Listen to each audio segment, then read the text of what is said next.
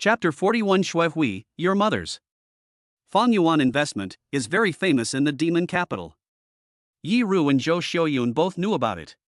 But when they heard that the ostensible person in charge of Fang Yuan Investment actually treated Fang Mu and Yi Wenshuang with such respect, they could only feel incredible. No, it's impossible. He's just a poor kid.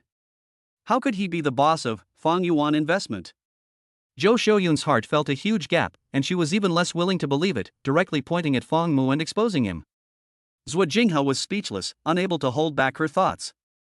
This mentally handicapped woman.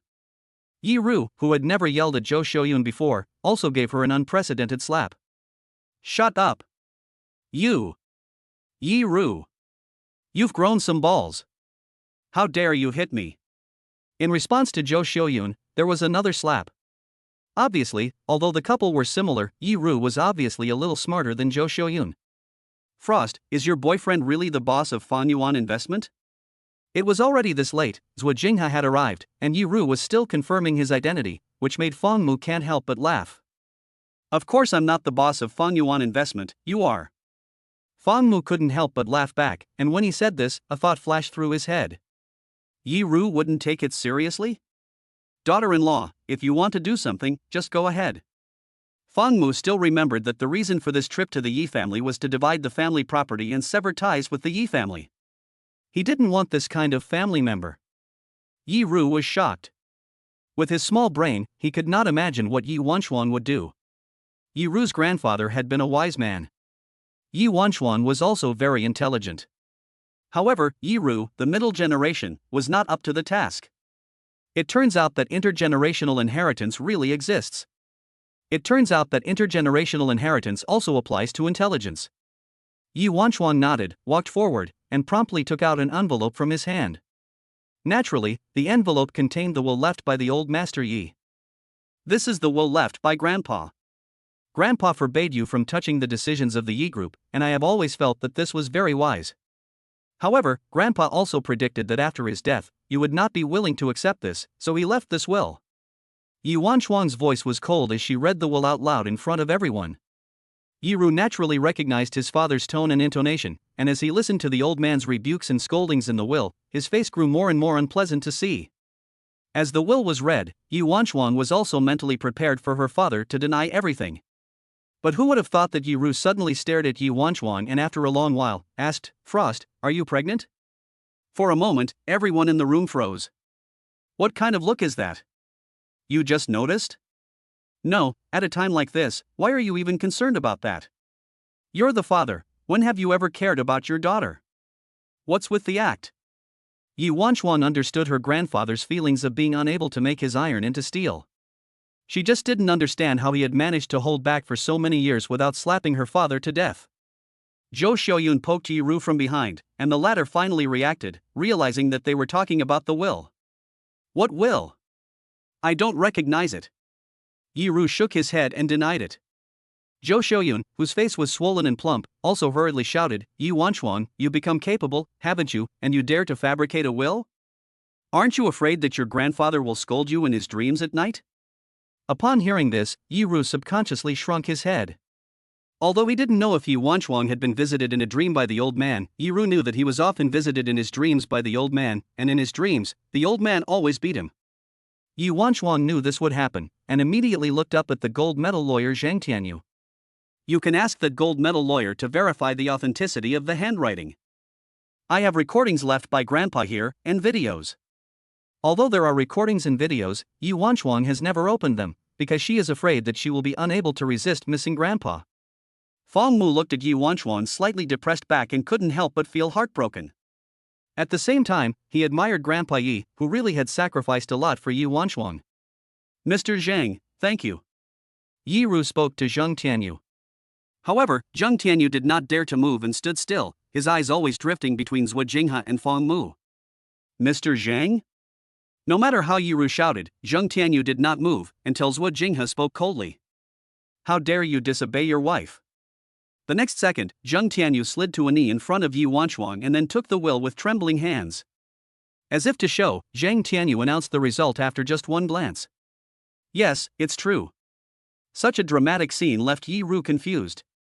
Although he also knew that the old man's will in his daughter's hands must be real, why couldn't Zhang Tianyu, the gold medal lawyer he had hired at his own expense, read his own signals? Tear up the will. Otherwise, how else can he die in denial? Little did he know that in Zhang Tianyu's eyes, among the people present, the one he dared to disobey the most was still his family, the Yi Rus. As Yi Ru was giving Zhang Tianyu a dirty look, Zhuo Jinghe reminded him kindly. Mr. Yi, don't bother. Zhang Tianyu is a member of our legal department at Fangyuan Investment. But you can rest assured that he is not a spy sent by us. Because we at Fangyuan Investment have clear rules that stipulate that employees who take on private work will be fired and banned from the industry. Although we are in the investment business, it is not difficult to silence a lawyer, even if he is a gold medal lawyer. Zhuo Jinghe was reminding Yi Ru, and incidentally announcing Zhang Tianyu's death sentence. Yi Ru was shocked. Was there no way to help Zhang Tianyu? It seemed that he was desperate and panicking, so Yi Ru turned his attention to helper number 2, Xue Hui. Xue Bo, you must help me make a decision. From that moment on, Xue Hui quietly shifted his buttocks, trying to sneak away. He had already moved from the main seat on the living room sofa to a bench. He was about to slip away, but Yi Ru's stupid move actually directed the firepower at him. At this moment, Xue Hui wanted to curse. Yi Ru is someone you can't mess with, Fangyuan Investment. And the Xue family can't mess with him either. If Fangyuan Investment makes things difficult for him, the Xue group will be finished. Seeing everyone's gaze shift to him, Xue Hui scolded without any hesitation, you motherfucking. Ms. Zhua. President Zhua. I don't know Yi Ru well. Really don't know him. Zhuo Jinghe didn't say anything, and Xue Hui looked at Feng Mu again. Boss, buddy. I really don't know Yi Ru well. I hope that what happened today won't affect the relationship between our two families. Upon hearing this, Feng Mu tilted his head and looked at Zhuo Jinghe. So, our family still has a partnership with the Xue family? Then let's go. A sentence of let's go broke Xue Hui's heart. But then Feng Mu told Xue Hui to go home and wait until he had cleaned up. Because Fangyuan Investment was going to punish the Xue family. This was Feng Mu's character. If you treat me with contempt, I will treat you with respect. If you offend me once, I will make you look bad. If I don't show my temper, people will think I'm Hello Kitty. Chapter 42, Senior Management. We suspect that the father and daughter are in cahoots. Xue Hui cursed and led the people away, not wanting to get involved in the Yi family's affairs at all, and he also regretted coming here today. Zhang Tianyu, aide number 1, was scared out of his wits. Xue Hui, aide number 2, fled in disarray. On the contrary, Yi Ru himself was silent. In fact, although he appeared calm, inside he was panicking, and had even lost his basic judgment. Although the will had determined the final outcome once it was executed. Yi Ru, who no longer had much ability to think, still pulled off a sophisticated operation. He jogged over to a room, pulled open the door with a whoosh, and then revealed the several people inside, who were trembling in fear. The moment she saw them, Yi Wanchuan froze, because these were all the top management of the Yi group. Their purpose in appearing here at this time was self-evident. Had they planned this together? Yi Wanchuan, I am your father. I am more qualified to head the Yi group than you. They are all my people. So many senior executives are on my side. How dare you even think of taking charge of the Yi group? Seeing this, Yi Wanchuan shook her head, her red lips curling up in a scathing rebuke. Hopeless. But I still want to thank you for helping me to expose so many traitors. As Yi Wanchuan said, the senior management of the Yi group was not of one mind, and it would not be easy to root out traitors in the future. But for the time being, her own father had also helped her by taking the initiative to root out the traitors. That's great, just eliminate them one by one according to their faces. None of the people in the room expected that their new boss, whom they had high hopes for, would actually be so mentally retarded. For a moment, someone even wondered if Yi Ru and Yi Wanchuan, father and daughter, weren't in cahoots. This whole nonsense about fighting over Yi group was a sham, right? The real goal was to find a reason to get rid of them. Yi Ru's absurd behavior was laughable. Zhou Xiaoyun's legs were weak and she could hardly stand. She already anticipated that after today, she would lose everything. Do you still want the branch that your grandfather said you would get in his will? Yi Wanchuan asked Yi Ru with an indifferent expression. Yi Ru nodded upon hearing this, but then shook his head. He had been confused all night, but for a split second his mind cleared. He had thought it through, and the branch that the old man wanted to give him would be of no use, but would instead become a burden. Rather than being dragged down by it, he would rather not have it. I don't want it. Frost. I won't fight you for the Yi group in the future either, so calm down. Yi Ru put on a flattering face and apologized to Yi Wanshuang. This scene would make anyone laugh. Yi Wanshuang didn't feel vindicated either. Looking at her biological father in front of her, she only felt sad. Since you don't want it, that's fine. In the will, Grandpa told me to pay you a monthly salary, and I listened to Grandpa very much. Yi Ru was overjoyed. Because he didn't dare to ask for anything now, he just hoped to get paid every month, and that would be enough. However, Yi Wanshuang suddenly changed the subject, looking at his stepmother, Zhou Xiaoyun, with a cold face. Dad, Grandpa said to pay you a salary, but he didn't say to pay her a salary. I will pay you a salary every month, but it's only enough for you to spend. If you want anything else, you can go find a job yourself. As Zhou Xiaoyun collapsed to the ground, Yi Wanshuang returned to Feng Mu's side. Hubby, let's go home. Okay. Feng Mu then picked up Princess Yi Banswang in a bear hug. He knew that the fool was far from being as comfortable as she looked. Before leaving, Yi Banswan left a message, telling Yi Ruzhou to guard the Yi family house well, because there was still a vague shadow of her grandfather here. On the way home, Yi Banswang slumped in Feng Mu's arms, lost in thought. Husband, from now on, you're all I have. Fool, you don't just have me, you also have the baby, and our parents, Feng Mu said softly. The next second, Yi Wanshuang's eyes lit up slightly. Yes, she still had them. Yi Wanshuang was just depressed all night. The next morning, she was full of energy again, as if nothing had happened yesterday. After breakfast, the couple left for Yi Group. Although the Yi family matters had been resolved, the Yi Group matters had not yet been dealt with.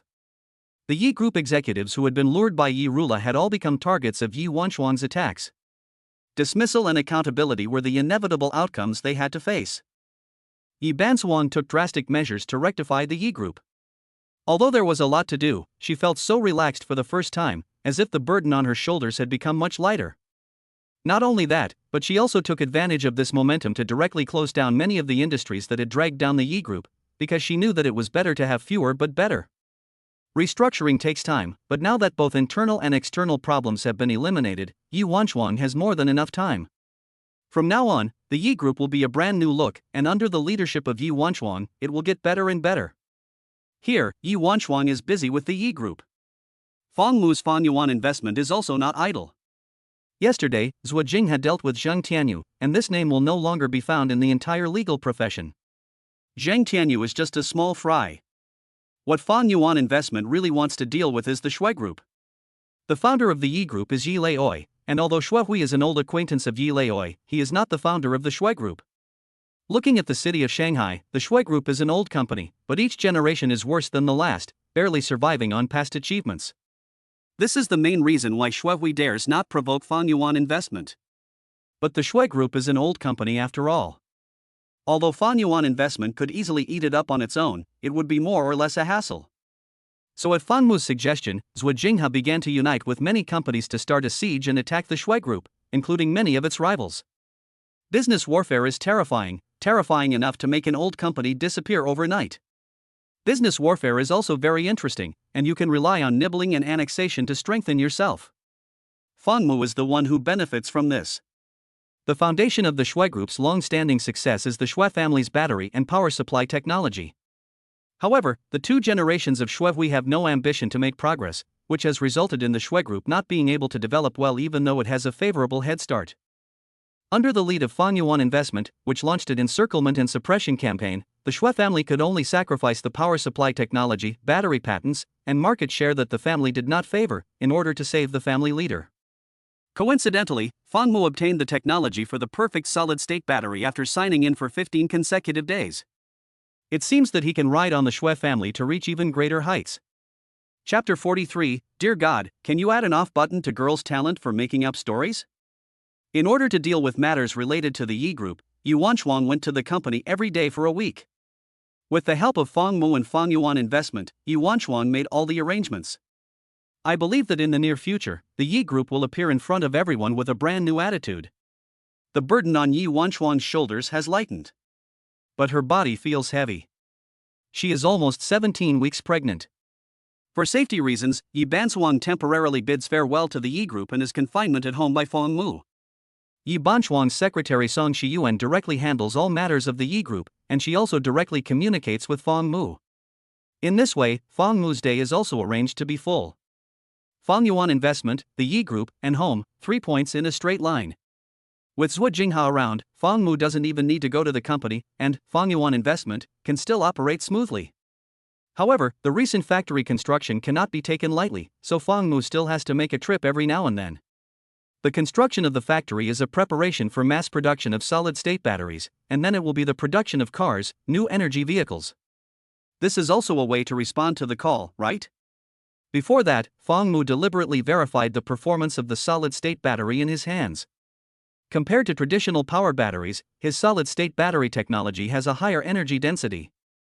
In the same volume, his battery's range will be longer, and it is more than 3 times higher than ordinary batteries, which is more than enough. Moreover, Feng Mu's solid-state battery can also withstand high and low temperatures, and its range will hardly decrease in cold and hot regions. The most important thing is safety.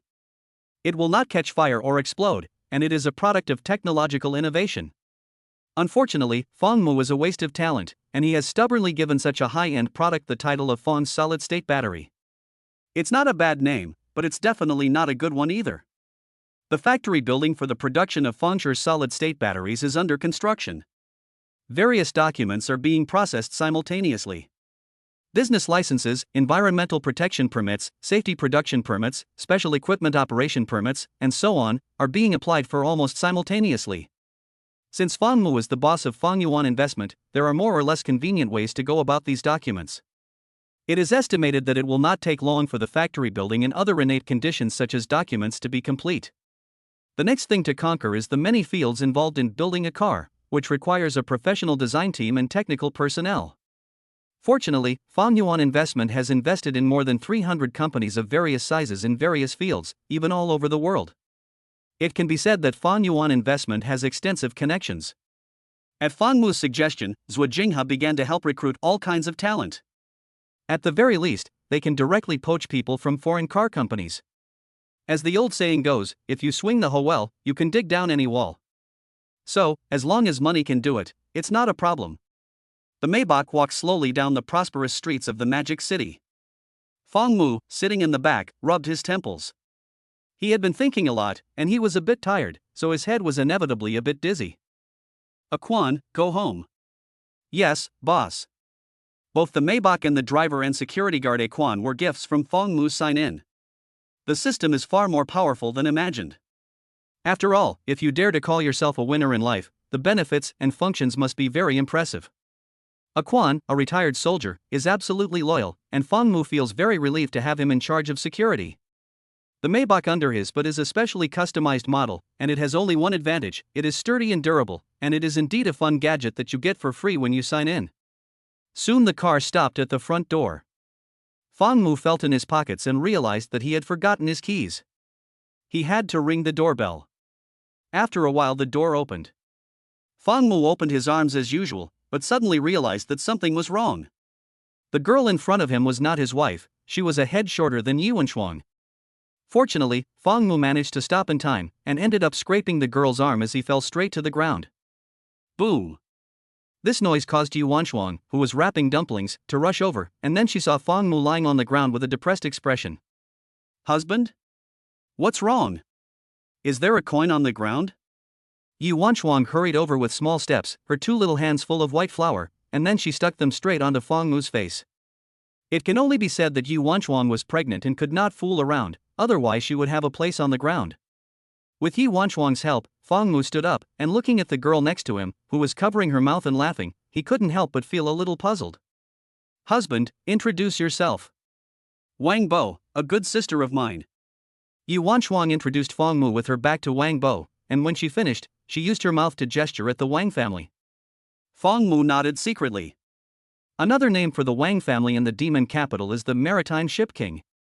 The Wang family's ocean blue transport has a lot of power at sea, and it is not to be underestimated.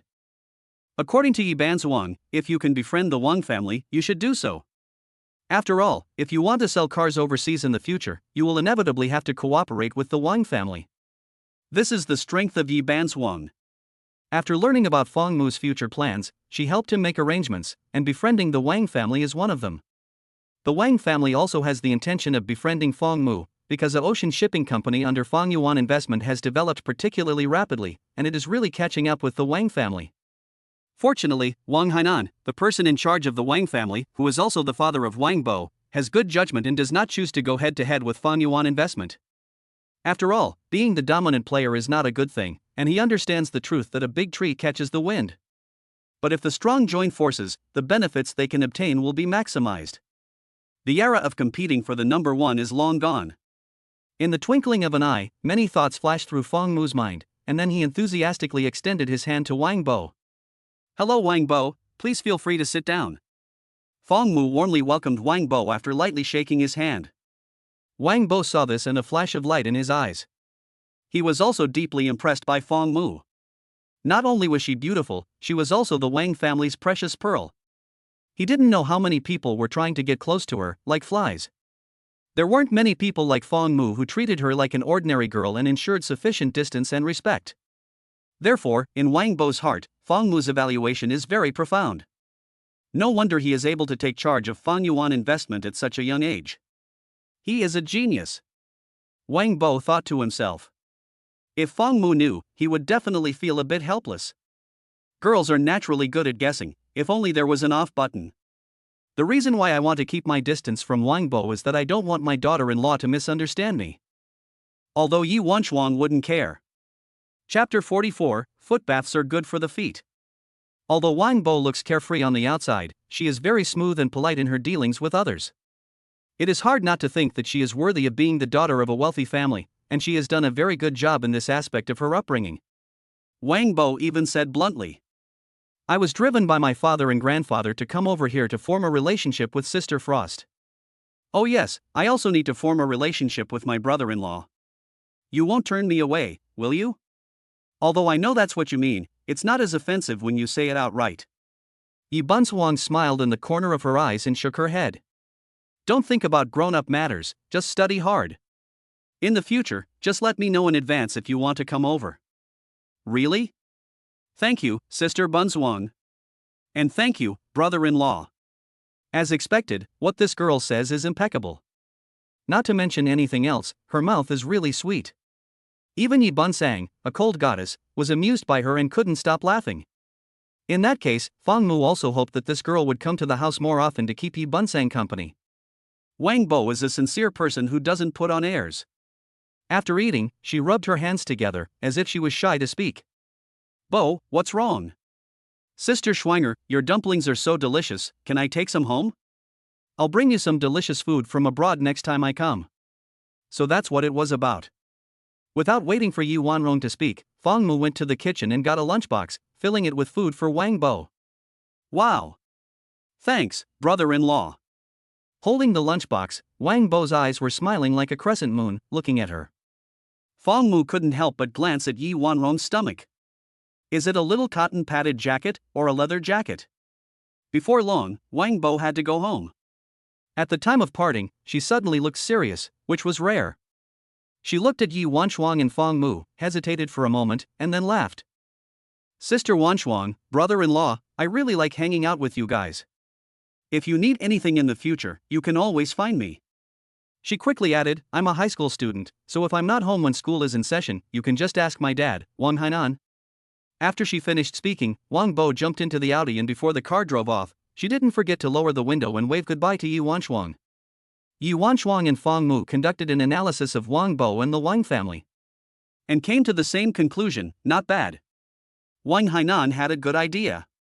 He sent his daughter over first to sound things out. If he had come himself, he might not have been as effective as Wang Bo. Yi Wanchuang agreed. "I have known this little girl, Wang Bo, for a long time, and the Wang family gives me a pretty good impression. Indeed, in the future, if I'm not at home, you can always ask Wang Bo to come over and keep you company," Feng Mu suddenly said. Upon hearing this, Yi Wanchuan couldn't help but shake her head and laugh. "Honey, I'm not a child. Can I treat you like a child then?" "Of course." "Honey, give me a hug." After eating and drinking, they didn't want to move, which was common among pregnant women. Fang Mu also didn't say a word and picked Yi Wanchuan up in his arms, holding her high. He had completely spoiled the cold and beautiful woman from the Yi group and made her into a little girl. On the other side, Wang Bo had returned home. Wang Hainan, the head of the Wang family, and Wang Bo's father, had been waiting for a long time. Just as Fang Mu and Yi Wanchuan had said, Wang Bo had been sent by Wang Hainan to sound things out, which was why he had been waiting. After returning home, Wang Bo first stuffed a dumpling in Wang Hainan's mouth. "Dad, is it delicious?" The spoiled brat Wang Hainan actually tasted it seriously, and then ate another one, and then another one. Very soon, Wang Hainan had eaten a third of it, causing Wang Bo's eyes to fill with resentment. "It's delicious, really good. How do you feel?" Wang Hainan asked, this time not asking about anything else, but about Fang Mu and Yi Banzuang. Wang Bo pondered for a moment, and a flash of intelligence flashed in his beautiful eyes. "I feel that they are very nice people." Puff. Ahem. "You girl, are you afraid that you have been bought off by the dumplings?" Wang Hainan sighed helplessly. Wang Bo hurriedly defended himself. "No way. I really feel that Sister Frost and Mrs. Fang Mu are nice people and worth getting to know. And my brother-in-law is very capable and has a lot of wisdom, but he doesn't have any bad intentions. Besides, Dad, Fang Mu's company, Fang Yuan Investment, is a small company, but it can compete with our family. Therefore, there is no harm in befriending Sister Schwanger and brother-in-law Fang Mu. It may even help us in the future." Wang Hainan did not say anything, but was thinking about his daughter's words. Although his daughter was still young, she was a high school student, but her intelligence was well known to others, so her proposal could be considered. What's more, Wang Hainan originally intended to befriend Fang Yuan Investment. Finally, Wang Hainan patted his forehead and said to himself, "I really am. The older I get, the more I'm afraid of doing things." "Fine, Dad understands, you go play." "Great." Seeing that Wang Hainan was about to need the dumplings again, Wang Bo dodged out of the way and quickly slipped away with the lunchbox. This greedy girl. While saying Wang Bo, Wang Hainan also took out his phone and instructed the executives of Hailan Transportation not only not to oppose the shipping company of Fang Yuan Investment, but also to help if there was an opportunity.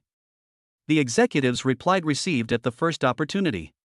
The Wang family's prosperous development is inseparable from Wang Hainan's correct leadership.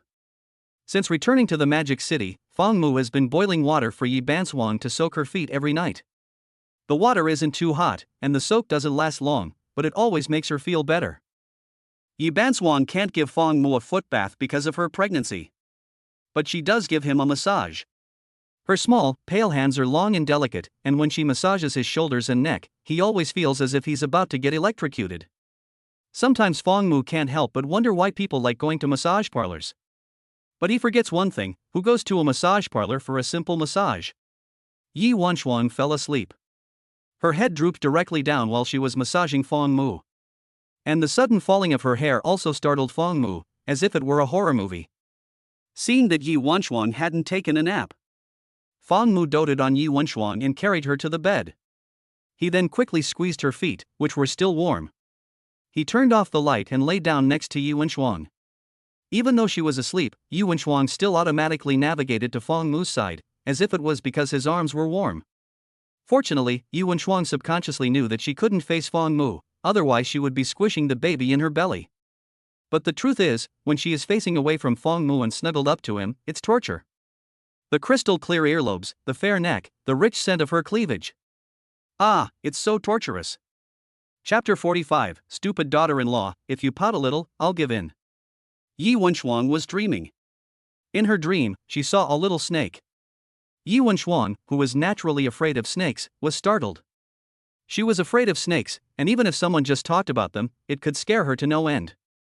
In her sleep, Yi Wanchuan didn't know she was dreaming, so when the little snake swam towards her, she hurriedly backed away until there was no way to retreat at all before she stopped. She wanted to scream, but she couldn't make a sound. So she could only watch helplessly as the little snake swam towards her. Just as Yi Wanchuan was about to reach the point of extreme fear, the little snake that had come closer suddenly changed, and it turned into a little dragon. Then, clouds and mist rose, and the little dragon turned into a little girl. Yi Wanchuan's eyes widened, as if she had seen a magic trick, and she sincerely felt a sense of kinship with the little girl. When she came to her senses again, the little girl had already taken her hand. The surrounding scenery had changed, becoming beautiful and verdant. Yi Wanchuang spent the whole night playing with the little girl in this environment. She didn't know how long it had been, but the little girl waved her hand as if to say goodbye. Just as Yi Wanchuang was reluctant to let go, the little girl turned her head again and gestured to her left chest, where her heart was. The next second, Yi Wanchuang woke up. Bright sunlight shone through the curtains. Yi Wanchuang glanced at the clock on the wall and saw that it was already 7:30. She rubbed her head and carefully rolled over in bed. As soon as she stepped out of the bedroom, she smelled the aroma of pan-fried dumplings. She had told Fong Mu before going to bed last night that she wanted to eat pan-fried dumplings for breakfast this morning, and Fong Mu had made them. By the time Fong Mu came out of the kitchen, Yi Wanchuan was already sitting at the dining table, swinging her pretty little feet back and forth. She was clearly a tall girl, but she had a touch of girlish mischief about her that made her worthy of the name Yi Wanchuang. Fong Mu was enchanted. "Good morning, dear." Fong Mu leaned over and kissed Yi Wanchuang on the forehead, but she wrapped her arms around him. "Honey, I had a dream last night. Sit down and I'll tell you about it. Otherwise, I'll forget it in a while and won't be able to remember clearly." Fong Mu sat down beside Yi Wanchuan without spoiling the mood, and she also took Fong Mu's hand and described the dream with joy in her heart. However, Fong Mu still interrupted. "Was it a nightmare? I heard you shouting last night and you even bit me," Fong Mu said with a mixture of laughter and tears.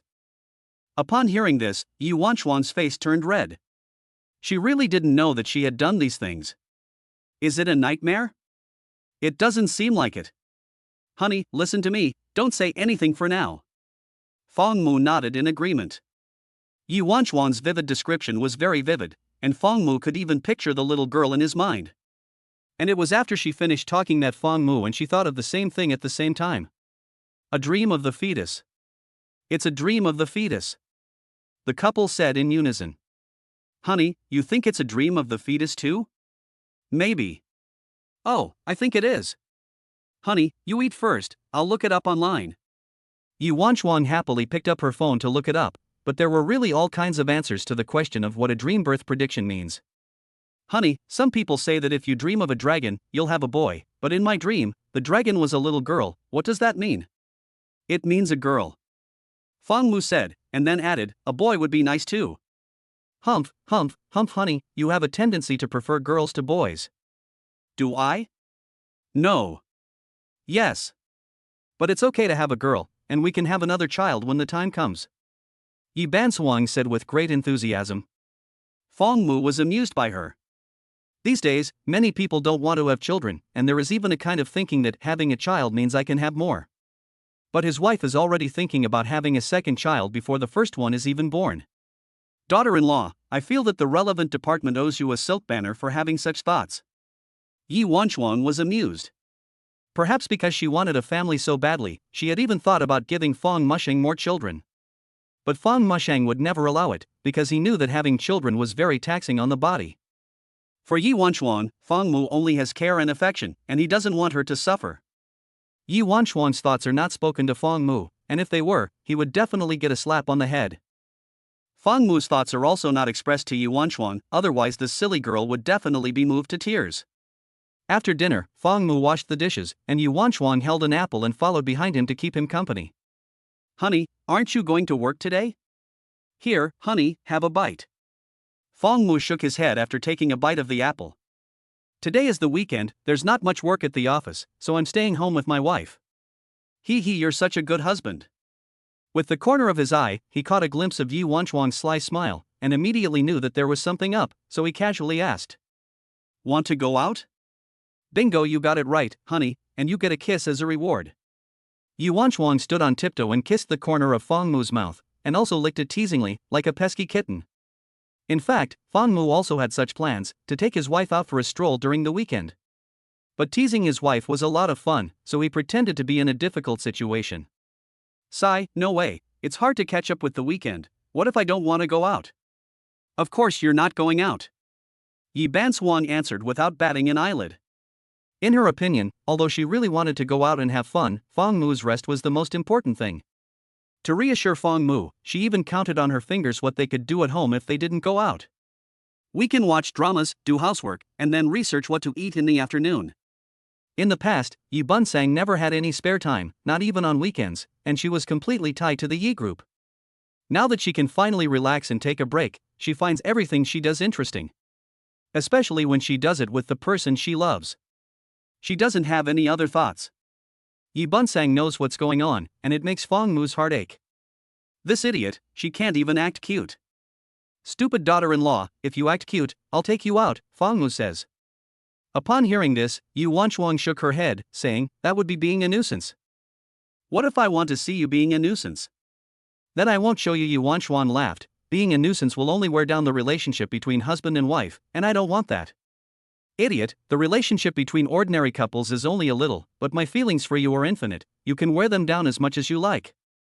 That's so mushy. Yi Bangzuang shrunk back deliberately, as if she had been moved. But she emphasized, as if she were not going to admit defeat, then my love for my husband is a little bit more than infinite. How big is that? Just that big. To be continued. Chapter 46. Yu Wanchuang, most of the time, I'm a bundle of wit. While waiting for Fong Mu, Yu Wanchuang took a broom and went out to sweep the floor. Sweeping the floor is the easiest chore. But Yi Wanchuang still couldn't get it right. Yi Wanchuang came out of the kitchen with the broom in her hands and went to the living room. The next second, she wondered, what am I doing in the living room? She stood there for a moment, thinking, and even turned around to look at her stomach in the mirror on the wall, but she still couldn't remember why she had come into the living room. So she went back to the kitchen with the broom. Fong Mu was also a little surprised. She finished sweeping the floor so quickly? That's good, I'm also done cleaning up and changing clothes. Let's go out. Okay, honey. Yi Wanchuang happily turned around, and when she saw that she was about to leave again with the broom, Fong Mu suddenly realized that the idiot must have forgotten that she was still holding the broom. I wondered why she had finished so quickly. While Yi Wanchuang wasn't looking, Fong Mu grabbed the broom she was holding and dragged her out of the house. The key was that the idiot hadn't noticed yet. When they arrived in the living room, sure enough, there was no sign that it had been swept. For a moment, Fong Mu couldn't help but wonder, is this the legendary 3 years of stupidity after giving birth?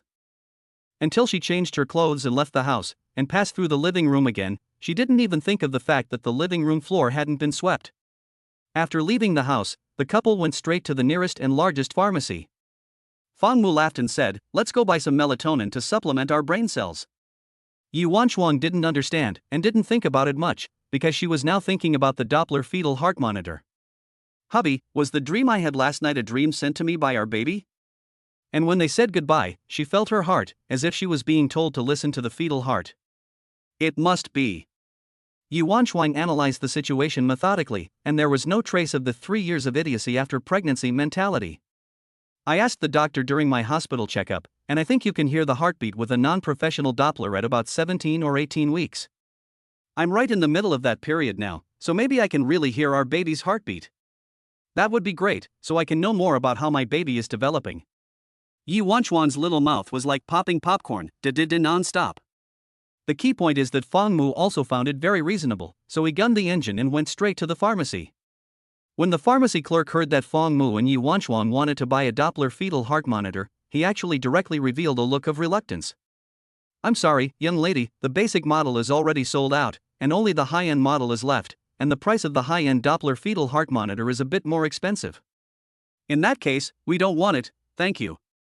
Yi Wanchuang turned her head and was about to leave. On the contrary, Fong Mu did not suspect anything when he heard that only the high-end model was left, and he even felt that as long as he could hear the baby's heartbeat, it was a bit more expensive. However, why did his daughter-in-law turn her head and leave? The clerk also did not expect Yi Wanchuang to be so decisive and not even ask about the price.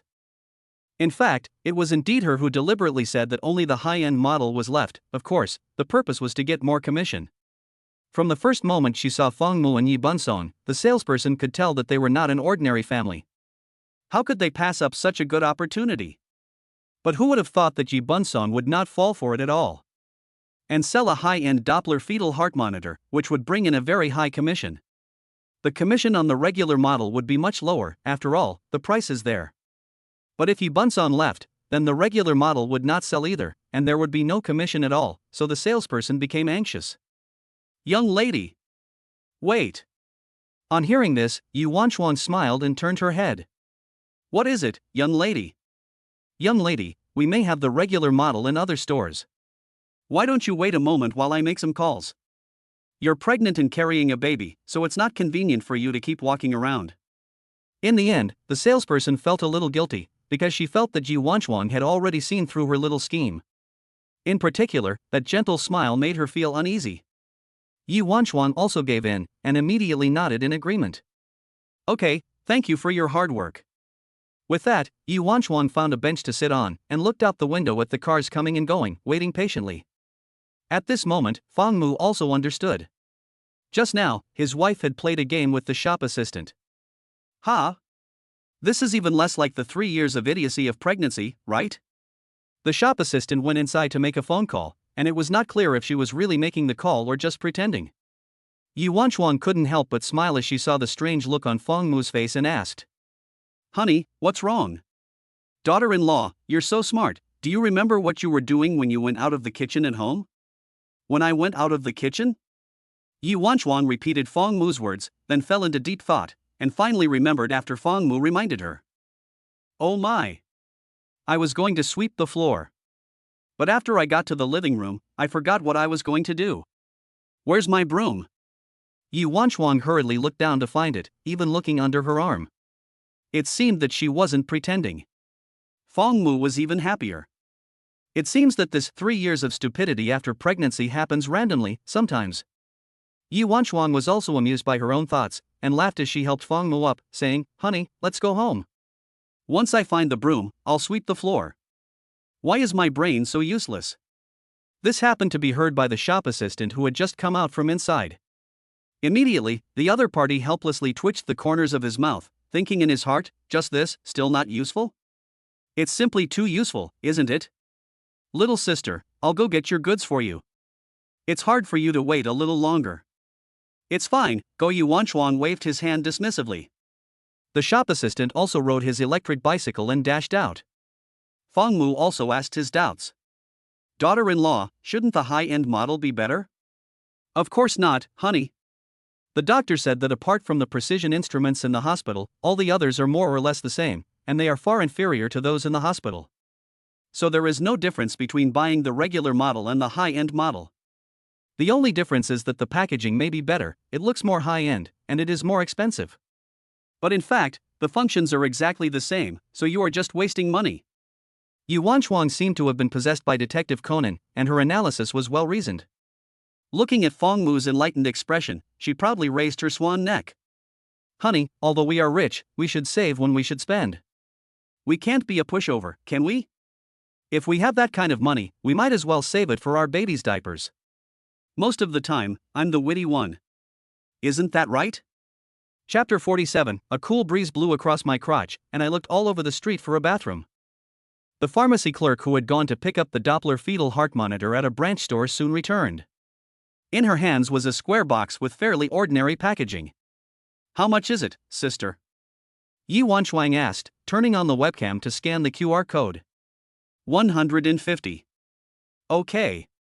After transferring the money, Yi Wanchuang suddenly asked again, "How much is the high-end model?" 1,500. Thanks. With the Doppler fetal heart monitor in hand, the couple walked out of the pharmacy. When they got back to the car, Yi Wanchuang gave the pharmacy one last look before blacklisting it in her heart. What a black pharmacy. If I wasn't so eager to hear my baby's heartbeat, I would have bought it online. Yi Wanchuang muttered under her breath. Fang Mu couldn't help but think that with Yi Wanchuang as his daughter-in-law, the money was really well spent. "Okay, daughter-in-law, don't think too much. Is there anywhere else you want to go? The weather is quite nice today. Why don't we go shopping? Let's go." Without further ado, Fang Mu handed Yi Wanchuang his phone and let her navigate. In fact, for Yi Wanchuang, it didn't really matter where they went shopping. The main reason was to take a stroll and be accompanied by Fang Mu. It could be said that even if they just strolled on the lawn in front of their house, as long as Fang Mu was there, it would be fine. But in order not to dampen the mood, Yi Bangsuang still chose a nearby shopping pedestrian street. The reason for choosing it was that on the map navigation, Yi Bangsuang saw at a glance 3 or 5 children's clothing stores and maternity and baby stores. Before, there wasn't much, but now that she is pregnant, Yi Bangsuang has become more sensitive to these kinds of stores. Whenever she comes across a maternity and baby store, she always wants to go in and have a look. Not to mention children's clothing stores, she even wants to take all the nice little clothes home with her. They soon arrived at their destination, but when Fong Mu parked the car in the underground parking lot, Yi Wanchuang stayed put. The reason was that she actually found the smell in the underground parking lot to be pleasant. That smell can only be described as complex. Even if it doesn't choke your nose, it's definitely not pleasant. But Yi Wanchuang stubbornly walked for several more minutes with her head down before she walked out of the underground parking lot. Honey, don't make a big deal out of it. Many pregnant women are like me, they will have this condition. When I was surfing the internet, I saw that some pregnant women like to smell second-hand smoke. Fong Mu tried his best to get used to this strange hobby. As long as it is not harmful to the body, there is no problem. On the contrary, second-hand smoke is really harmful, isn't it? After holding it in for several days at home, Yi Wanchuang is in a good mood now that she is out. Even if a child on the street steps on her white shoes, she doesn't care, but shouts at the child to be careful. Fong Mu, who was following her, could only feel Yi Bunsan's maternal glow overflowing from her body. However, the most important thing for a pregnant woman going out is to know exactly where the toilets are nearby. Although the sun was shining brightly, it was still a little cold when the wind blew. Just like Yi Bunsan. They hadn't even visited a single shop when, at the sound of a gust of wind, the smile on Yi Bunsan's face froze. The heroic ambition to shop the whole street in one go was left behind, and now she could only hold back her giggles. Honey, please go to the bathroom with me. Yi Wanchuang's pretty face was full of helplessness. No wonder she wouldn't say she had to go out even if she had to hold it in for a week at home. It turns out that although going out is good, when you are looking for a bathroom, you really have to be as disheveled as possible. In the future, I can't go out anymore. When the baby grows up a bit, whenever it kicks me, I'll want to go to the bathroom, and that'll be a real headache. Yi Wanchuang muttered to herself, her little fists clenched tightly, not because she was angry, but because she was holding back her urge to go to the bathroom. Fong Mu waited patiently outside the bathroom. After a while, Yi Wanchuang came out, but before Fong Mu could greet her, she turned back and went back in again. When Yi Wanchuang finally came out, her face was flushed. After all, she was pregnant, and it was indeed quite inconvenient to carry a bulging belly. She had been back and forth twice, which was quite a lot of exercise. Just as Yi Wanchuang felt that she could go shopping without worry, two men wearing white shirts and carrying folders suddenly walked towards them. She thought they were going to sell something. However, as soon as they spoke, they asked if they wanted to make a donation. Make a donation? On hearing these words, Yi Wanchuang couldn't help but wonder, are scammers now so brazen? Until the two men said again, beauty, for just $1, you can save a child. As soon as she heard that $1 could save a child, Yi Wanchuang was moved. Children had already become her weak point. Because in her opinion, this should be a charity event in a poor mountainous area? So Yi Wanchuang fumbled in her pockets. Unfortunately, she only found 6 yuan, and she still didn't know why she had left it. I'm sorry, I only have 6 yuan. Can I scan the QR code? Upon hearing this, Fong Mu subconsciously wanted to stop her, not knowing if she was a scammer, so how could she scan the QR code to pay? However, the two men shook their heads at this moment. No, we only want cash. This doesn't look like a scammer, because in this era of convenient and fast payment methods, if all you want is cash, the scammer will starve to death. Forget it, 6 yuan is 6 yuan. Come here. One of them suddenly shouted at the roadside, and then a Wuling van drove over. 6 yuan, 6 children, unload. As the van door opened, Yi Bansuang saw that there were actually more than 20 children inside. Just as Yi Bansuang was in disarray, the driver unloaded 6 children from the van and said, "You 6 are free." On hearing this, Yi Wanchuang immediately became anxious, as it was the tone of a proper criminal. No way. You give me all the children. Give them to me. Sorry, beautiful, 6 yuan, only 6 children can be saved, goodbye. He said he was going to close the door, but Yi Wanchuang was also quick-witted and managed to pull a child from the car just as the door was closing. Yi Wanchuang never imagined that what she thought was an ordinary donation of love had unexpectedly turned into ransom. At that moment, she just wanted to save one more child, otherwise she was afraid to imagine the consequences. After all, human traffickers were rampant nowadays, and cases of organ trafficking were not completely avoidable. Hubby, beat them up. Seeing that the two men were not as strong as Fong Mu, Yi Wanchuang suddenly shouted. Fang Mu, who had been protecting Yi Wanchuan, also acted abruptly, throwing one of the men over his shoulder, and the man went straight flat. His companion next to him was so stunned that he didn't react to what was happening. Chapter 48 Yi Wanchuan, be a good wife and help your husband save face. Don't, brother, don't mess around. And don't tickle me, sister. The other man hurriedly stopped, but Fang Mu was faster on his feet and he too was thrown to the ground. Good brothers, 666, lie together. Just as Fang Mu was thinking about hugging the children in the van down, a group of people suddenly surrounded them. Some of the people in the group were holding video cameras, while others were holding microphones, clearly dressed as a film crew. Seeing this, Fang Mu was also stunned. What was going on? A group of people helped the two people on the ground up first, and then hurriedly explained to Fang Mu and Yi Wanchuan, lest Yi Wanchuan start scratching her face. Please stop, we are from the TV station. TV station? Yes, here are our work permits. After the TV crew finished explaining, Fang Mu and Yi Wanchuan realized that there had been a big misunderstanding. They had clearly wanted to film footage of how passers-by would react in this situation, but who would have thought that with Yi Wanchuan and Fang Mu, they would get angry reactions instead? Especially Fang Mu. His wide-open stance was just like that of an angry bull. Fang Mu's face turned slightly embarrassed as the misunderstanding was cleared up. Later, the TV crew even presented the gifts that the TV station had prepared for the passers-by guests. Yi Wanchuan, holding the gift, looked at the two people who had been knocked over by her husband. You know, you should go to the hospital and get checked out. I'll pay for the medical bills. Little sister, we're going to sue them, aren't we? One of them laughed, and the other waved his hands, saying that it wasn't a big deal. It's fine, it's not a big deal, it's just but that hurts.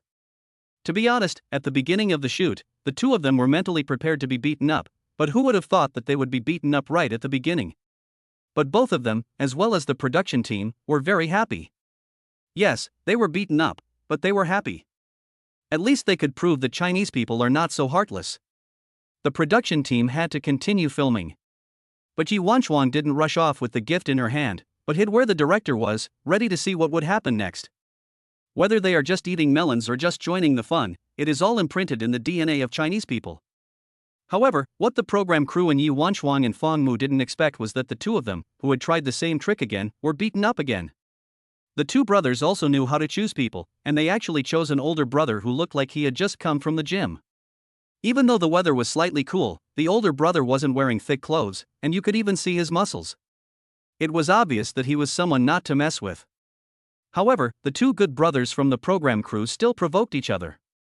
The result was the same as the first time. When the older brother saw the children in the van, he didn't have a second to react and he acted outrageously. In the same position, the two good brothers were lying neatly. If the director and the crew had appeared 1 minute later, the two of them were afraid that they would be picked up like chicks by the older brother. After explaining the situation, the crew once again presented a gift prepared by the TV station. 2 gifts in exchange for 2 employees being beaten up twice. This business is not very cost-effective. Not to mention that the duo who got beaten up were backing down. Following the director around and getting beaten up twice a day, they really didn't want to do it anymore. There was no choice, the director had to take matters into his own hands. It was embarrassing to say, but the director was more like the villain. After several attempts, no one paid any attention to him. In the end, this street test had to be abandoned halfway through. However, it can still be seen that the Chinese people still hate human traffickers very much. After parting with the film crew, Yi Wanchuan didn't seem to have any interest in shopping. Just as the two were about to return empty-handed and buy nothing, Fang Mu's phone rang. It was a WeChat video call. The note read, "Rebellious son Liang Yun. College roommate." After saying hello to Yi Wanchuan, Fang Mu pressed the answer button, and soon a relatively handsome face appeared on the screen of his phone. It was just that the smug smile on this face kind of lowered the score. "Son. You little shit." Fang Mu and Liang Yun spoke at the same time, and their words were mutually beneficial. This tacit agreement made Yi Wanchuan cover her mouth and laugh secretly. Although she usually saw videos on TikTok about how close the relationships between boys were, she had never seen it with her own eyes. Although she didn't know what kind of person the other person was, she could still feel that Liang Yun and Fang Mu should be very close. "What are you doing?" Liang Yun asked with a smile. Fang Mu, without even thinking, took Yi Wanchuan's small, delicate hand and placed it by his mouth, kissing it, then asked in return, "Guess." Liang Yun, on the other end of the phone, was stunned after seeing this. Even through the phone line? No. Fong, you're not being a good friend. You have a girlfriend and you didn't even tell your buddies? I don't have a girlfriend. Fong Mu shook his head in denial, but it was unconvincing. Fuck you. You've already kissed her, and you're still saying she's not your girlfriend? It's not. That's my wife's hand. Liang Yun was taken aback by this. What's the difference? Of course there is. A girlfriend is a girlfriend, but my wife has a marriage certificate. Do you understand? Liang Yun just felt a little confused, but before he could figure out what Fong Mu meant, he heard Fong Mu say something to Yi Wanchuang. Daughter-in-law, come, meet Liang Yun, my college roommate. The next second, a face comparable to that of a big star appeared on Liang Yun's phone screen. If Yi Wanchuang hadn't waved at him to say hello, Liang Yun would have thought that Fong Mu had used AI to create it. Hello. Hello sister-in-law. Seeing that Fong Mu was actually serious, Liang Yun quickly changed his tone, and his attitude and tone were extremely humble, far from the recklessness when speaking with Fong Mu. After saying hello, Fong Mu took the phone over, with a teasing smile on his face that was particularly eye-catching. Yi Wanchuang stood to the side with a faint smile on the corner of her mouth, feeling only that Fong Mu was being a bit childish at the moment. However, Yi Wanchuang was still very perceptive as a wife, and that was to be a good wife and help her husband look good. In that case, it's easy to win a man's heart. Fong, when did this happen? You didn't even tell us in advance, and you had to wait until the wedding to notify us, right? Hey, the relationship has faded. Forget it, when it really comes time to get married, you two will have to come work for me as laborers, right? Fong Mu said with a smile, almost as if he were going to swear that he would definitely leave the dirtiest, most tiring, and most difficult work for you. So, let's get together that night? Liang Yun asked, and Fong Mu turned his head to look at Yi Wanchuang. I thought Yi Wanchuang would be embarrassed, and I thought she would refuse, but who would have thought that Yi Wanchuang would just say, "What do you want to eat?" Looking at Yi Wanchuang's dumbfounded face, Fong Mu laughed. Whatever you want to eat, Liang Yun will treat you. Yi Wanchuang nodded upon hearing this, but then promptly shook his head. Forget it, honey. It's the first time we've met, so I'll treat. When she heard this, Liang Yun on the other end of the phone was unhappy and quickly refused. No way. How can I let my sister-in-law treat? It's not easy for you and Fong in the Magic City, is it? It's hard to earn money, so I'll treat. I just got my quarterly bonus today. Upon hearing this, Yi Wanchuang's mouth slightly rose upwards, as if she and Fong Mu had not yet reached a point of such difficulty. What do you think, honey? Yi Wanchuang was used to letting Fong Mu make the decisions. So she listened to Liang Yun and let him make the arrangements. If they didn't get enough to eat, they could just go home and eat again. Fong Mu had said that on purpose. Liang Yun fell for it. His pride wounded, he scolded Fong Mu, saying that Fong Mu was belittling people. I'm treating dinner, how could I let my wife go hungry? Fong Mu laughed, just waiting for you to ask. Fong Mu pretended to be sad and said, your sister-in-law eats a lot. She eats alone, so it's a waste for two mouths to consume food. What? What do you mean? Shit, I shouldn't have asked. Liang Yun suddenly realized, but it was too late. Chapter 49, 50 billion, Cash Reserves. Fong Mu was still grinning even after the phone call was over. Yi Wanchuang saw this and smiled, thinking to herself, idiot. Honey, should I wear makeup tonight? It's the first time I'm meeting your friends, so I should pay attention to my appearance. Daughter-in-law, you're so insecure about your face, you don't need to wear makeup. Fong Mu put his hands together and pretended to be helpless. The main reason was that he didn't want Yi Wanchuang to wear makeup. Cosmetics were chemical products, and it would be fine to use less. Really? Ha. Yi Wanchuang laughed happily. Every girl likes to hear nice things. The time agreed with Liang Yun was in the evening. It was only noon, and since she had no desire to go shopping, Yi Wanchuang wanted to go home first. She wanted to go home and listen with the Doppler fetal heart monitor, and maybe she could hear the baby's heartbeat at home already. Okay.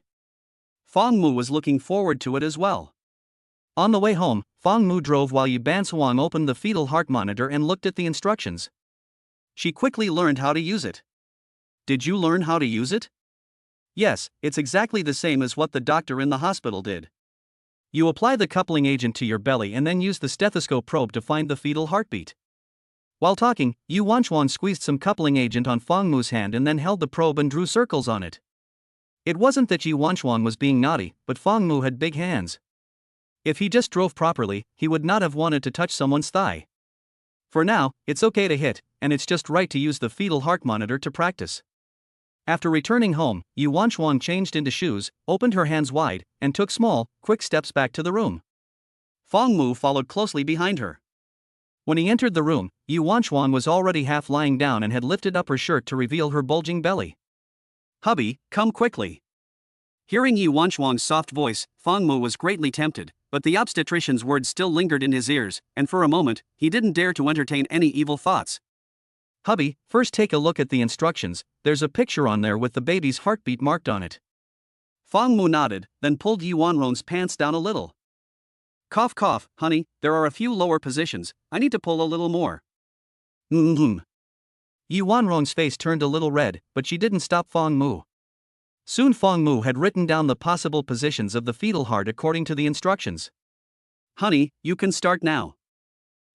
Okay. "Honey, let's squeeze the coupling agent first." Fang Mu picked up the coupling agent and then tried to squeeze it onto the probe of the fetal heart monitor, but Ji Banchang interrupted him. "No, honey, just squeeze it directly onto my stomach." "Huh? Are you sure?" Fang Mu made an expression of puzzlement, because the manual clearly said to squeeze it onto the probe. "Honey, I'm sure. This probe is so small that it will be very difficult to find the fetal heart. It's easier to just squeeze the coupling agent directly onto my stomach.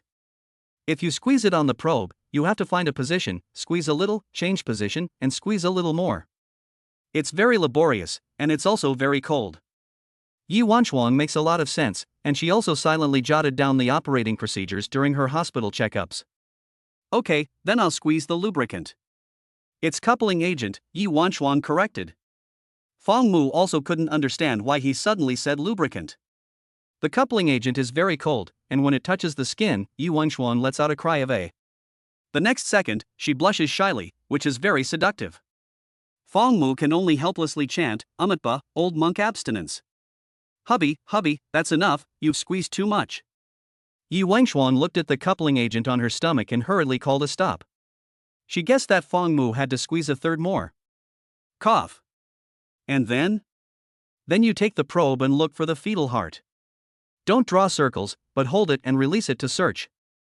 "Okay." The probe is really very. Fang Mu pinched it, holding and releasing it as if he were puncturing a needle. And the baby's fetal heart was really not easy to find. Fang Mu planned to start from the first position on the instructions and search all the way to the last one, but he couldn't even find the fetal heart. The instructions weren't very reliable. Later, the two of them decided to search together, using a carpet-like method. They looked from top to bottom, bit by bit. Fang Mu was fine with it, finding it refreshing and not tiring. But Ji Banchang was very worried, and while Fang Mu was searching for the fetal heart, she was also straining to look in that direction. After a while, she was exhausted. In the end, she simply lay down and handed over the task of searching for the fetal heart to Fang Mu alone. Fang Mu was like a robot, taking and putting, taking and putting, taking and putting. The initial expectation had worn off, and she couldn't help but wonder if it wasn't time yet. Just as the two of them were about to give up, a sound came from the loudspeaker. Fang Mu's heart leapt with joy, and she spread out in all directions from that point. Finally, just above Yu Wanchuan's belly button, she found the sound that sounded the clearest. Fang Mu was overjoyed, and Yu Wanchuan was also happily flailing her arms and legs, trying to sit up. "Is this the right place?" "It seems so." It's a bit like the sound I heard in the ultrasound room at the hospital." "Shoo, listen again." Yu Wanchuan nodded, quietly turned on the recording function on her phone, and wanted to record her baby's heartbeat. As if it sensed that mum and dad were eavesdropping on it, the little one was very obliging and the dada sound in the loudspeaker became louder and clearer. Fang Mu and Yu Wanchuan listened for a long time as if they had found a treasure. Later, Fang Mu was worried that leaving the belly light on would make the baby catch a cold, so he put the Doppler fetal heart monitor away. Afterwards, Yu Wanchuan lifted her hand and placed it over the baby's heartbeat to feel it with all her heart. Later, she lay on Fang Mu's lap, cracking her fingers and counting the minutes until her baby was born. "Ugh, it's still a long time before I can meet my baby. But I hope my baby can be born at term. I saw on Douyin that some babies born before term are so small and have to stay in an incubator, which is too much suffering. Yi Wanchuang pursed her lips and muttered in a low voice. It's all for the baby. That's why she obediently handed over the Yi group to Feng Mu and Song Shiyuan, while she went home to rest. During her break, Zhuo Jinghe called Feng Mu. Since building a car is a very capital-intensive project, Feng Mu had already sent Zhuo Jinghe to gather funds as soon as he decided to build a car. Now that the task has been completed, naturally he needs to report to the boss. But what Feng Mu never expected was that just the initial collection had brought him a cash reserve of over 50 billion. Initial 50 billion. Cash reserve. When she heard this, Yi Wanchuang was stunned, and the banana in her mouth quietly dropped. 3 times a day, please support, please gift, please free gift. Chapter 50, Husband, you're the best. Stop bragging and just kiss me, okay? What left Yi Wanchuang speechless was that when Zhuo Jinghe didn't hear Feng Mu speak, she actually thought he was angry. Sorry boss, so far we've only collected this much, and the subsequent dividends and the shares you requested to be sold will also be realized one after the other. It's okay, no rush, you've worked hard. Feng Mu said with a smile, the starting capital is more than enough. The reason he didn't speak just now was because he didn't expect that the initial collection would actually be able to come up with 50 billion in cash reserves. It seems that the reason why Feng Yuan Investment has such a good reputation is also because of its super strength. After the phone call, Feng Mu noticed Yi Banzuang, who had wandered off, and couldn't help but smile, and the banana fell. What's wrong? What are you thinking about? Husband, you're sick. Huh? How can you say that to your husband? Come here, spank you. Yi Banzuang fled as fast as she could. The reason she called Feng Mu perverted was because of the horror of Feng Yuan Investment. Compared to it, her Yi group was nothing. To Yi Banchuang's shock, Feng Mu laughed proudly. This is how the chosen one is irrationally terrifying. Husband, am I handsome? Handsome. Husband, am I awesome? Awesome. Husband, I. Okay, husband, you're the best. Stop bragging and I'll kiss you. Yi Wanchuan giggled, threw herself into Feng Mu's arms, and offered him a kiss. Although she really wanted to know how Feng Mu had managed to grow Feng Yuan Investments so large, what was the point of knowing? Before she knew it, it was night. Feng Mu and Yi Wanchuan were going to meet Liang Yun and Su Xinghe. Like Liang Yun, Su Xinghe was Feng Mu's college roommate, and the 3 of them were very close. Since they all work in Shanghai, the 3 of them get together from time to time, but even though they are all in Shanghai, it is quite a hassle to meet up, as they are in 3 different directions. To make things easier for Feng Mu and Su Xinghe, Liang Yun chose a location that is a compromise, the Xintiandi shopping mall. Xintiandi is located in a busy area, and there are many universities nearby, so there are a lot of college students shopping, eating, and drinking here. When crossing the traffic lights, the zebra crossing is packed with college students. After getting out of the car, Feng Mu smiled and said to Aquan, you go and look around, I might be a bit late finishing here. Yes, boss. Although Aquan responded, Feng Mu knew that he would definitely wait here until he came out. Many people around saw Feng Mu and Yi Banzuang get out of the Maybach, and many had envy in their eyes. In their opinion, the 2 were so young, had a luxury car and a driver, and were definitely rich second generation. It would be nice to know someone like that. Sure enough, the lights of the magical city are for the rich to show off. Liang Yun chose a restaurant with a local flavor to treat his guests. He had put a lot of thought into choosing where to eat. The 3 of them didn't meet often, and Feng Mu also had to bring his girlfriend, so he couldn't just muddle through. So Liang Yun didn't work in the afternoon, and he fished the whole time just to find a good place. Following the message Liang Yun sent, Feng Mu came over. Before entering the door, he heard Liang Yun flirting with Su Xinghe. Feng Mu opened the door, and Liang Yun and Su Xinghe looked up together. After seeing who was coming, they both revealed smiles. But this time was different. With Yi Wanchuan there, Liang Yun and Su Xinghe hurriedly got up to welcome them. Sister-in-law. Hello, sister-in-law. Liang Yun and Su Xinghe called out enthusiastically. Liang Yun, Yi Wanchuan had met him once when they had a video call with Feng Mu. Su Xinghe had only heard about him, and it was said that he was a computer genius, or hacker. The 3 of them had been in the same dormitory at university and were on good terms, so much so that they could be said to have hung out together all day. Liang Yun hurriedly invited Feng Mu and Yi Wanchuan to sit down, then took a pen and paper from the waiter by the door. Sister-in-law, order first. You order, I'll write. Wow. It's good that it's still Xiao Yunzi who has good taste, Fang Mu teased with a smile. He and Liang Yun were like that with each other. If they didn't tease each other when they met, the other would feel uncomfortable. Due to the presence of Yi Wanchuan, Liang Yun just glared at Fang Mu angrily, otherwise he would definitely have punched him and kicked him. The food here is not cheap. Yi Wanchuan shook her head as she looked through the menu. It wasn't that she couldn't afford it, but she was afraid of spending too much money on Liang Yun. It wasn't easy for someone to make a living in the city alone. However, her words made Liang Yun unhappy. Sister-in-law, what you said was, I'm treating, so order whatever you want. If there's nothing you want, just look at the pictures and order whatever you like. Liang Yun was full of heroic sentiments, and what he said was still very pleasing to the ear. Su Xinghe, who was standing nearby, looked like a quiet and reserved person, but according to Fang Mu, he was still quite sly. When Liang Yun patted his chest and said, I'm not short of money, he also quietly came over. Sister-in-law, order the most expensive dishes. If worst comes to worst, we can make Liang work here washing dishes to pay off the bill.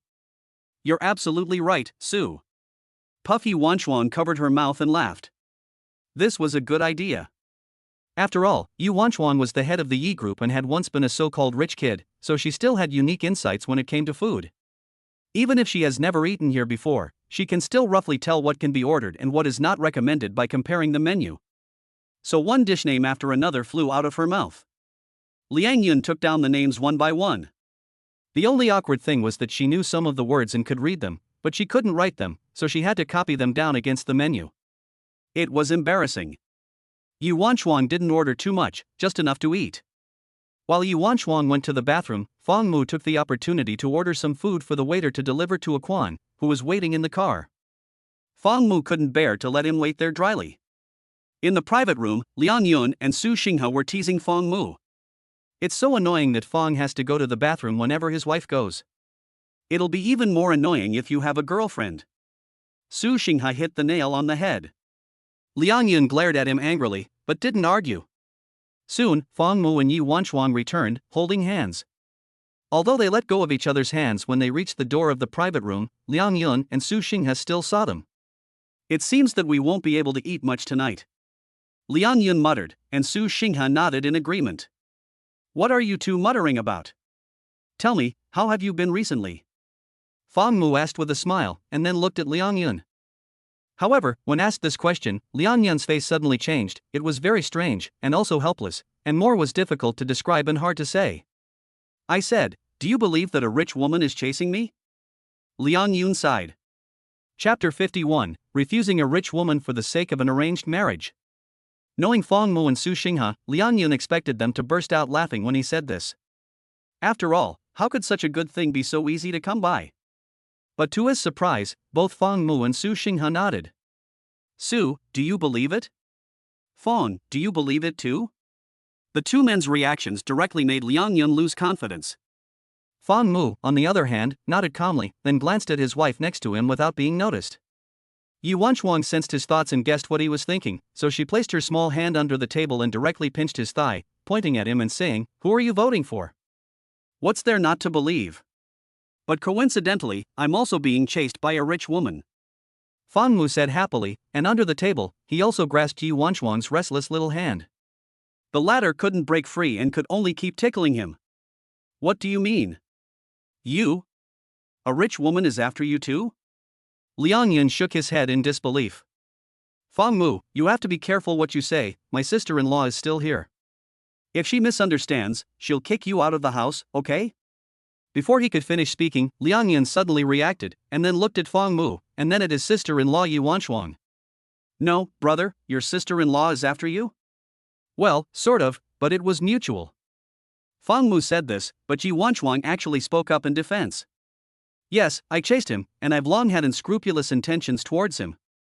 As she spoke, Yi Wanchuan gritted her teeth and grinned at Fang Mu, causing Liang Yun and Su Xinghe on the opposite side to roll their eyes. Through the conversation between the two, Liang Yun and Su Xinghe extracted a lot of keywords. Women chasing men, rich woman. Their sister-in-law is a rich woman. Oh dear, this is outrageous. God is unfair. Liang Yun screamed as he threw his head back. Su Xinghe, on the other hand, scolded impatiently, Come on, don't you also have a rich woman chasing you? But no one expected that this sentence directly made Liang Yun scream even louder. Okay, stop crying like a baby, what's going on? Fang Mu interrupted, his intuition telling him that there was something going on. Sure enough, Liang Yun's sadness on his face was not fake, but real. You guys at least listen to me finish. The rich woman I mentioned is really rich, and she is really a woman. She is over 40 years old, weighs twice as much as me, and...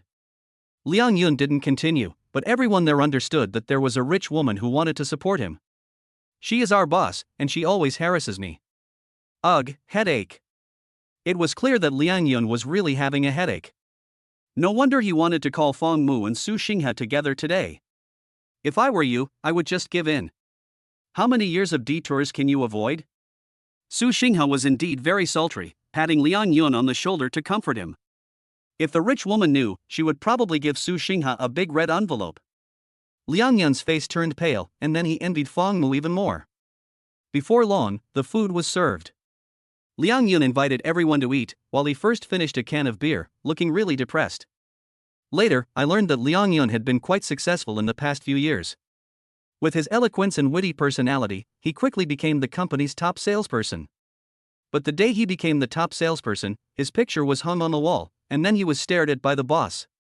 It can only be said that the words widower, middle-aged, rich, when put together, will only conjure up a very scary existence. The other party launched a pursuit of Liang Yun, and if he was willing, he would have a luxury car and house long ago. But I have a pre-arranged marriage, I absolutely have to refuse at all costs. Liang Yun angrily held the beer bottle and tilted his neck for another big gulp. Yi Banswang was a little surprised to hear this. After all, what era was this, and there was still a pre-arranged marriage? At the same time, he couldn't help but admire Liang Yun a little. I can't bear to leave this job, but I also want to escape at all times. Just as Liang Yun was about to drink again, Fang Mu snatched the beer bottle away from him and asked the two of them. Liang and Xiaohe, do you want to work for me? Fang Mu wasn't just making a random offer. On the one hand, he wanted to help Liang Yun and Su Xinghe, and on the other, he really needed talent. Liang Yun was an excellent salesperson, and his abilities were unquestionable. Although he had studied programming in university. But he is a reliable person to hire. As for Su Xinghe, needless to say, he is a computer genius. When he was in college, he participated in many competitions and won first prize every time.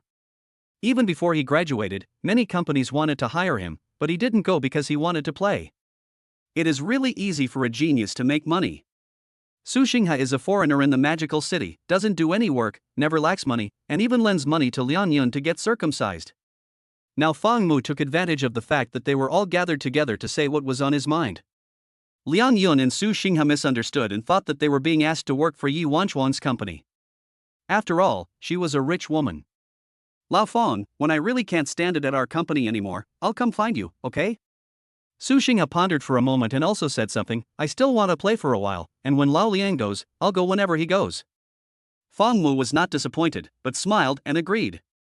Everyone has their own pursuits, and how can I interfere too much? But deep down, I really want them to come over. Liang Yun had a lot to say, but later, her mood returned and she laughed awkwardly. Su Xinghe always made jokes about Fang Mu and Liang Yun, either not speaking at all or speaking so much that he could blow people away. The most thing Fang Mu did was help Yi Banswang pick food and pick fish bones. Even when he was chatting with the two of them, he didn't neglect his wife. Yi Wanchuan was still very happy.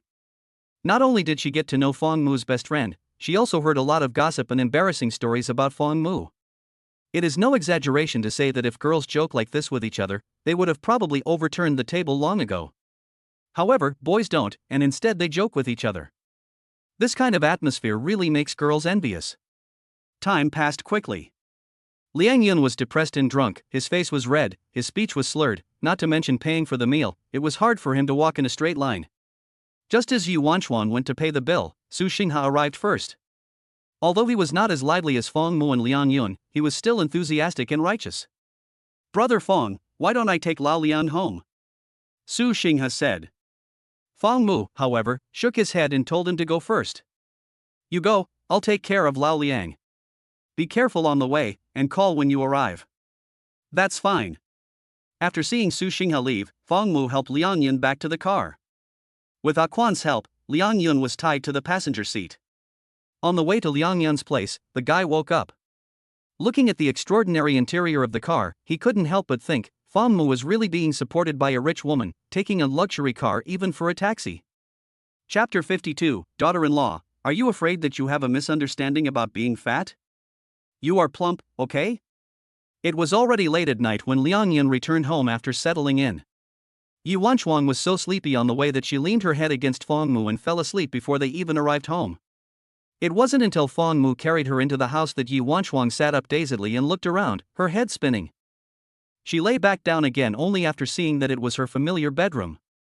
Her cherry lips were muttering, as if she were talking in her sleep.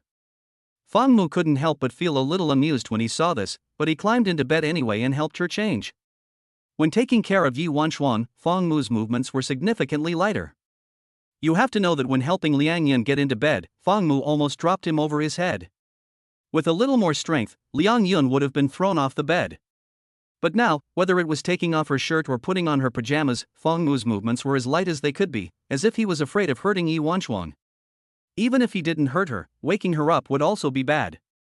After finishing everything, Fang Mu finally had time to lie down on the bed and rest for a while. But he never expected Yi Wanchuang to sneak up on him, turn and snuggle up to him, and even take Fang Mu's hand and rest it on her body. Yi Wanchuang curled up, like a cat. Fang Mu really liked this feeling, but he still moved back warily, so as not to accidentally touch his daughter-in-law's stomach if he fell asleep at night. In the middle of the night, Yi Wanchuang woke up and wanted to go to the bathroom.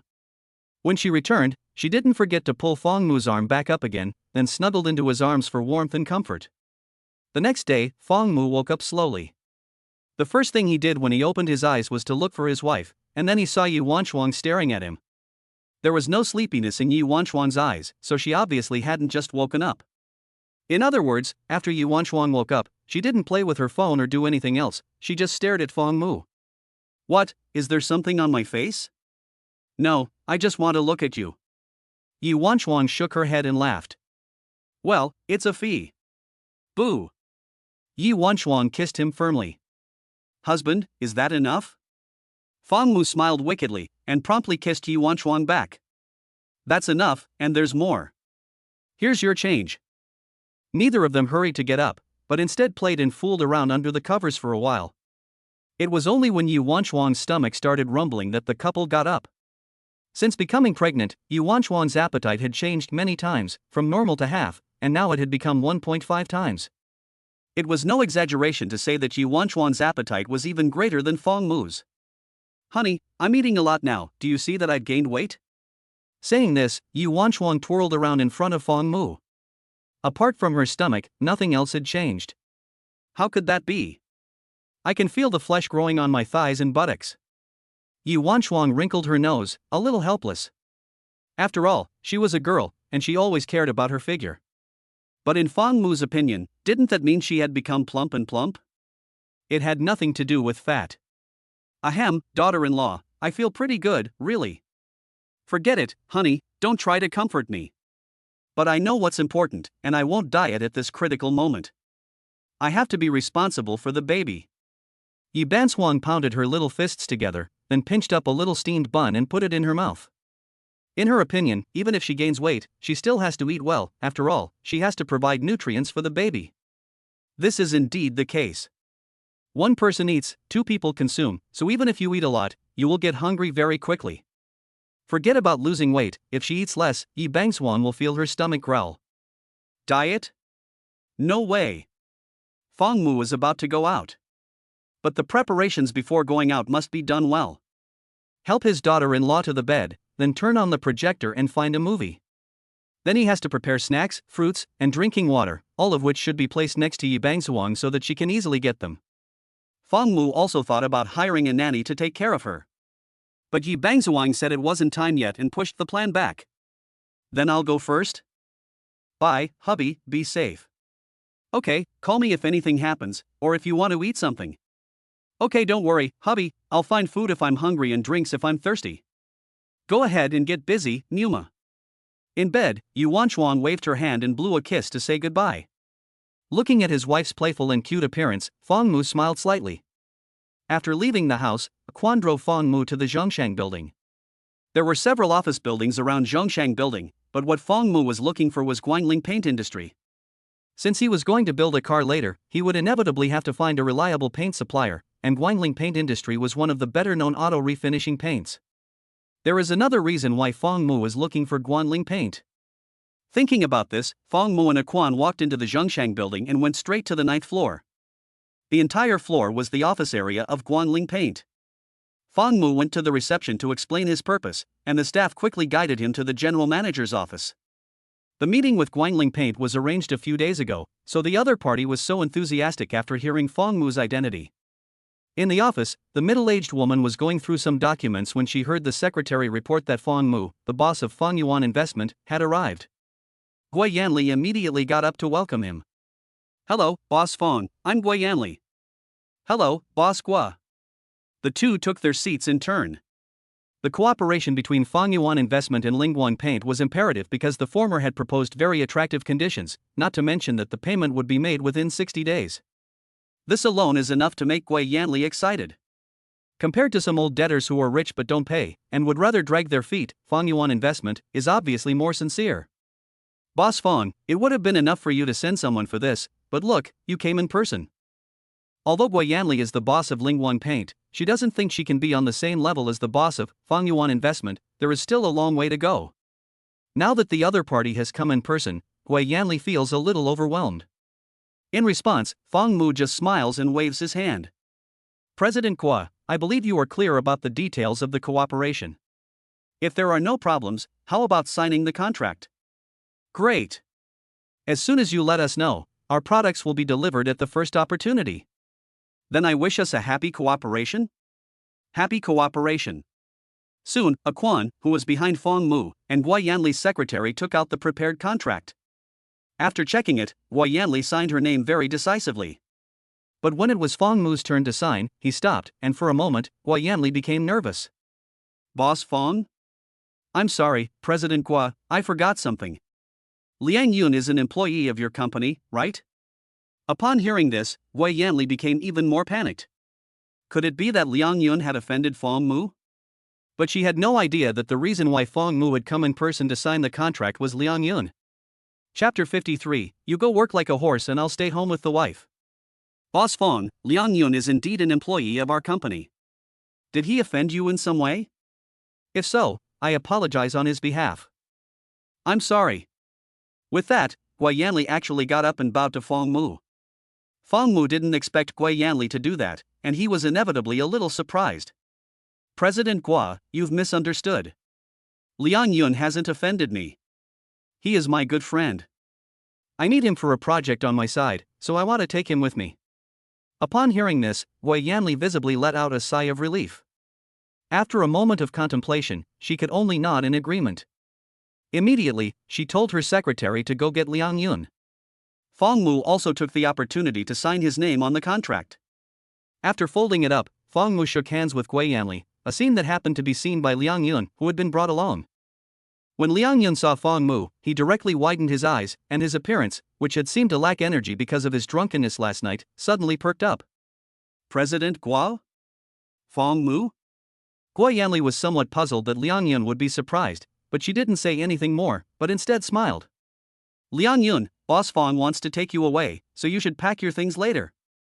Your bonus and salary will be settled this afternoon. Liang Yun, on behalf of Lingguan Paint, I would like to thank you for your dedication to the company." Gui Yanli spoke from the heart. Even though she was somewhat reluctant, she could not disobey Fong Mu for the sake of the company. In contrast, Liang Yun was stunned, pondering Gui Yanli's words and lost in thought. It was then that Fong Mu came over and patted him on the shoulder. "I'll wait for you downstairs." "Oh, okay." More than half an hour later, Liang Yun came downstairs with a handful of belongings. He stood in the doorway, looking left and right, unable to find Fong Mu's figure. It wasn't until a Maybach pulled up next to him that he saw Fong Mu through the car window. The Maybach drove down the wide road, and Liang Yun was dumbfounded. "Fong, what's going on?" "I told you last night to ask Su Xinghe to help me," Fong Mu said with a smile, and thought I was joking. "Not this again, the Maybach and the company, you're serious. You're just talking nonsense. Why don't I take you to play with mud?" Fong Mu rolled his eyes impatiently. "Actually, it's just as well. I thought we were all just construction workers, but Fang Mu has suddenly become the boss. Who wouldn't be shocked by this? Liang Yun would be lucky if he didn't hug Fang Mu's thigh on the spot and call him Godfather. Fang, was said you need me. What do you need me for? You'll find out when you get here. Fang Mu played hard to get and then told Aquan to speed up. Soon they arrived in the suburbs, and from afar they could hear the sound of construction. When they got closer, Liang Yun was shocked. Even from the car, through the window, you could see a large industrial zone. Although it was still under construction, the scale was already obvious and huge. The main thing was that the industrial zone was still under construction from all four directions at the same time, and God knows how efficient it would be. Lao Fang, don't tell me that this huge industrial zone is yours. Liang Yun's mouth twitched, and he was shocked beyond words. When Fang Mu nodded in acknowledgement with a smile, Liang Yun leaned forward directly, looking to curry favor. Get lost. Fang Mu pushed Liang Yun away disdainfully, and promptly opened the door and got out of the car. What are you going to do in such a huge industrial zone? Build a rocket? Build a rocket? Not a bad idea, but not something to think about yet. Seeing Fang Mu's thoughtful expression, Liang Yun suppressed the urge to go up and punch him. Forget the rockets for now, I want to build cars, new energy vehicles, Fang Mu said, and he had nothing to hide from Liang Yun. Liang Yun was even more surprised when he heard that Fang Mu wanted to build cars. Looking at the industrial zone, which stretched as far as the eye could see, he muttered almost numbly, so building cars requires such a large area. What are you thinking? If they're building cars in such a huge place, how terrifying must the production capacity be? As he spoke, Fang Mu gestured to Liang Yun. That side is the factory area for producing batteries, and this side is reserved for the intelligent automobile manufacturing park. What about that side? Liang Yun pressed on. Fang Mu, who hadn't considered that much, thought for a moment, then laughed and said, You can build rockets. Fuck you, be serious. Okay, no more joking. I didn't hire you to watch me act cool. Tell me, do you want to work with me? Fang Mu asked with a smile. Liang Yun rolled his eyes in exasperation, then turned his head and hugged Fang Mu's arm. Fuck it. The company fired me, so if I don't work with you, what else can I do? Okay, when we start building cars, you can be in charge of painting, you know that. Fang Mu originally meant to let Liang Yun take charge of the team, but who would have thought that he had not yet developed his own vision? He just stared at the huge factory in front of him, his face turning pale. Shit. How many cars do you have to produce in a day in such a huge factory? If I go and paint the cars, I'll be exhausted and won't be able to finish even a few cars in a day. Upon hearing this, Fang Mu almost died of anger. Idiot, this plot of land cost me 1.5 billion, do you really think I can't even pull off a fully automated production line? You think I'm a monster if you paint manually? Ha? Oh, right, the production line is automated and very advanced. Liang Yun embarrassedly scratched the back of his head. Usually, he is quite clever, but now his mind is short-circuited from being shocked by Fang Mu, so he spoke like an idiot. Okay, although the industrial zone has not yet been successfully built, you can't just sit around. Go to the headquarters tomorrow. I'll have someone pick a group of people for you, and then you can lead the team and set off. Where are you going? Liang Yun interrupted. To visit our predecessors, to learn from their experiences, to have in-depth exchanges with veterans in the automotive industry. In short, it's all about learning. A good memory is no match for a bad pen. It's always better to learn and ask questions than to work behind closed doors. After saying this, Fang Mu patted Liang Yun on the shoulder and said with deep meaning, You're going to have to work hard from now on. But you need to grow up quickly, too. You have to help me, right?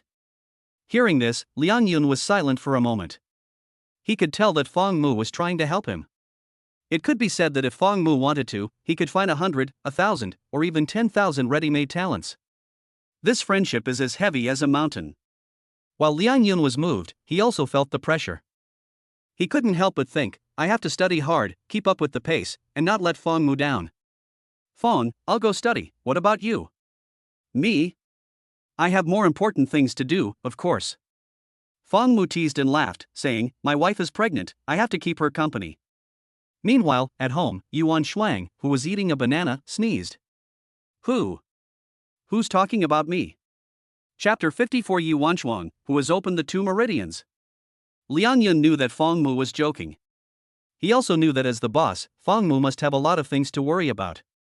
Just controlling the overall situation is mentally exhausting. Thinking about this, Liang Yin felt even more urgent. After leaving the industrial zone, Fang Mu walked Liang Yin back and then went home. Yi Wanchuan, who was leaning back on the sofa in the living room, suddenly heard a faint sound. She slipped off her slippers and crept behind the door. So when Fang Mu opened the door, he saw his daughter-in-law with her arms open, waiting for a hug. "Hubby, give me a hug." "Okay, I'll give you a hug," Fang Mu said, and walked up to Yi Wenchuang and gave her a hug, then picked her up in a princess carry.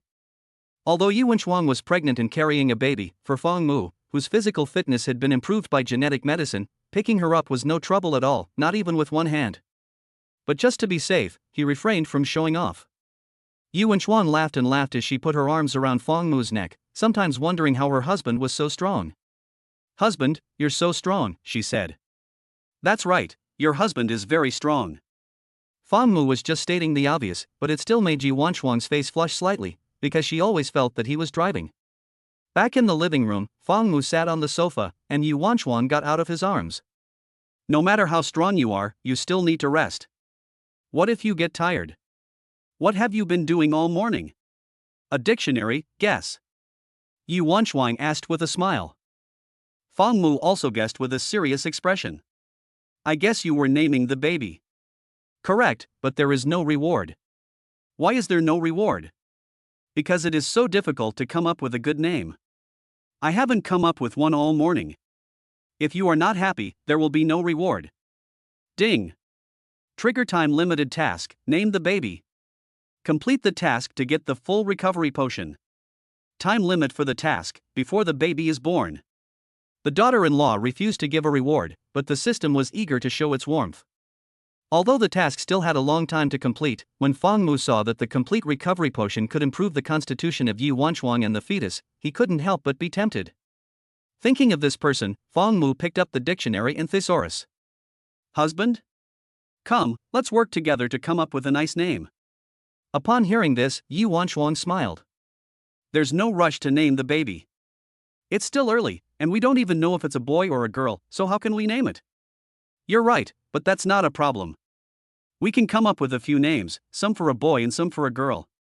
Fang Mu said with a smile, while Yi Wanchuang blinked repeatedly. "Honey, I haven't come up with a single name all morning, and you're actually thinking of coming up with a few more. I suspect you're just blowing hot air." "Go ahead, give it a try." With that, Fang Mu opened the dictionary and looked serious and earnest. "You can't just pick a child's name willy-nilly, it's not like a battery where you can just call it Fang." While Fang Mu was thinking, Yi Wanchuan held the pen handle and tapped the paper, muttering, "Fang-yi? Rely on the E?" Fang Mu asked back. Yi Wanchuang shook her head, then wrote E on the paper. The number 1. Fang Mu was at a loss for words. It's quite a nice sound, and it would be beneficial if the name really was Fang-yi. Beneficial? Well, it's easy to write, for example, during exams, while others are still writing their names. Fang-yi would have finished several questions already. Yi Bansuan laughed slyly. "This is called winning at the starting line, hee." Fang Mu was also amused. She is truly a clever woman, with a quick mind. As it turned out, choosing a name was really quite a difficult task. Fang Mu looked at the dictionary for more than 10 minutes without getting anywhere, and was just about to stick each character next to the character meaning square or rectangular to compare them, when "Husband. An old person in the family is like a treasure. Let's give Mom a call and ask her." Yi Banswang suddenly said. "Call for help? What a good idea." The couple agreed at once and called Ma Xiaochang. When Ma Xiaochang heard that his son and daughter-in-law were having a hard time deciding on a name for their child, he couldn't help but laugh. "This is easy. Son, tell me, what does the character mean? Fangjiang? Direction? Fangkai?" Fang Mu thought for a moment and answered, "After all, it is his family name, and they have spent a lot of time together." When he was at school, he also thought a lot about the meaning of the character. But what does it have to do with naming a child? After Fang Mu finished speaking, Ma Xiaochang nodded with satisfaction and promptly laughed. "Not bad, isn't this the same idea as naming?" "Ha!" Seeing that Fang Mu still didn't understand, Ma Xiaochang gave an example. "Think about it, if we use the meaning of founder to name someone, doesn't founder have a dignified and majestic feel? Therefore, we can give names that have the meaning of upright and dignified. As the saying goes, experience makes the wise. Ma Xiaochang only gave a few gentle pointers, and Fang Mu and Yi Bansuang felt as if a flood of light had broken through their minds. Wow, Mom, you're really smart. Okay, you two go ahead and pick names, and send them to me when you're done. Okay, what are you doing? Nothing much. Your father took me out for milk tea and hot pot. Ma Xiaochang spoke the truth despite her husband's interference from across the table. Fang Mu also smiled. His parents were so happy, and as a son, he was also happy. Eat well, drink well, bye. Bye, Mom, say hello to Dad for me. Okay, your father heard you, bye. After hanging up the phone, both Fang Mu and Yi Bansuan felt a sense of clarity. Yi Bansuan, in particular, was a true academic and loved ancient poetry. Fang Yui. What do you think, honey? Fang Mu repeated the name Fang Yui and nodded. Not bad, it's better than I thought. Tell me, it might sound good. Encouraged by Yi Bansuan, Fang Mu spoke up. Fang Qizheng and Fang Jingji aren't very good, are they? Why did I think of Hekazang? It's fine, it's more like a boy's name. Let's write them down together first, and then we can choose at the end. With that, Yu Wanchuan wrote down all the names on a piece of paper. Her handwriting was as beautiful as she was. Yu Wanchuan was like someone who had suddenly discovered the two main energy channels of the body. Under Ma Xiaochan's guidance, she had actually learned to draw inferences. Fankai has the meaning of just now, just a moment ago, and it seems to have a kind of beauty of unexpected encounter. Only now do I know that this person is like a rainbow. Only now do I feel the summer. Even the rain doesn't make me realize that spring has gone. Only now do I feel dawn. The east is about to dawn. They all sound so nice. I hope my baby is a boy. If it's a girl, I'll have to give birth again. In order to use these names, I would have to give birth again. It seems like the feeling of cooking 2 extra dishes for a bag of salt? Well, only Yi Bangswang would think this way. Chapter 55 Cashier, pregnant and still coming to work? I don't understand, but I respect it. Yi Wanchuang is like being addicted to something, or having an epiphany. Her little mouth is blabla and she has become a name-giving demon. If you use the word direction to name someone, I feel that adding a directional word will have a good effect. Fong Dongshu. Fong Yonan. Picking chrysanthemums under the east fence, leisurely seeing the Nanshan. And Fong Shiza, water and light float in Shiza, the grass and trees are already autumn.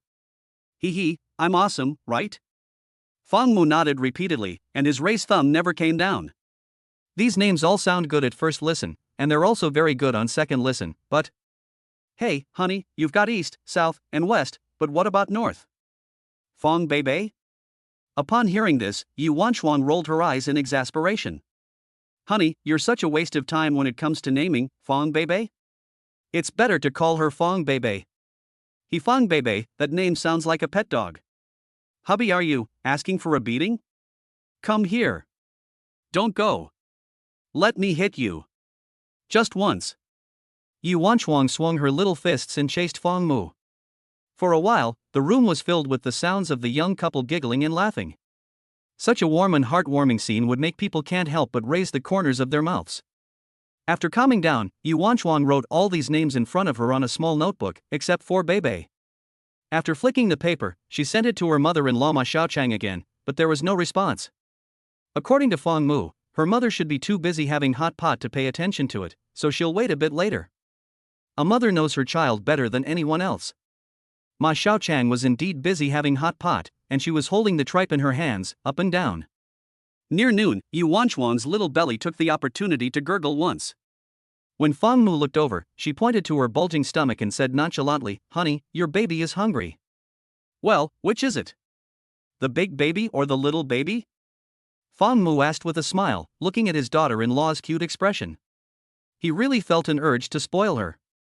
It's the little baby that's hungry. Yi Wanchuang said stubbornly, but the big baby is getting hungry too. Fong Mu shook his head helplessly and asked, Big baby, little baby, what do you both want to eat? Let me ask. Oh, I know. The little baby says she wants braised pork. Braised pork with rice, yum, it smells so good. Upon hearing this, Fong Mu stood up and said, Okay, we'll have braised pork. There's not much meat at home, so I'll go out for a bit. Yi Bangshuang also stood up and followed Fangmu like a little tail. Hubby, I want to go too. That's good, it's good to get some fresh air. Thank you, hubby Numa. That was all it took to make Yi Bangshuang happy as a child, rubbing against Fangmu's arm, looking like a little kitten. If you didn't know, you'd think she was scratching an itch with Fangmu's arm. After changing clothes and leaving the house, the couple went to the nearest supermarket. Fangmu was going to head straight for the meat section, but Yi Wanting wanted to browse from one shelf to the next. She was especially unmoving when she reached the snacks section. Whether it was potato chips, spicy strips, or dried noodles, Yi Wanting was envious. When I wasn't pregnant, I could eat them. But now that I'm pregnant, even if the doctor says I can eat a little to satisfy my cravings, Yi Wanchuang dares not mess around. Looking at the food additives on the back of the spicy strip packaging, which looked like a small composition, Yi Wanchuang gave up. After pushing the spicy strips back into the shelf, she quickly pulled Fangmu away. She was afraid that if she took one step slowly, her reason would be bitten to death by her cravings. They soon arrived at the meat section. While Fangmu was selecting the 5-layer pork belly that was suitable for braised pork, Yi Bangshuang ran to the fresh food section next to them, either eyeing the soft-shelled turtle in the fish tank or watching the clams in the pool spitting bubbles. If the Yi Group's senior management saw Yi Bangshuang, who looked like such a little girl, they would be utterly shocked and then be extremely curious about how Fangmu had trained her. In fact, Fangmu sometimes feels fresh when he sees Yi Wanchuang's playful and cute side. But when you think about it, it's not hard to understand. Everyone has a childish side, and Yi Wanchuang is no exception. It's just that in front of Fangmu, she will show it defenselessly. So, except for Fangmu, it's really not easy for others to see the side. After picking the meat, Fangmu called Yi Wanchuang and went to buy a lot of fresh ingredients. These are all for feeding the daughter-in-law. Looking at Yi Bangshuang, Fangmu suddenly felt a sense of accomplishment from raising her, as well as a faint sense of guilt. Goddamn guilt. After a stroll, and after making sure there was nothing else to buy, Fangmu pushed the shopping cart while Yi Bangshuang pushed Fangmu, walking together towards the checkout counter. There weren't many people waiting to check out at the several checkout counters, but there was still a queue. Bored, Yi Wanchuang surveyed the shelves next to the cashier, which contained Snickers bars, as well as Kinder Eggs and Green Arrow chewing gum, which she had never bought before. Just as she was thinking about getting a box of candy, it was their turn to check out. Fangmu took out the contents of the shopping cart one by one, and the cashier was also quick and efficient, quickly scanning and completing the transaction. Just as they were about to pay, Yi Wanchuang suddenly took a box off the shelf. And this one too. Fangmu was busy bagging the items and did not look up, so he did not know what Yi Wanchuang had bought. It was not until they had left the supermarket and returned to the car, and Fangmu was habitually checking the receipt, that he suddenly noticed the words Durex. What's wrong, honey? Yi Wanchuang blinked suspiciously. Fangmu, on the other hand, pointed in shock at the last item on the receipt. Durex? Durex what? Durex. Lace? What are you talking about, honey? I don't understand. Fangmu was helpless, and turned his head to look through the bags. When he returned, he had an extra box in his hand. Honey, these are the candies I bought. Do you want one? Candies? Honey, you think these are candies? Ha? Aren't they? Yi Wanchuang suspiciously took the box from Fangmu's hand, looked it over, and then realized that it was indeed not candy. It's Tao. No. I clearly took candy, how did it turn into this? For a moment, Yi Wanchuang recalled the cashier's ununderstanding but respectful gaze. The cashier was probably thinking, are you pregnant and still want to come? Upon thinking of this, Yi Wanchuang suddenly blushed. She had only heard of this stuff, she had never seen it before, but now she had actually bought a box of it in public? Oh my!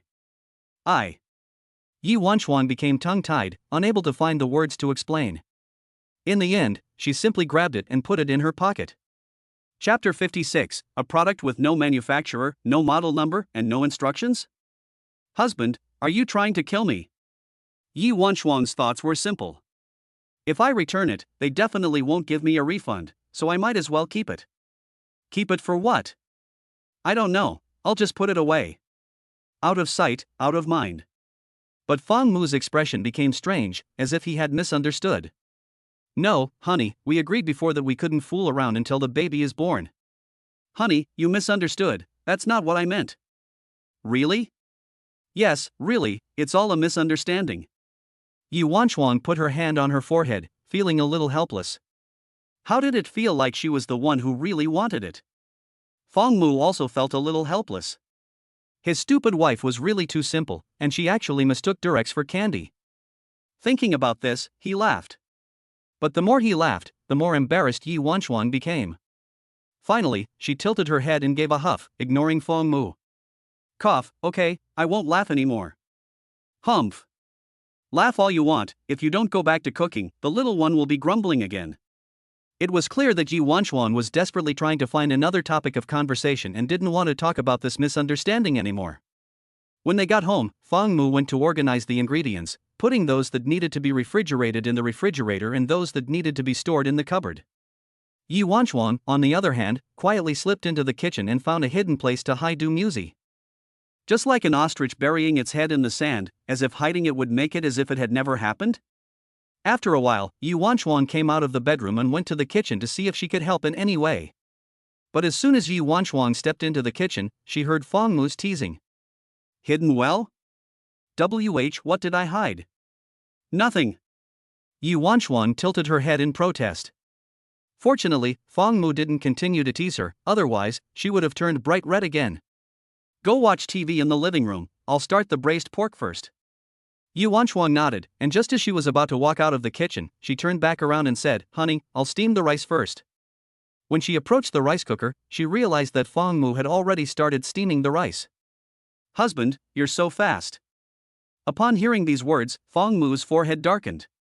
If he didn't know that in matters of the heart, his daughter-in-law was as simple as a piece of white paper, he would have thought that Yi Wanchuan was deliberately flirting. Go watch TV. I'm going now, husband, you've worked hard heart shape. Once Yi Wanchuan left the kitchen, Fong Mu also began to prepare the dish. Braised pork is a very classic dish, and there are as many as 20 to 30 different ways to make it. Fong Mu wants to try Su Shi's method of low heat and little water. Low heat and little water, when the fire is strong enough, it will be delicious on its own. This is the authentic cooking method for dompa pork. They say that to conquer a woman, you have to conquer her stomach. It can be seen how important food is. In the living room, Yi Wanchuan turned on the TV and then started to swipe on TikTok. Half an hour passed in a flash. But it was quite boring to keep swiping on TikTok, so from time to time she took small steps out of the kitchen, leaned against the doorframe, and peeked inside to see the busy Fong Mu. Men who can cook are really handsome. Yi Wanchuan licked her tongue as she looked at Fong Mu's busy back. I just don't know if she's jealous of Fong Mu or the braised pork. Fong Mu had already discovered this, but he ignored Yi Wanchuan and continued cooking. After finishing everything, Fong Mu approached the system. I've already decided on a name, so I can use it directly when the time comes. The system handed over the full recovery potion with a grumble. It was in a blue bottle, but only about the thickness of a thumb. Fong Mu did not hesitate. He poured a glass of warm water, then opened the complete recovery potion and poured it into the glass. The complete recovery potion was instantly dissolved in the water. You couldn't tell the difference at all. It felt like you were being drugged. But no one expected that this scene would happen to be seen by Yi Wanchuan, who was climbing through the doorframe. Don't peek, come here and drink the medicine and water. The next second, Yi Wanchuan walked in. Husband, are you trying to kill me? What did you put in the water? Tell me. Explain yourself. Or else let the baby kick you. Yi Wanchuan playfully threatened, and her acting was impressive. It would be a waste not to be a supporting actress. It's a compound vitamin. Be a good girl and drink it. I don't think you would dare poison me. I'll drink it. Cheers. Yi Wanchuan gulps it down. I don't know if it's because the complete recovery potion tastes good, but after drinking it, she actually sticks out her tongue and licks the rim of the cup, very tempting. Sweet and sweet, it's the sweet kind, it's delicious. Honey, what kind of compound vitamin is this? Yi Wanchuan curiously picked up the small blue bottle to check it out, and only then did she realize that there was no name, no manufacturer, and no production date. Since my husband told me to drink it, I'll just drink it. Yi Wanchuan waved her hand dismissively. Fong Mu, on the other hand, snapped at her.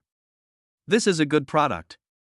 If it were sold outside, it would sell for 1 billion yuan and people would be fighting to buy it. Really? What a pity, she's already drunk it. When she heard Fong Mu say that this little blue bottle could improve the health of pregnant women and babies, Yi Wanchuan didn't even think twice before standing on her tiptoes and pressing her lips to Fong Mu's. She nibbled on it while murmuring, "Hubby, hurry up, while there's still some left, I'll give you a bite too, so that the three of us can improve our health together." Yi Wanchuan said this with all seriousness, but in reality she just wanted to take advantage of Fong Mu. As a result, she had almost made the latter's mouth red. "Okay, no more fooling around, nibbling on me won't fill you up. Dinner is almost ready, go get the bowls and chopsticks." "Okay." Yi Wanchuan ran over to get the bowls and chopsticks with a smile on her face, while Fong Mu followed behind her carrying the rice. Looking at his daughter-in-law in front of him, he couldn't help but fantasize about their future lives together. His wife and children all came to the kitchen to help carry things, and the scene was not generally warm. Fong Mu went to the kitchen to serve the braised pork. Yi Wanchuan, being sensible, added rice to the two bowls. Suddenly, she felt her stomach move a little, but she didn't pay attention to it, just thinking that she was hungry and gurgled a little. When Fong Mu served the braised pork, Yi Wanchuan's eyes lit up. As soon as she smelled the aroma earlier, she couldn't help it, and now she had finally waited for it to be cooked. "Hubby, hurry. Pour some soup on the rice in my bowl." Fong Mu did as she asked. As he poured the soup into Yi Wanchuan's bowl, he couldn't help but think of something he had seen while brushing Douyin, and he laughed. "Hubby, what are you laughing at?" "Nothing, it's pretty good, eating oil soup is pretty good." "Huh?" Yi Wanchuan was puzzled. Until Fong Mu's gaze stopped at her breasts. Chapter 57, A Fairy Wife and a Naughty Baby. "Hubby, what do you want?" Yi Wanchuan asked with a squint and a feigned fierce look. "Nothing, I heard that oil soup has a certain effect on milk production, so eat it." "Milk production? Really? Then I'll eat more." Saying this, Yi Wanchuan ladled some more oil soup into the bowl and then mixed it with the rice. Fong Mu didn't expect his daughter-in-law to eat more oil soup in order to produce more breast milk, and immediately persuaded her to stop. "Okay, daughter-in-law, it's too much and you'll get tired of it. Even if you don't have breast milk, it's okay, there are so many good formulas to choose from." Unexpectedly, Yi Wanchuan shook her head, and then explained seriously. "Husband, breast milk is very important. If I can let my baby grow up drinking breast milk, I would rather suffer a little. Formula milk is also very good, but there is still a gap with breast milk." Yi Wanchuan's beautiful face was full of the light of motherhood, and Fong Mu opened his mouth without saying anything more. In fact, what Fong Mu wanted to say to Yi Wanchuan was that before loving your child, you have to love yourself. The reason he didn't speak up was because he knew it was useless to say anything. This is motherly love. Fong Mu's braised pork is delicious, but the author didn't eat it, Yi Wanchuan did. I saw Yi Wanchuan eating piece after piece, with a lingering fragrance in her mouth. When Fong Mu deliberately picked only the lean meat, Yi Banchang gave a small smile, quickly picked up a piece of meat with a mixture of fat and lean, and then bit off the fatter part of the meat. The remaining lean meat was placed in Fong Mu's bowl. "Hey, honey, if you don't like fatty meat, you can give it to me." Upon hearing this, Fong Mu smiled, "My wonderful wife." Fong Mu's braised pork was tender and delicious, and even the fatty meat was very tasty. Worried that Yi Wanchuan would find it too greasy, Fong Mu also specially stir-fried some baby bok choy to help cut the fat. But in the end, neither of them took more than a few bites. In Yi Wanchuan's words, "Honey, although this stir-fried baby bok choy is also very tasty, the meat is even more fragrant. If it's fragrant, then you should eat more." After that, Yi Wanchuan couldn't stop talking, because every time she said something, she would take a second to eat, so compliments and such should wait until after she's full. The fragrant, chewy jasmine rice goes perfectly with the red, glistening braised pork. Yi Buanfang is so excited that she finishes 3 bowls of rice in one go. By the end of the meal, she feels full and warm in the stomach, and her whole body feels comfortable. When Yi Buanfang was still in the early stages of pregnancy, she wanted to help Fong Mu wash the dishes after meals, but he always refused. But as the weeks of pregnancy passed, Yi Wandang no longer felt like doing this. She felt that she was not up to the task and could only help by carrying things to the sink. Fong Mu didn't care. She was pregnant, so she should just rest quietly. While the stew was cooking, Fong Mu started cleaning up, so when he looked around the kitchen, all he had to do was wash the dishes and wipe down the cabinets. When Fong Mu finished cleaning up and came out to look for his daughter-in-law, he realized that Yi Wandeng was not in the living room. Daughter-in-law? When he returned to the bedroom, he saw that Yi Bangshuang was leaning against the bed, her clothes open, staring blankly at her belly. What's wrong? Shoo. Yi Bangshuang told Fong Mu to be quiet and continued to stare blankly at her belly. Fong Mu found this novel and crept over, then imitating his daughter-in-law, they stared blankly together. However, their eyes were sore and they still couldn't see anything wrong. It was only after a few minutes that Yi Wanchuang shook her head slightly in disappointment and quickly pulled her clothes down. Hubby, when I was just back in the bedroom, I felt like I felt the baby move. Oh? Fong Mu was shocked. The baby moved? Fetal movement? Yes. Yes, hubby, it should be fetal movement, if I didn't feel it wrong. Before dinner, Yi Wanchuang felt her tummy move a little, and she thought it was her stomach gurgling because she was hungry. But after the meal, just as she was about to take a nap, her stomach moved again. This time, she felt it especially clearly, which is why Yi Wanchuang stared at her belly, wanting to make sure. However, after looking for a long time, she didn't see it again, and for a while, she couldn't help but think it was an illusion. Fetal movement occurs around 18 to 20 weeks, and judging from the time, it's about right, so maybe it really was the little one moving. Yes, honey. Yi Wanchuang nodded, and gently placed her hand on her belly. Baby, can you hear mommy? If you can hear me, give mommy a little movement, okay? Yi Wanchuang's gentle voice rang out, and her palm was also gently placed on her belly. Originally, she didn't hold out much hope, after all, the baby was still very young. However, as Yi Wanchuang's voice fell, the little guy inside actually responded. Yeah. Honey. The baby just kicked my palm. Yi Wanchuang exclaimed in surprise, then pulled the shirt up to the top with a swish and pressed it against her chin, trying to look at it with her eyes. However, the baby seemed to have a sixth sense, and when her parents looked at her, she stopped moving, feeling very naughty. Okay, daughter-in-law, hurry up and put the shirt down, don't catch a cold. Fong Mu couldn't help but laugh as he reached up to pull the shirt down. But the next second, his hand was grabbed by Yi Wanchuang. Honey, talk to the baby again. You're the baby's father, if you talk, she might listen. Okay, I'll try. After nodding, Fong Mu cleared his throat. He had intended to speak normally, but as soon as the words left his mouth, they turned into a gentle tone. Not only mothers can be gentle, fathers can be gentle too. Baby, I'm your father. You have to grow up healthy in your mother's tummy, do you hear me? You can move around a little, but don't make too much noise, it will disturb your mother's rest. If you move around, your mother will want to go to the toilet, and that's very tiring. Rather than saying Fong Mu was talking to his baby, it was more like he was admonishing the little one, and the central theme was still to understand your mother. As a result, after hearing these words, Yi Wanchuang's beautiful face suddenly had a smile appear on it, both touched and warm. Hubby, you're so good. Here, hubby, put your hand over here.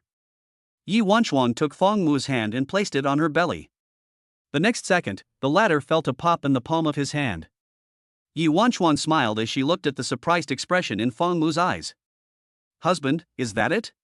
Can you feel it? Yes, I can feel it, and it's quite strong. Fong Mu subconsciously took his hand away, wanting to see how the baby was moving, but unfortunately, the little one wouldn't give him the face.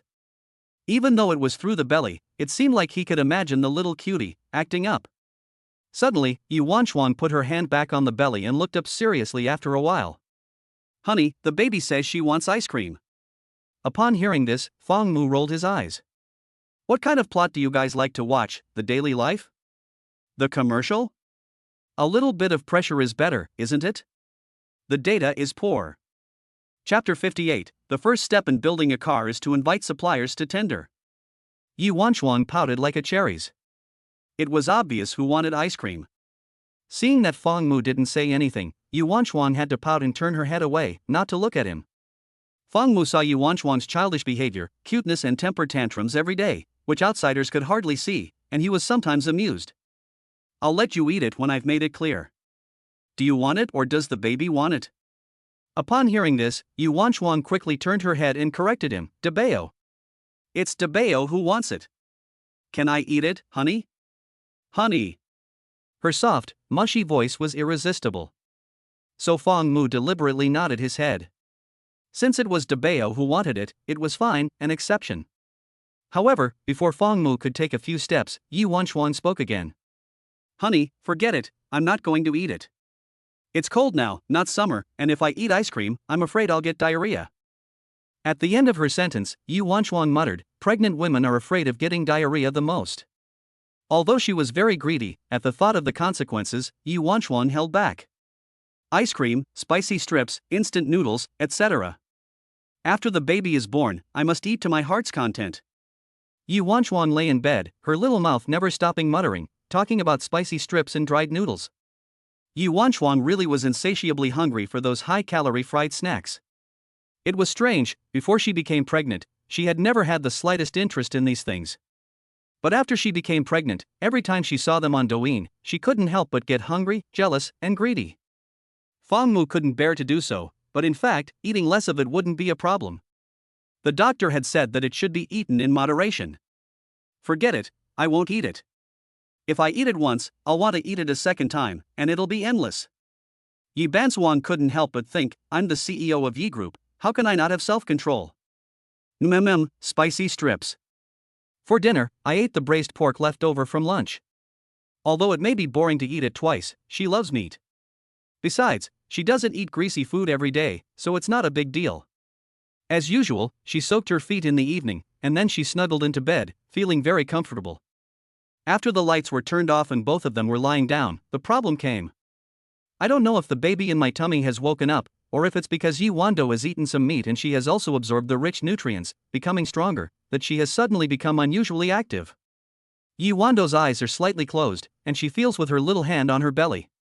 The little one probably thinks that her mother is high-fiving her, and she is actually kicking even more happily. Today is the first day that she has felt the baby move, and she is so active at night, making Yi Wando and Fang Mu both feel unsure. They don't know if this is a good thing, or... In the end, the two of them decided to listen to the heartbeat. The Doppler fetal heart monitor has been used many times, sometimes even several times a day. Whenever she feels uneasy, Yi Wanchuan will take it out and listen to it. The baby's frequent movements have long distracted Yi Wanchuan. Practice makes perfect, and now both Fang Mu and Yi Wanchuan are very skilled at using the fetal heart monitor to locate the heartbeat. In just half a minute, the two of them found the location of the fetal heart. As the probe was aimed at the location of the fetal heart, a steady and strong fetal heartbeat was soon heard through the loudspeaker. After the collection time was over, the display showed that the fetal heart rate was normal. As long as it is normal, that's fine. Now the couple were relieved, and just thought that the little one was just being naughty and active. Late at night, Yi Wanrong, who was sleeping, suddenly opened her eyes, because the baby in her tummy had started again. Fang Mu was still asleep next to her. Yi Wanchuan couldn't bear to wake him, so she quietly felt it all by herself. Feeling the belly jump from time to time, Yi Wanchuan felt a little helpless, but mostly she felt amused. This little treasure, since childhood, has been a lively and active baby. Time flew and it was the next day. When Fang Mu learned that the little treasure had moved again last night and had even woken Yi Wanchuan up, he felt a little helpless and worried. No wonder his daughter-in-law had yawned non-stop when she got up in the morning. I won't go to the office today, I'll stay with you. Upon hearing this, Yi Wanchuan shook her head quickly and gently persuaded her husband. Honey, I know you're worried about me, but I can rest during the day. I don't have to worry about the office, I can rest whenever I want. If you stay home with me, the supplier bidding will have to be delayed. Work is still the priority, because delay breeds change. Yi Wanchuan knows what is important. Although she is very attached to Fang Mu, she still has to take care of the company's affairs. In order not to worry Fang Mu, Yi Wanchuan rubbed her cheeks and eyes to look more energetic. Good, honey, look, I'm as usual. Fang Mu shook his head gently. This silly girl really makes him not know how to properly take care of her. Okay, I'll come back early after I finish the important work. Okay. After breakfast, Fang Mu was about to leave when Yi Wanchuan called out to him, helped him smooth out his collar, and then gave him a kiss before letting him go. Feeling the warmth from the corner of his mouth, a tenderness appeared in Fang Mu's brow. Quan, who was driving, also smiled knowingly after seeing the expression on his boss's face. He understood a little, even heroes are vulnerable to the charms of women. When they arrived at the company, Zhuo Jinghe followed behind and reported on the important work content. Among them is that the newcomer Liang Yun has already led a team to learn.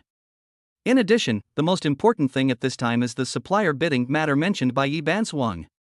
Building a car is simple in words, but in fact it is very difficult. From the perspective of outsiders, it is just assembling various parts on an assembly line. It seems simple because the words building a car can be said as soon as the top and bottom lips meet. But in fact, there are simply too many things involved. The first step is to invite tenders from suppliers. Since Fangyuan Investment is building a car for the first time, its credibility in the automotive field is equal to zero. It is really not an easy task to find good suppliers and convince them. In the office, Fang Mu listened to Zhuo Jinghe's report and opinions while thinking. Zhuo Jinghe is worthy of being an elite, taking care of every aspect in an appropriate manner, and the planning and preparation of the plan are extremely detailed. After reading it, Fang Mu gave considerable recognition and encouragement. However, Xiao, we want to build a car, but the influence is very low, so if we want to attract excellent suppliers, the conditions have to be in place. If the conditions are not in place, why would anyone choose us? And what suppliers value most is the settlement of funds cycle. Here, you can make a change. The payment period is 60 days, and the settlement is all cash. I reckon we can pay the suppliers in 20 days or so, right? After all, we, Fangyuan Investment, are not short of money. Chapter 59, The San Carlo Maternity Center Refuses the Poor. Fang Mu's changes clearly illustrate what it means to be rich and arrogant. In the shocked gaze of Zhuo Jinghe, Fang Mu grinned and said, "We have money, which is our greatest advantage, and we must know how to make the most of it." Zhuo Jinghe nodded, unable to help but think that her own situation is much worse than the boss's. The general matters of supplier bidding have been explained clearly. After hesitating for a moment, Zhuo Jinghe reported another matter to Fang Mu. "Boss, the company website has been attacked by unknown forces, and personnel have been organized to resist. For a company, it would be very difficult if its own website were targeted, and it could potentially cause great losses. But for an investment company, especially Fang Mu's Fangyuan Investment, the impact would not be as great. Although some more core information is stored on the server, even if it is obtained by others, what is the use? I think that companies hoping to get investment from Fangyuan Investment would not be so bored as to hire hackers to attack Fangyuan Investment and obtain information about which companies Fangyuan Investment would invest in. If it is confirmed that they will invest in them, everyone will be happy. But if they are not going to invest, they will only lose money and suffer." Fang Mu believed that Zhuo Jinghe would handle it. However, he still took the matter to heart. Although the impact was not great, it was still a bit annoying that the company's website was hacked. If there is a chance, it is still necessary to hire a big cow to be responsible for maintaining website security. Thinking about this, a face appeared in Fang Mu's mind: Su Xinghe. It was almost noon after finishing the work in hand. Yi Banswang at home, in order not to make Fang Mu worry, would send a message every now and then to do a report, such as drinking water on time and eating lunch seriously. But the more obedient and sensible she was, the more uncomfortable Fang Mu felt. After finishing all the work, Fang Mu was ready to go. Before leaving, he asked Zhuo Jinghe, "Jinghe, where can I find a reliable nanny in the Magic City?" He was just asking casually, but unexpectedly, he actually asked the right person. "Boss, we have invested in a postpartum care center before, I'll help you contact them." "Oh? No need, just send me the address, I'll go take a look." "Okay, boss." After getting the location information, Fang Mu drove there with a Quan. San Carlo is a sizable postpartum care center that is trusted by pregnant women. Not only does it have comprehensive facilities, it also has many experienced nannies. This is on the way to San Carlo. Fang Mu looked up some information on the internet, and even looked into the official Douyin account. It does look good in the video. I just hope we can find the right person. Soon the two arrived at their destination. As soon as Fang Mu got out of the car, several people gathered around him enthusiastically. Fang Mu was surprised at the warm service. Later, he learned from the other party that Zhuo Jinghe had notified them in advance. The people in front of him were all senior management of the San Carlo Postpartum Care Center, and the person in the lead was the main person in charge. It was not surprising that they were so enthusiastic. After all, the entire building of the San Carlo Postpartum Care Center, including the 39-story Postpartum Care Center, was invested and built by Fangyuan Investment. It is not an exaggeration to say that Fangyuan Investment is the biological father. And Fang Mu is the boss of Fangyuan Investment, so he is even more of a biological father. "Please, Mr. Fang." Fang Mu nodded lightly. When he walked into the postpartum care center, Fang Mu could smell the scent of money. When a woman gives birth here, she will stay in the postpartum care center for 40 days, and the cost is about 300,000 yuan, which is roughly 10,000 yuan per day. Such a cost is really outrageous. However, those who choose to come to the San Carlo Postpartum Care Center are basically local or wealthy people from other places, and they are not short of money. Even some celebrities like to come here to stay in the postpartum care center. It can be said that the concept behind the establishment of San Carlo at that time was to not exploit the poor. Of course, it cannot be said that it is to exploit the rich. The rich people who come here for confinement will definitely feel that they are getting their money's worth. After understanding all this, Fong Mu understood. No wonder the dividends from this San Carlo postpartum care center also brought an outrageous return to Fong Yuan investment. Fong Mu glanced at the time and politely declined the person in charge's offer to take him to the office. "Dealy, just find a room, I still have things to do." "Okay, Mr. Fong." A few people led Fong Mu into a VIP room on the first floor. Immediately afterwards, someone placed in front of Fong Mu all the information on the nannies owned by the maternity center. Dean Li Jiankai stood in front of Fong Mu and introduced them one after the other. "Dean Li, sit all of you." Fong Mu spoke, and the others sat down with smiles, but even after sitting down, they only dared to sit halfway. They had an innate fear of Fong Mu. This was the main sponsor's father. The San Carlo Maternity Center has many nannies, over 300. There are so many of them that it's dizzying. Until a girl named Lu Tianshu appeared. "This Lu Tianshu is still here?" "Yes, Mr. Fong." "Okay, she's the one. Call her over and let me take a look." "Okay, Mr. Fong." Soon, at the invitation of Dean Li Jiankai, a young girl in a blue uniform walked in. The girl was about 1.65 meters tall and had a pretty face. Fong Mu chose her because she was only 21 years old but had 8 years of work experience. Most importantly, Fong Mu signed in this morning and received an extra reward for continuous sign-ins, practical handbook of face reading. As soon as she received the reward, a dense array of face reading related techniques entered her mind. Then, Fong Mu had the ability to wear sunglasses and set up a stall with a banner. However, the nickname Blind Fong really isn't very good. A product from the system is bound to be a quality product. Although the name Practical Handbook of Face Reading is not very good, it is really practical. With Fong Mu's current abilities, it is not difficult to judge a person's character through face reading. The girl's name is Lu Tianshu. Fong Mu could tell at first glance that she was an honest girl. Judging from her complexion, she has a tough personality. Without looking further, after all, if he keeps staring at the girl, he might be mistaken for a rascal. Anyway, he has already seen what he wants to see. This Lu Tianshu is very suitable for hiring to the family to help take care of his daughter-in-law. "Lu Tianshu, you." Fong Mu interrupted Dean Li Jiansai's speech and quickly stood up, walking towards the girl. "You will have a hard time from now on." With that, Fong Mu smiled and held out his hand. Li Jiankai didn't even get this treatment, and Lu Tianshu was even more flattered. Chapter 60, Call me Sister Shuang, don't call me Madam. In Lu Tianshu's opinion, someone who can make the dean so respectful is definitely no ordinary person. And being able to work for such a figure is undoubtedly a good thing. Lu Tianshu, who clearly knows his status, did not shake hands with Fong Mu, but slightly leaned forward to show his respect. This kind of behavior made Li Jiankai very satisfied. Fong Mu's eyebrows slightly raised. Was this a sign of caution? Fong Mu left Lu Tianshu some time to pack her things. During this time, he needed to leave home to attend to company matters, so the sooner Lu Tianshu came to help, the sooner he could rest assured. While waiting, Dean Li Jiankai kept chatting with Fong Mu. Quan is discerning, and took advantage of a gap to send Li Jiankai and the others away. When they went outside, the short man next to Li Jiankai immediately expressed his dissatisfaction, and the next second, Li Jiankai covered his mouth.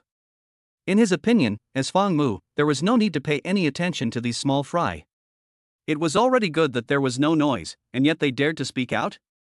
Director Phone, be careful with your words. If there is a next time, I may not be able to protect you. Director Phone quickly shut up. He had thought that the dean would follow him in complaining, but who would have thought that he would not even have the courage to complain? The reason for this can only be said to be the terrifying identity of the person inside. Thinking about this, how dare the few people around Li Jiankai feel discontent? 10 minutes passed, and Lu Tianshu, who had gone back to the dormitory to rest, returned. The staff at the San Carlo Postpartum Care Center are provided with staff quarters, and Lu Tianshu has lived there since she started working. She didn't bring much with her, and her personal belongings were so few that she only had a mobile phone. The rest of the things in the suitcase would be used when she went to Fong Mu's house. "Mr. Fong, I'm ready." "Okay, let's go." After leaving the San Carlo Postpartum Care Center, they didn't go to any other place. As usual, when Fang Mu twisted the doorknob, Yi Wanchuang, who had keen hearing, came over and stood waiting at the door. When Fang Mu pushed the door open, Yi Wanchuang pounced into his arms with small, skipping steps. Yi Wanchuang, who had just wanted to ask for a kiss, suddenly noticed a girl following Fang Mu, and was a little surprised. Lu Tianshu hurriedly greeted her respectfully when she saw Yi Wanchuang notice her. "Madam, you can just call me Shu." Fang Mu then took over the conversation and introduced, "Lu Tianshu, I hired her to take care of you. I have to work a lot, so I can't take care of you a lot of the time." Shu is very experienced and is a gold medal babysitter at the San Carlo Postpartum Care Center. I can rest assured a lot with her here. Yi Wanchuang did not refuse as Fang Mu had imagined, because she knew that this was her husband's concern for her. If she refused again, she would be inconsiderate. "I see. Hello, Shu." "Hello, madam." Upon hearing this, Yi Wanchuang waved her hand and corrected, "Call me Sister Schwanger, Sister Schwang, it's fine, just don't call me madam." "Oh yes, you can also drop the you. We're not some wealthy family, nor are we any ancient royal relatives, there's no need to be so formal, remember?" Lu Tianshu didn't reply, but instead slightly lowered her head. In her opinion, how were Fang Mu and Yi Wanchuang not wealthy families? The San Carlo Confinement Center is so famous that many celebrities and wealthy and powerful people prefer to come here for confinement, which has caused the decision-makers to become arrogant. Especially since Li Jiankai is the director, his status cannot be underestimated. But this kind of person, who seems very powerful to Lu Tianshu, is actually extremely obedient in front of Fang, and she doesn't even dare to speak loudly. If expectations are not disappointed, this is a complete suppression of status.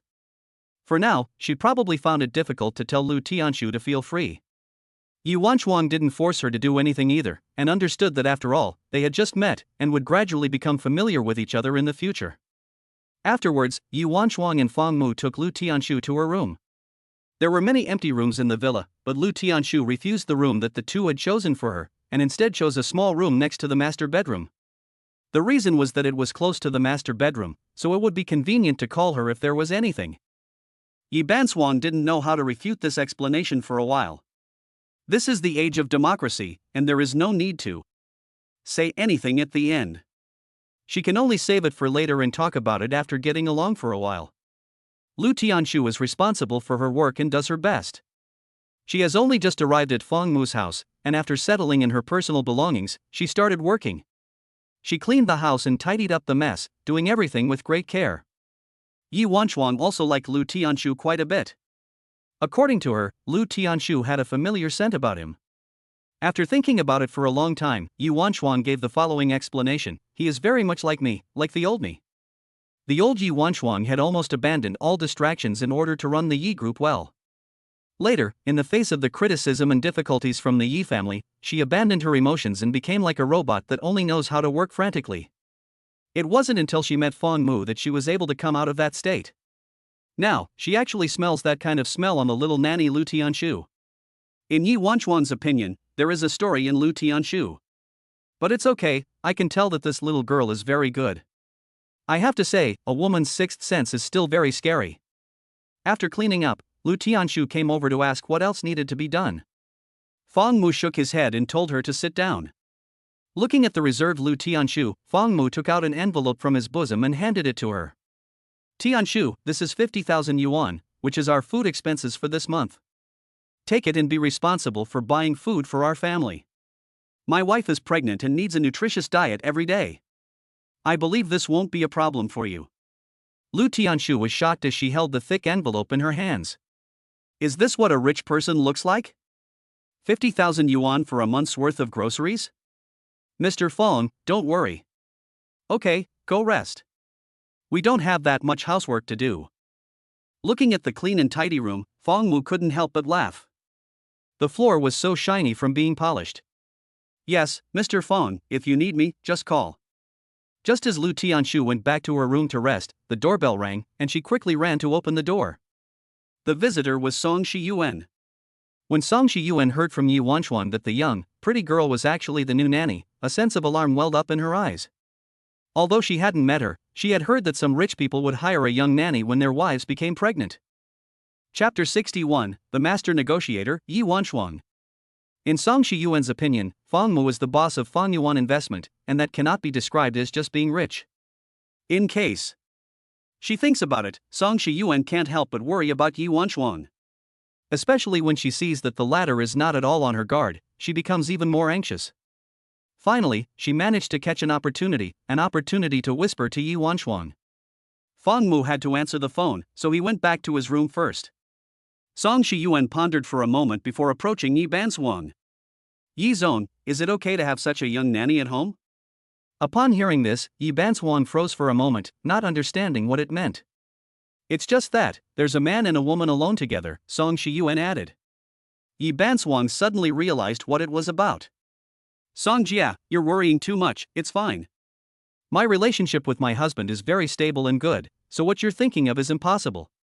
Song Shiyuan wanted to persuade her some more, but seeing Yi Wanchuang's confident expression, she shut up.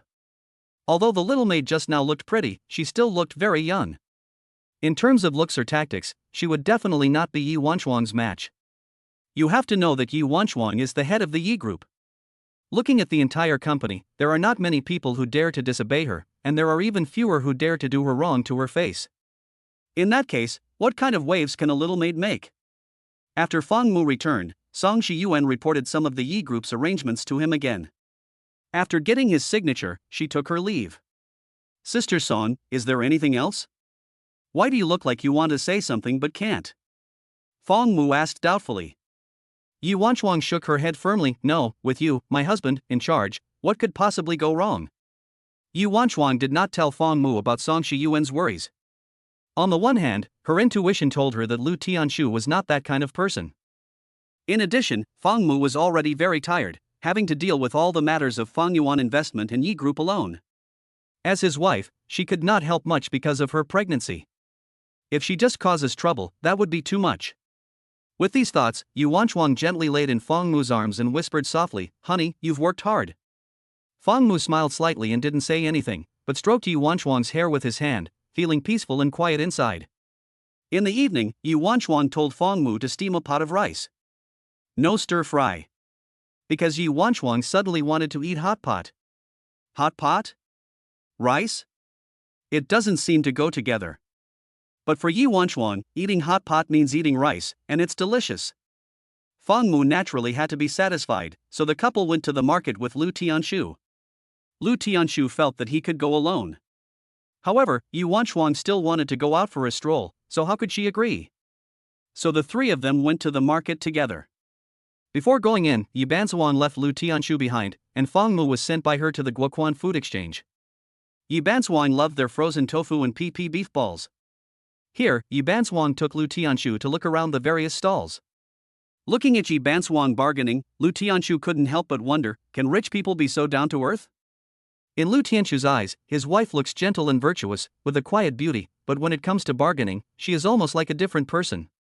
Uncle, this is not fresh here, cheaper please. Auntie, there are not many left of this, pack it up for me. Little lady. Yi Wanchuang is in charge of bargaining, while Lu Tianshu is in charge of carrying things and learning with all her heart. In the end, she only feels that she is terrifyingly strong and that she can do it. Yi Wanchuang prides herself on not being poor, but saving money is the way to go. In her words, at home she can be a little white rabbit, because the gentle and quiet little white rabbit is endearing. But if she is still a little white rabbit outside, she will definitely be ripped off. Lu Tianshu is intent on learning. Although she is a gold medal nanny at the San Carlo Postpartum Care Center, she is really like a little white rabbit in the market. Although she started working and exploring society when she was in her teens, she also developed an introverted and fearful personality due to her family of origin. Yi Wanchuang's psychological impact on her was quite significant. Such a rich and wealthy woman doesn't care about being called a shrew, so what is there to be afraid of for a little girl like myself? After thinking about this, Lu Tianshu felt that there was nothing to be afraid of.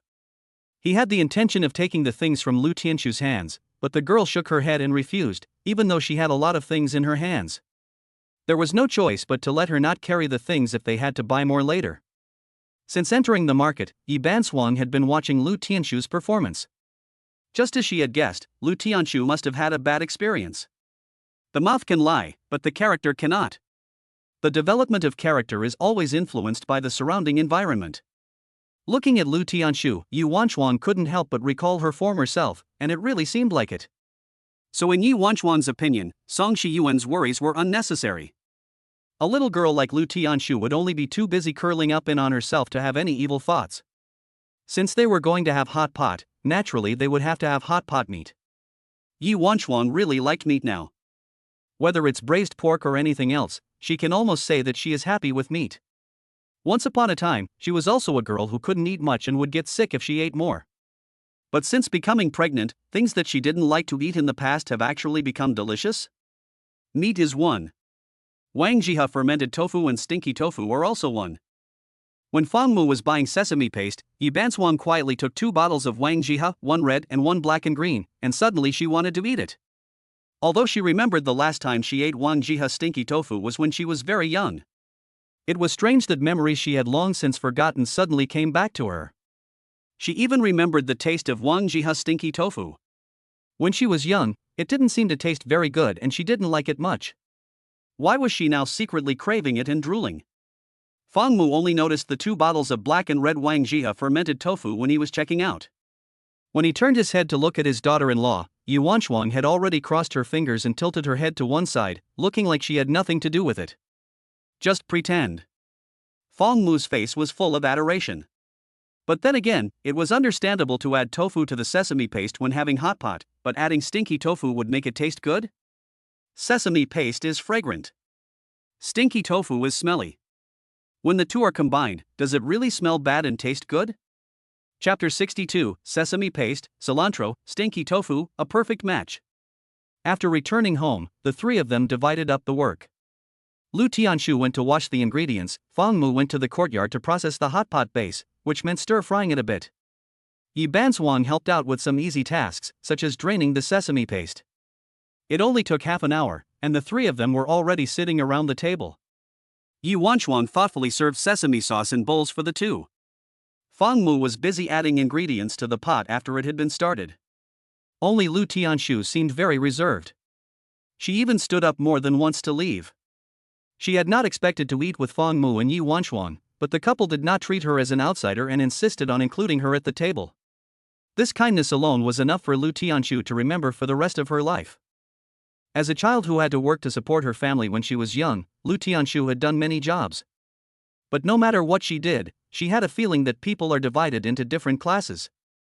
The feeling was especially strong that the rich were not necessarily virtuous. But what she saw, heard, and encountered today undoubtedly changed what she thought in her heart. She even had the thought, no wonder Mr. Fang is so rich. If Lu Tianshu were to describe Fang Mu, she might use the words awe-inspiring without anger. Because at the San Carlo Childcare Center, Fang Mu's every word and action was enough to make the directors and senior management, such as Li Jiankai, on high alert, and they didn't even dare to breathe a word. At the time when she was selected, Lu Tianshu was grateful. But there was also more trepidation.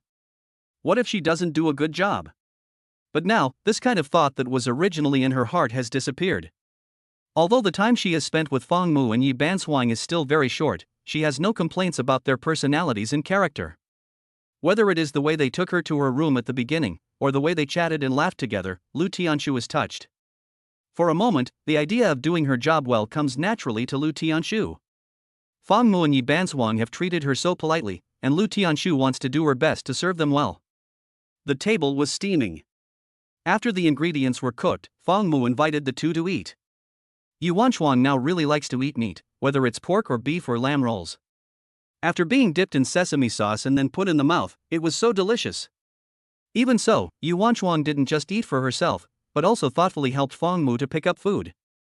Before long, the temperature in the room seemed to have risen slightly due to the heat, and the slightly empty and cold room had become warmer. Not only that, but even Yi Wanchuan's little face had risen with a healthy blush. What puzzled Fang Mu was, where were the 2 bottles of Wangzhai fermented tofu? Daughter-in-law, where's the stinky tofu? Here. Saying this, Yi Wanchuan took the 2 bottles of fermented tofu from under the table. Why don't you add some to the sesame paste? Upon hearing this, Yi Wanchuan hesitated. Husband, the main thing is that I don't know if it tastes good or not. I'll eat it for a while without adding the fermented tofu, just in case it doesn't taste good with it and the sesame paste will be wasted. She's still her own daughter-in-law, calculating to the last detail. Fang Mu, on the other hand, waved his hand generously, encouraging Yi Wanchuan to be more daring. It's fine, daughter-in-law, you can just go ahead and add it. If it doesn't taste good, just pour it into my bowl, it won't go to waste. Well, okay then. After Fang Mu opened the 2 bottles of fermented tofu, Yu Wanchuang immediately brought over the blackish-green stinky tofu and took a whiff after unscrewing the cap. What do you think? How does it taste? Yu Wanchuang's eyes lit up, and she quickly picked up a piece of tofu with her chopsticks, threw it into the bowl with the sesame paste, and said, "Husband, it smells pretty good. Do you want some?" Seeing his wife's excited expression, Fang Mu felt like it was real, not fake. But in the face of his daughter-in-law's invitation, he still shook his head, and just took the bottle of red wine jiha, put in a little less, and poured a little more soup. In this way, the original yellow sesame paste was dyed a light red. Not to mention Yi Bangchuan's bowl of sesame paste, which had now turned greenish-black. Not to mention the appetite. A bite didn't seem very delicious either. But Yi Bunsong didn't think so. She picked up some meat, dipped it in the sauce, and gulped it down in one bite. Her little face puffed up, and she chewed vigorously. It looked like she was enjoying it, not pretending. "Honey, really, try a bite of the sesame sauce in my bowl." Fang Mu shook his head and refused. Yi Bunsong also invited Lu Tianshu, who also shook his head quickly. All he could say was that the power of Wang Jiha's stinky tofu was still very much online. Adding stinky tofu to the sesame paste opened the door for Yi Wanchuang. No matter what was in the pot, after dipping it became very delicious. Of course, this deliciousness was limited to Yi Wanchuang. Fang Mu and Lu Tianshu on the other side could not enjoy it. Lu Tianshu gave a reasonable explanation for this. Sister Wanchuang's hormone levels are different because she is pregnant, which is why her appetite has changed dramatically. It's normal to suddenly like things you didn't like before, or to suddenly not be able to stand things you used to love. When I was at the San Carlo Postpartum Care Center, I took care of a new mother who actually liked the smell of cigarettes. She kept a box of cigarettes on her nightstand, whether she was sleeping or eating. Even though she had seen it many times, Lu Tianshu couldn't help but feel that giving birth was really quite a painful thing to do. After listening to Lu Tianshu's explanation, Yu Wanchuang suddenly realized that this was the case. "So is that why I like to smell the smell on my husband?" Yu Wanchuang asked again. Fang Mu hurriedly sniffed his arm after hearing this, but there was no smell, just the smell of sesame paste and hot pot seasoning. "Hey! I smell?" "Yes. It's a faint, very pleasant smell, which I haven't smelled before," Yi Wanchuang said thoughtfully. In fact, even she was puzzled, because usually Fang Mu's clothes were all washed by her. She was in charge of adding laundry detergent and sachets of fragrance. But even so, there was still a faint smell on Fang Mu's body, and she could never find the source. "So sometimes when I smell this smell, I know my husband is nearby." Yi Wanchuang also found it strange, and even asked Lu Tianshu to help her smell it. But Lu Tianshu, like Fang Mu, could only smell the hot pot base and sesame paste, but not the other smell. But no matter when Yi Wanchuang went to smell, she could always smell it. It was very strange.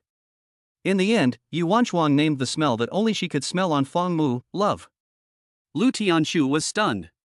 "We agreed to have hot pot. Why is there also dog food?" Chapter 63, I understand the reasoning, but why are you attacking our company's website? Frozen tofu, meatballs, potato noodles, meat, and rice.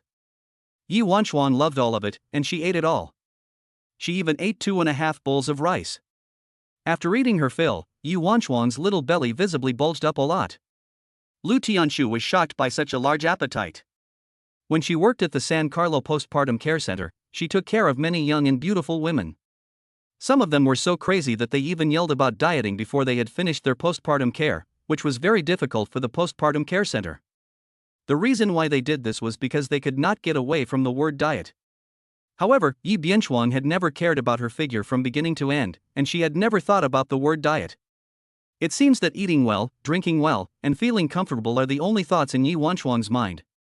The reason why Yi Wanchuang is so unscrupulous is that she cannot escape her natural beauty.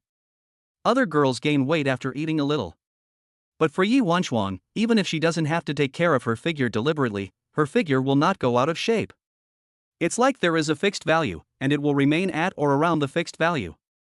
The fixed value makes her look slim. Above the fixed value, she looks plump. In any case, it is enough to make other women crazy. Song Shiyuan, Yi Bianchuang's secretary, knows this especially well, and was even envious to the point of being red-eyed. After dinner, Lu Tianshu chased away Fang Mu and Yi Bianchuang, refusing to let the two help out a little. After all, he came here to do this kind of work, and if the work is taken away, the salary will be hot to handle. Fang Mu and Yi Wanchuang were amused by this explanation and had to agree. So while Lu Tianshu was busy, the couple returned to their room and listened to the fetal heart as usual. It seemed that because Yi Wanchuang had eaten and felt comfortable, the baby in her stomach had obviously become more active. When the probe of the Doppler fetal heart monitor was attached to Yi Wanchuang's stomach, the little one would even push the probe up. Once, and again, it was extremely naughty. Fang Mu was moved, and gently placed his ear against Yi Wanchuang's belly, wanting to get close to his child. Unexpectedly, he was treated the same way as the probe of the Doppler fetal heart monitor, and was kicked in the same way. His cheek only made contact with Yi Wanchuang's belly, and he felt a kick. Good boy, you know how to kick your dad at such a young age. Fang Mu couldn't help but tease with a smile. As if she heard him, the little one gave her mother's belly another nudge, a very obvious one. The fetal heart rate was normal. The fetal movements were also normal. Yi Wanfeng and Fang Mu finally let their minds rest. This was the first time for both of them, and they had no experience, so they would panic at the slightest situation. Especially after buying the Doppler fetal heart rate monitor, they couldn't stop worrying about it. Whenever they felt something was wrong, they would take out the monitor and listen. Not only that, but Fang Mu would also ask Yi Wanchuang if she had listened to the heartbeat when she was busy working at the company. This shows how the little guy inside has captured the hearts of both parents. What's even more exaggerated is that Ma Xiaoshang, who is thousands of miles away, is also paying attention to the heartbeat. After learning that the heartbeat can be monitored at home, she would ask about it every time she talked to Yi Wanchuang on the phone. It can only be said that the little guy has captured everyone's heart even before he is born. Early the next morning, Lu Tianshu prepared breakfast for Fang Mu and Yi Bianchuang. After eating, Fang Mu had to go to the company, and before leaving, he asked Lu Tianshu for help again. Fang Yuan investment. Zhou Jingha reported to Fang Mu as usual, and the supplier bidding would be held the day after tomorrow. Boss, so far, more than 100 invitations have been sent out, but it is not clear how many will come.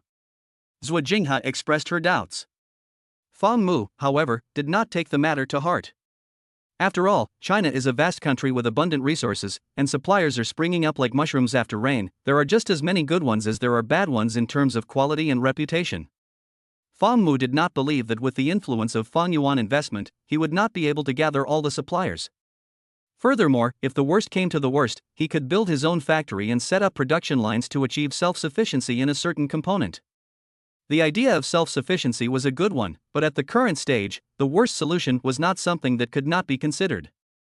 Or, perhaps, once Fang Yuan Investment's industrial zone is complete, we can consider producing ourselves. But for now, there is no doubt that it is most appropriate to find an existing supplier. Fang Mu finished work early today, but he was in no hurry to go home. He was able to rest assured that Lu Tianshu was helping take care of Yi Bianchuang at home. Now there was something he needed to do.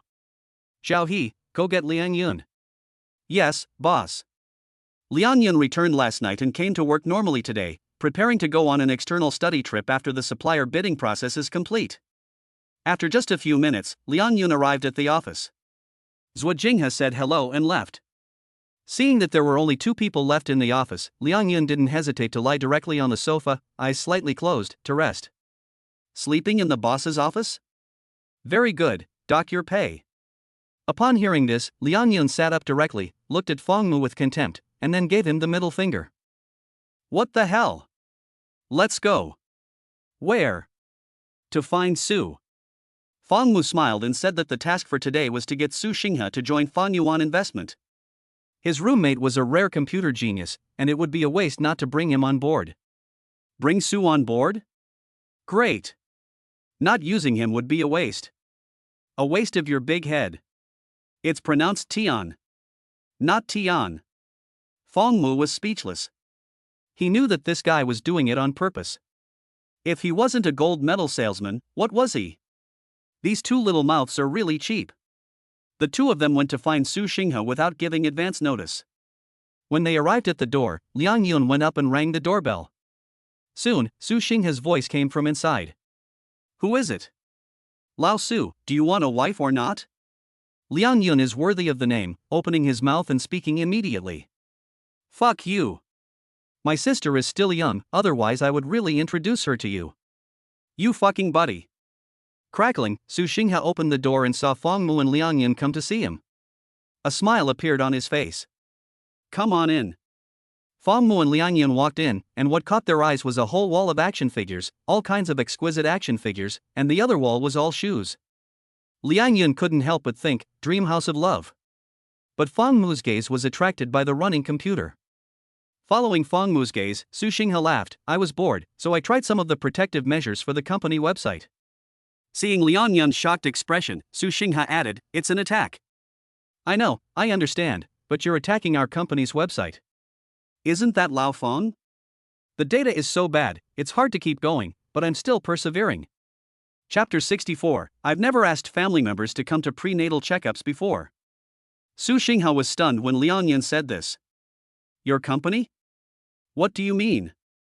It's what it means. You've been attacking our company website non-stop all this time. Boss, what should we do? I say we take this kid to the police station and lock him up for 10 or 20 days. Liang Yin said this with a menacing look on his face. Su Xinghe didn't seem to be joking either. For a moment, they both looked at Fang Mu, waiting for him to speak. Fang Mu first went to the computer and started fiddling with it. A moment later, he turned around and smiled, a smile that still held an unfriendly kind of meaning. Su, tell me, what should I do with you? Send you to the police station, or come work for me at my company? Fang Mu's foxtail was showing. With just the three of them, he could not possibly hand Su Xinghe over to the police station. He just wanted to use this incident to lure him into the company. It would be a waste not to recruit a talent like Su Xinghe. Originally, Su Xinghe was used to being on his own. Now, fortunately, Fang Mu had caught him in the act. Liang Yun also directly apprehended Su Xinghe and escorted him to Fang Mu. Lao Su, just tell me what you think, don't make things difficult for me and Lao Feng. From beginning to end, it was Fang Mu and Liang Yun who were talking, and Su Xinghe hadn't even had time to react. Fortunately, as clever as he was still able to extract some useful information. Brother Feng, is this Fang Yuan Investment your company? Su Xinghe asked incredulously. When he saw Fang Mu nod, he was even more shocked. No. This Fang Yuan Investment is a very powerful company. Brother Feng, how did it become yours? Fang Yuan Investment. What do you think the meaning of the character in the name is? Of course it means Fang Mu Feng. Liang Yun said with a smile. Seeing Su Xinghe's incredulous expression, Liang Yun felt quite pleased. Because at the beginning, when he found out that Fang Mu was actually the boss of Fang Yuan Investment, he was just as shocked as Su Xinghe. Everyone knows that a big tree provides shade, and with their relationship with Fang Mu, coming to Fang Yuan Investment is undoubtedly the best choice. What's more, Su Xinghe is a bona fide computer genius. Hearing Liang Yun say this, Su Xinghe was stunned. Since that's the case, of course I'll choose to join. Su Xinghe said, although he also believed that even if he didn't join, Fang Mu and Liang Yun wouldn't really take him to the police station. On the contrary, with the relationship between the three of them, if they can help Fang Mu, they naturally can't refuse. Brother Feng, why didn't you say so at dinner last time? If you had, I wouldn't have attacked your company's website and I would have gone to you sooner. Pop. Liang Yun slapped Su Xinghe in the face. The sound was crisp but it definitely didn't hurt. He then corrected him, it's our company's website, you brat, you've agreed to join Fang Yuan Investment, so you need to get your attitude right sooner rather than later. Outside of work hours, you can call me Brother Feng, but during work hours, please address me by my title, boss. As for me, I started working here before you, so you can call me Senior Brother. When they were at university, Liang Yun liked to tease Su Xinghe because the latter was quiet and looked like an easy target. That was still the case today. Su Xinghe glared at him in annoyance before reluctantly shouting back. Son. Hey. Liang Yun answered quickly. Then he froze. He was expecting Su Xinghe to call him Senior Brother, but he never expected to be played like this. Lao Su, you son of a bitch, don't run. In the room, Liang Yun chased Su Xinghe. Fang Mu sat at the computer desk, watching the two brothers chase each other and couldn't help laughing. For a moment, he felt like he had returned to college. Back then, carefree, young Su studied code every day, while old Liang was busy flirting with girls from his QQ friends list. He was just a normal college student. Now, a few years have passed, and when he sees familiar scenes, he can't help but smile. Before long, Liang Yun returned, panting and waving his hands. Stop it, I can't keep up. If you knock the figurines off the wall again, I'll have to pay for them. They're not expensive, come on, I'll see you later. Su Xinghe teased with a smile. Liang Yun rolled his eyes in exasperation, really exhausted. After all, as a salesman, how can you not drink? Over the years, he has gained weight. But the not expensive in Su Xinghe's mouth is definitely Versailles. None of the figurines on the wall look like bargains, so how could they not be expensive? In the afternoon, Fang Mu took Liang Yun and Su Xinghe back to Fangyuan Investment. Su Xinghe was somewhat surprised to hear that Liang Yun was leading a team to study car manufacturing. Fang Mu gave Su Xinghe two tasks. One was to be responsible for the security protection of the Fangyuan Investment website, which was not worth mentioning at all to him. The other is to lead a team to develop an automobile central control program. Looking at Fang Mu, who was talking confidently, Su Xinghe felt in his heart that his brother Fang had really put a lot of thought into building a car. In that case, he would have to do his best to help him. Thinking this, Su Xinghe nodded and agreed. The next day, Fang Mu did not come to the company, because tomorrow was the day when Fangyuan Investment officially invited bids from suppliers. The general matters have been arranged, and Zhu Jinghe will handle the remaining details, so Fang Mu can rest assured and be a hands-off boss. On this day, Fang Mu had to accompany Yi Wanshuang to the hospital for a routine prenatal examination. Time passed quickly, and in the blink of an eye, she was already 18 weeks pregnant. Although it was a routine prenatal examination, every time Fang Mu had a prenatal examination, it would make him feel sad for a long time. Because of the need for a medical examination, blood tests are unavoidable. I thought that a routine medical examination would be a bit simpler, but I never imagined that they would still draw 5 tubes of blood from Yi Bunsang, 3 large tubes, 1 small tube, and 1 medium tube. After the blood was drawn, Fang Mu helped Yi Bunsang press on the needle site, feeling constantly distressed. It's okay, honey. Look, other pregnant women are doing the same thing. The worst that can happen is that when we get home, you'll give me a good body tonic. That's all there is to it. Lu Tianshu, who was standing nearby, also saw the look of concern on Fang Mu's face. He couldn't help but think to himself, brother Fang and sister Frost have such a good relationship, it's enviable. After the blood test, they had to do an ultrasound. In the past, when Fang Mu went for an ultrasound, he would be stopped at the door and not allowed in. But this time, a few minutes after Yi Wanrong went in, a young nurse came out and shouted, "Who is Yi Wanrong's family member?" Yi Wanrong's family member, are you? Yes, I am. Upon hearing this, Fang Mu suddenly panicked. Could it be that something was wrong? Chapter 65, the baby kicked the probe directly and playfully. Fang Mu was extremely frightened.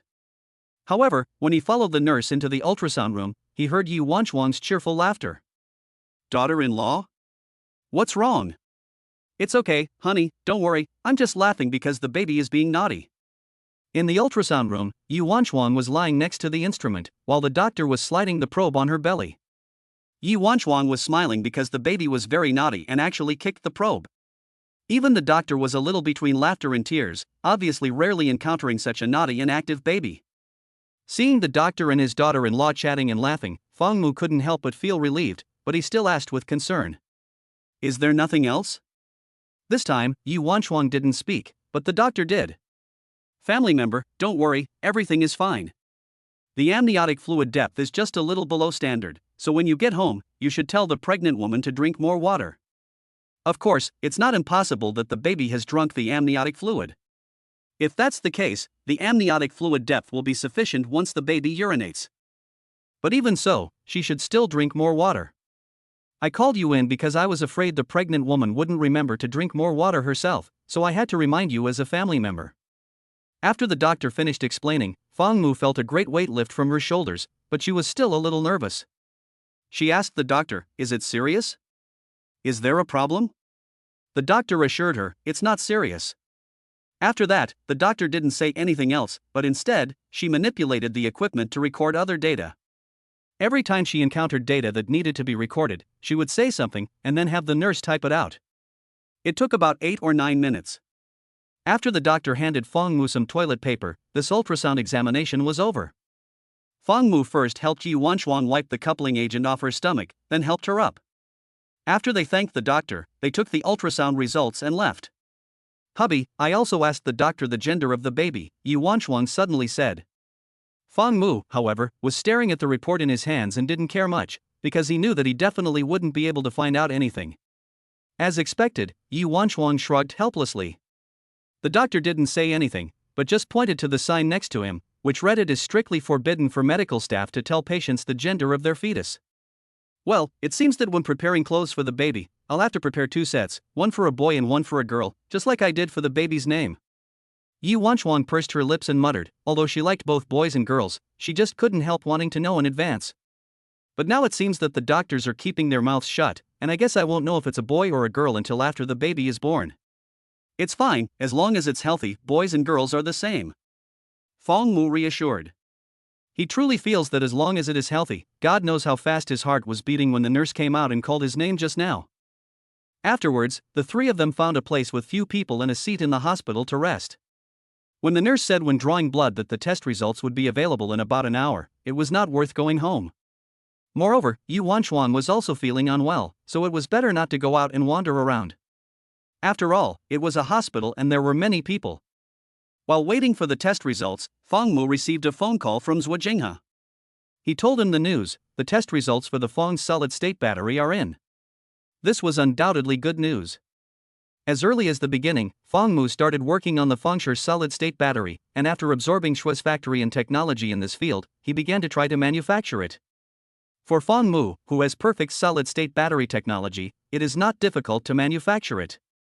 And today, the data and tests for the Fengshe solid-state battery have finally been completed.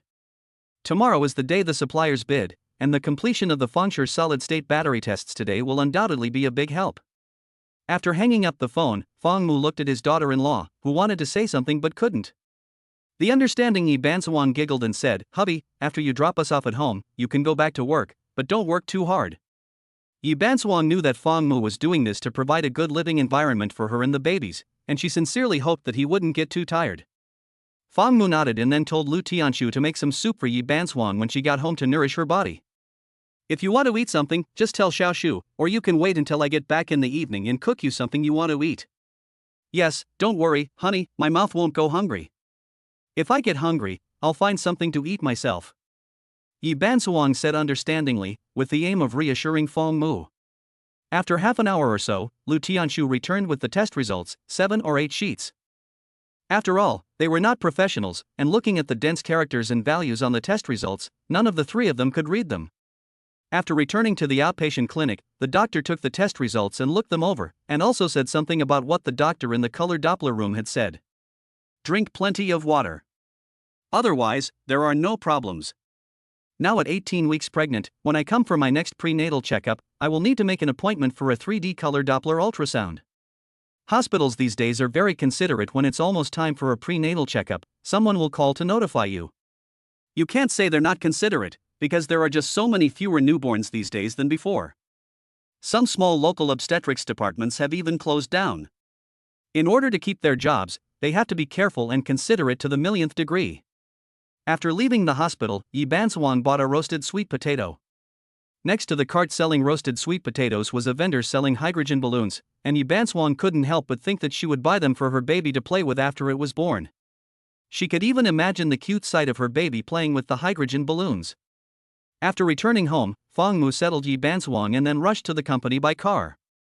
After getting all the test results, Fang Mu was very happy, as this was a major weapon in his car-building arsenal. Building a car is not easy, and it is not just a matter of burning money to get results. But if you can burn money and have core technology, it will undoubtedly be much simpler. And what Fang Yuan investment lacks the most is money.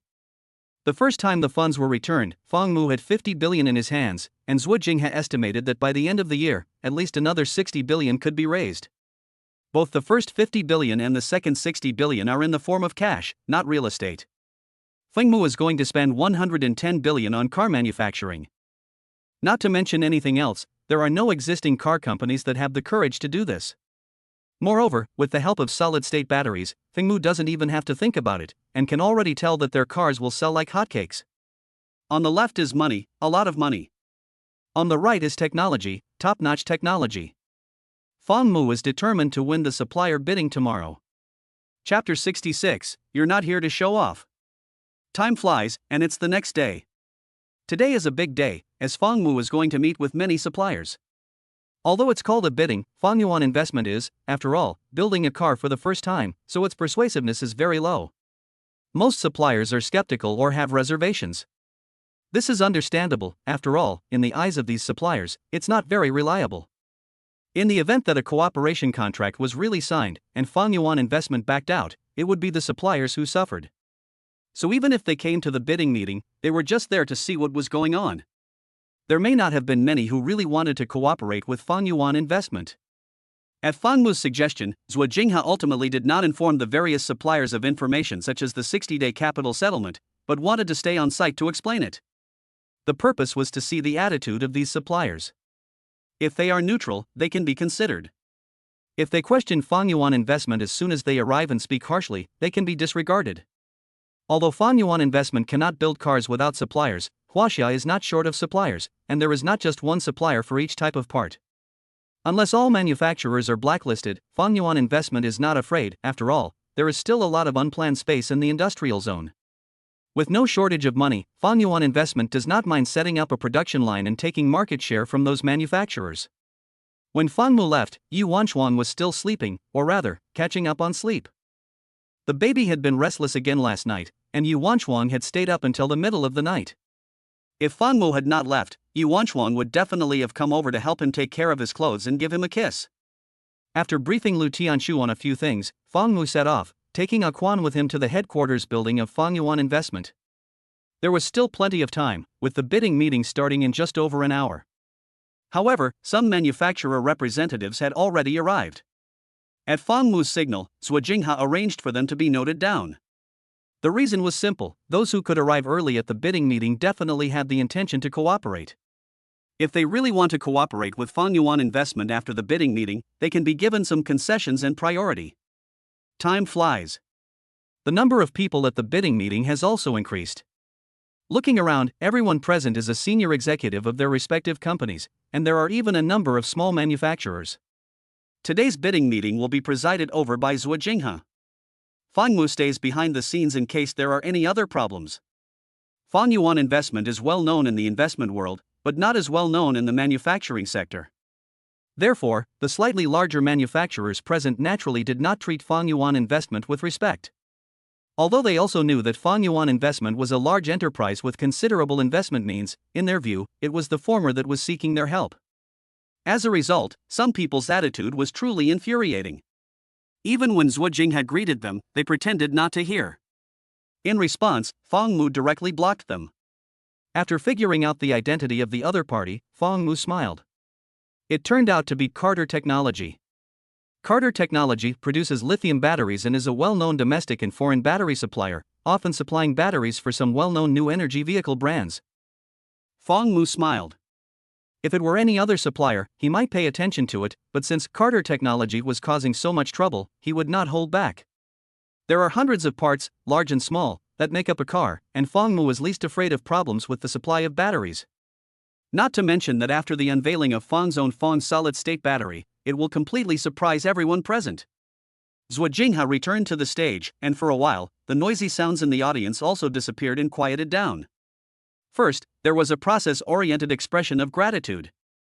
According to the past experience of everyone present, after the gratitude, there would be some polite words and offers of discounts. However, no one expected that Fang Yuan investment would not follow the usual routine at all. After expressing his gratitude in a symbolic way, Zhuo Jinghe went straight to the point. I will now state the price of each accessory one by one. Those who are interested in cooperating with our company should listen carefully. Drive motor dual motor, our price. Drive motor single motor, our price. Zhuo Jinghe spoke at a normal speed, and everyone there could hear him clearly. However, because their intentions were different, their performances naturally varied. The suppliers of Fang Yuan investment were already on the edge of their seats, listening intently, afraid of missing a word. Those who had come to watch the show were happily crossing their legs, not at all concerned about what Zhuo Jinghe was saying on stage. Building a car is not easy, and it requires a lot of parts. Even if some parts need to be developed in-house, they still rely on various suppliers. This is also the reason why some suppliers are so arrogant. 20 minutes passed, and Zhuo Jinghe also finished reading the document in one breath. In order to give the suppliers time to consider, Zhuo Jinghe announced that the meeting was adjourned and everyone would have a half-hour to 1-hour break. We, Fangyuan Investment, have prepared a lounge for everyone, please. The suppliers scattered inside the room, and when they left, they were more or less talking to their peers or colleagues about the offer given by Fangyuan Investment. Whether it was high or low, no one was telling the truth, and they were all calculating in their hearts. There was no intention of being extremely comfortable with the suppliers of Fangyuan Investment, eating snacks and staying in the lounge. Some suppliers were frequently calling their bosses in the lounge to explain the details. At this time, at the behest of Fangmu, Zhuo Jinghe led the men to go through all the lounges. They were not there to offer condolences, but to distribute a document entitled The Method of Settlement of Funds Given to Suppliers by Fangyuan Investment. Originally, the major suppliers thought that Fangyuan Investment was no different from or inferior to other car companies. But when they saw the document in their hands with the Fangyuan Investment stamp, they were shocked, because it said clearly that the capital settlement cycle was 60 days and that the settlement would be made in cash. Hardly anyone understood better than the suppliers what this short line of words represented. For a moment, the entire lounge exploded. Some suppliers who could make their own decisions hurriedly left the lounge and went to the bidding meeting. Those who were not qualified to make decisions called their bosses to inform them of the details. When the representative of Carter Technology opened the lounge, he was shocked. Didn't we agree to raise the price? Why are they all rushing to the bidding meeting? This damn sense of betrayal. Chapter 67, Gossip Exchange Meeting? No, isn't this a bidding exchange meeting? For suppliers, the amount of money earned is not the most important thing. The most important thing is to be able to get the money. Compared to the long settlement cycles of other car companies, which are like old women's foot wraps, the 60-day settlement cycle of Fangyuan Investment is extremely attractive. You have to know that even long-established suppliers sometimes want to call the police. They are obviously cooperating well with some companies, but the other party suddenly goes bankrupt. Where can they go to reason and cry? Whether it is an unreasonably long capital settlement cycle or the acceptance of Fangyuan Investment, don't be too sincere in this regard. When Gu Xinghua, the representative of Carter Technology, returned to the bidding meeting, those suppliers who had originally agreed to raise the price all shamelessly pushed forward. Shit. No face? Where is the most basic trust between people? We agreed to work together to do evil, and you. Gu Xinghua's words had not finished speaking when his voice suddenly stopped. This was because he saw the person in charge of the supplier bidding meeting of Fangyuan Investment, Zhuo Jinghe. Mr. Gu, what did you say just now? Zhuo Jinghe asked with a smile. Gu Xinghua was full of discomfort, and after a few dry laughs, he quietly slipped away. As Gu Xinghua turned to leave, the smile on Zhuo Jinghe's face instantly faded, and a cold expression emerged in its place. Although he had long known that Carter Technology was not a friendly visitor, Gu Xinghua's undisguised badmouthing of Fangyuan Investment in front of other suppliers was truly intolerable. Furthermore, Fangyuan Investment and Carter Technology had no grudges against each other. The other party is still so hostile towards Fangyuan Investment. I really don't know what they're thinking. The only thing that makes sense is that Gu Xinghua is making the decisions. President Zhuo, should we kick the people from Carter Technology out? Someone suggested on the side. Zhuo Jinghe shook his head and smiled evilly. No need. That would make us, Fangyuan Investment, look rude. Don't worry, Carter Technology doesn't have many good days left. It's not me who said that, it's the boss. Among the many suppliers present, Fangyuan Investment is the least worried about falling out with Carter Technology. After all, Fangyuan Investment is in possession of the most advanced and stable Fang's solid-state battery. It's really exciting to wait and see what the representatives of Carter Technology will look like when Fang's solid-state battery is unveiled. Zhuo Jinghe returned to the stage. This time, instead of standing, she brought a bench and sat down to talk with the various suppliers. Just now, she stood to speak and make an offer to show respect. Now, however, it is not yet certain who needs whom. Fangyuan Investment will not be limited by anyone, and the people of Fangyuan Investment, including Zhuo Jinghe, have their own pride. Just as Zhuo Jinghe had thought, the situation took a turn. The suppliers, who had hesitated not long ago, were now completely different people, and their attitude had also undergone a 180-degree change. The representatives of those suppliers spoke in a softer tone, their mouths were sweet, and what they said was very pleasing. Zhuo Jinghe really liked talking to them. As the supplier of power modules, Lingfei Science expressed its willingness to accept the offer of Fangyuan Investment and to establish a cooperative relationship. The remaining suppliers also raised their hands high, like little children, seeking cooperation. Among them were many suppliers of the same parts. In order to compete to become a partner of Fangyuan Investment, they actually fought each other. They had originally agreed to put aside past grievances, raise prices together, and seek greater profits together. But now, the boat of friendship has capsized. Not to mention raising prices together, they are afraid that the other party's quotation will be lower than their own. In this way, 2 or even more suppliers of parts and components, in front of Zhuo Jinghe and the rest of the Fangyuan Investment team, began to compete with each other, except that the direction of this competition was downward. He lowered the price by 1 unit, and the other company lowered it by 2 units, and in the end, it was a fifth lower than Fangyuan Investment's offer. Although a fifth lower doesn't seem like much, if each part is lowered by a fifth, the savings Fangyuan Investment can make is a very terrifying figure. This is the advantage of a bidding meeting. Not only can you get a lower offer, but you can even get a bargain. For example, someone is poaching employees. Or for example, the factory manager's personal life is in chaos. Zhuo Jinghe quickly paused. Although she really wanted to listen, today was the bidding meeting for Fangyuan Investment, not a gossip exchange. If it weren't inappropriate, Zhuo Jinghe really wanted to add the contact information of the 2 of them. Why not create a group chat and argue some more? Remember to add me. Everyone, please be quiet. We at Fangyuan Investment are very interested in establishing a cooperative relationship with you. Our boss has clearly instructed that as long as you can trust us, we at Fangyuan Investment will definitely protect your interests. I know that many of you here provide the same spare parts, so you can submit samples of your own spare parts to us, Fangyuan Investment. The best will become our partners. Zhuo Jinghe's actions are a bit like picking and choosing. If it were normal, these suppliers might want to argue, but now, they won't even do that. Not to mention arguing, they even directly threaten how excellent their products are. In the blink of an eye, the original bidding process turned into a mutual expose. He said that their products were of good quality, and the other manufacturer would say that they were difficult to maintain. The bidding meeting site became lively again. Didn't your company just sign a big contract with Pengpong? Why are you here? What's the matter? Your company's production capacity is so strong that you can play with 2 boats? Get lost. None of your business. I just spoke to the boss on the phone. If there are no surprises, our boss is rushing to the headquarters of a certain Pang right now to demand an end to the partnership. Which Pang is worthy of relying on like our Fangyuan Investment? Shame on you. Obviously, it was you who looked down on Fangyuan Investment just now. Shut up. General Zhua, our boss would rather cancel orders with other companies than cooperate with our Fangyuan Investment. This sincerity is evident to heaven and earth. Zhuo Jinghe nodded very seriously, then bowed his head to take notes, but in reality, his feet and legs were twisted together under the table. That's a really mushy thing to say.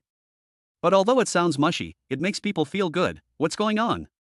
Oh, it must be the contrast that brings a sense of relief.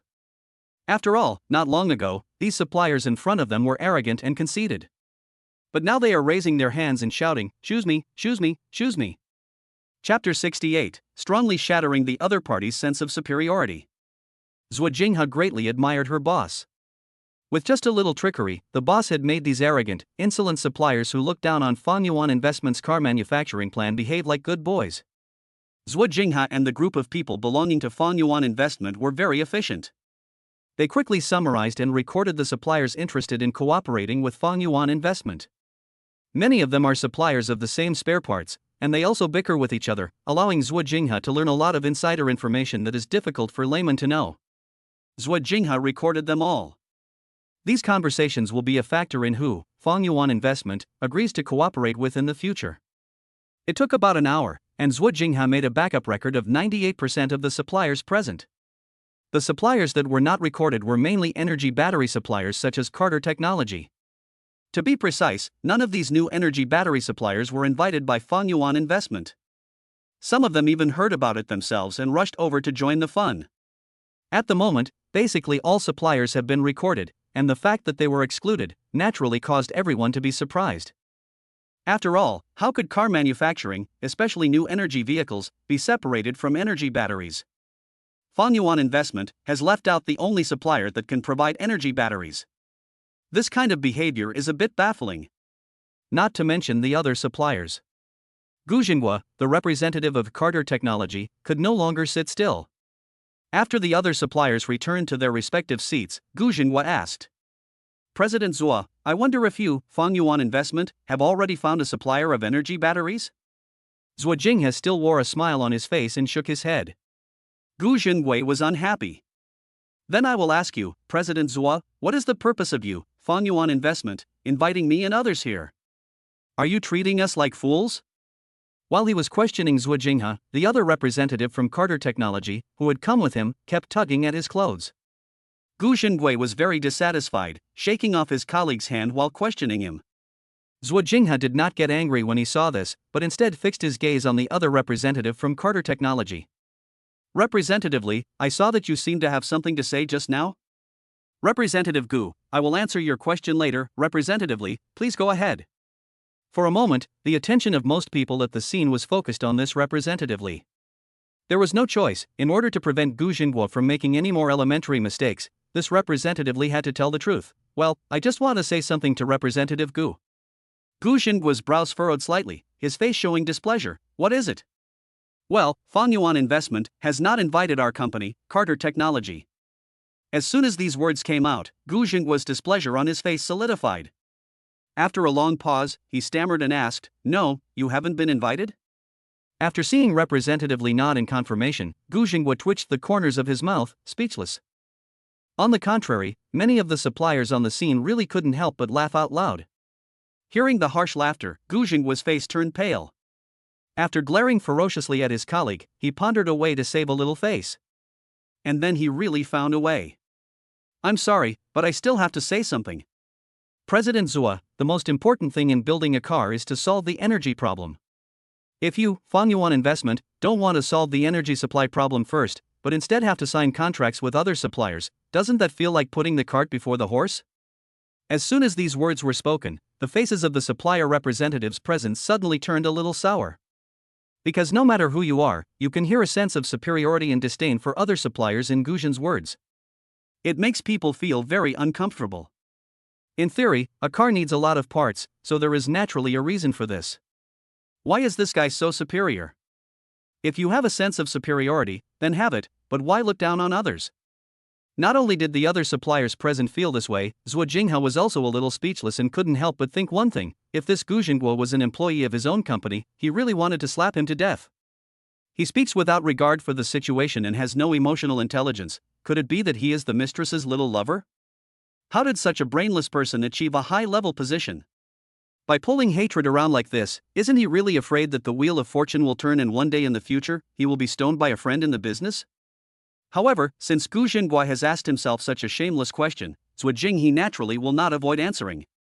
Looking at the arrogant expression on his face, Zhuo Jinghe smiled. I think you are wrong, Mr. Gu. For us, Yuan Investment, all partners are very important, and there is no such thing as someone being more important than others.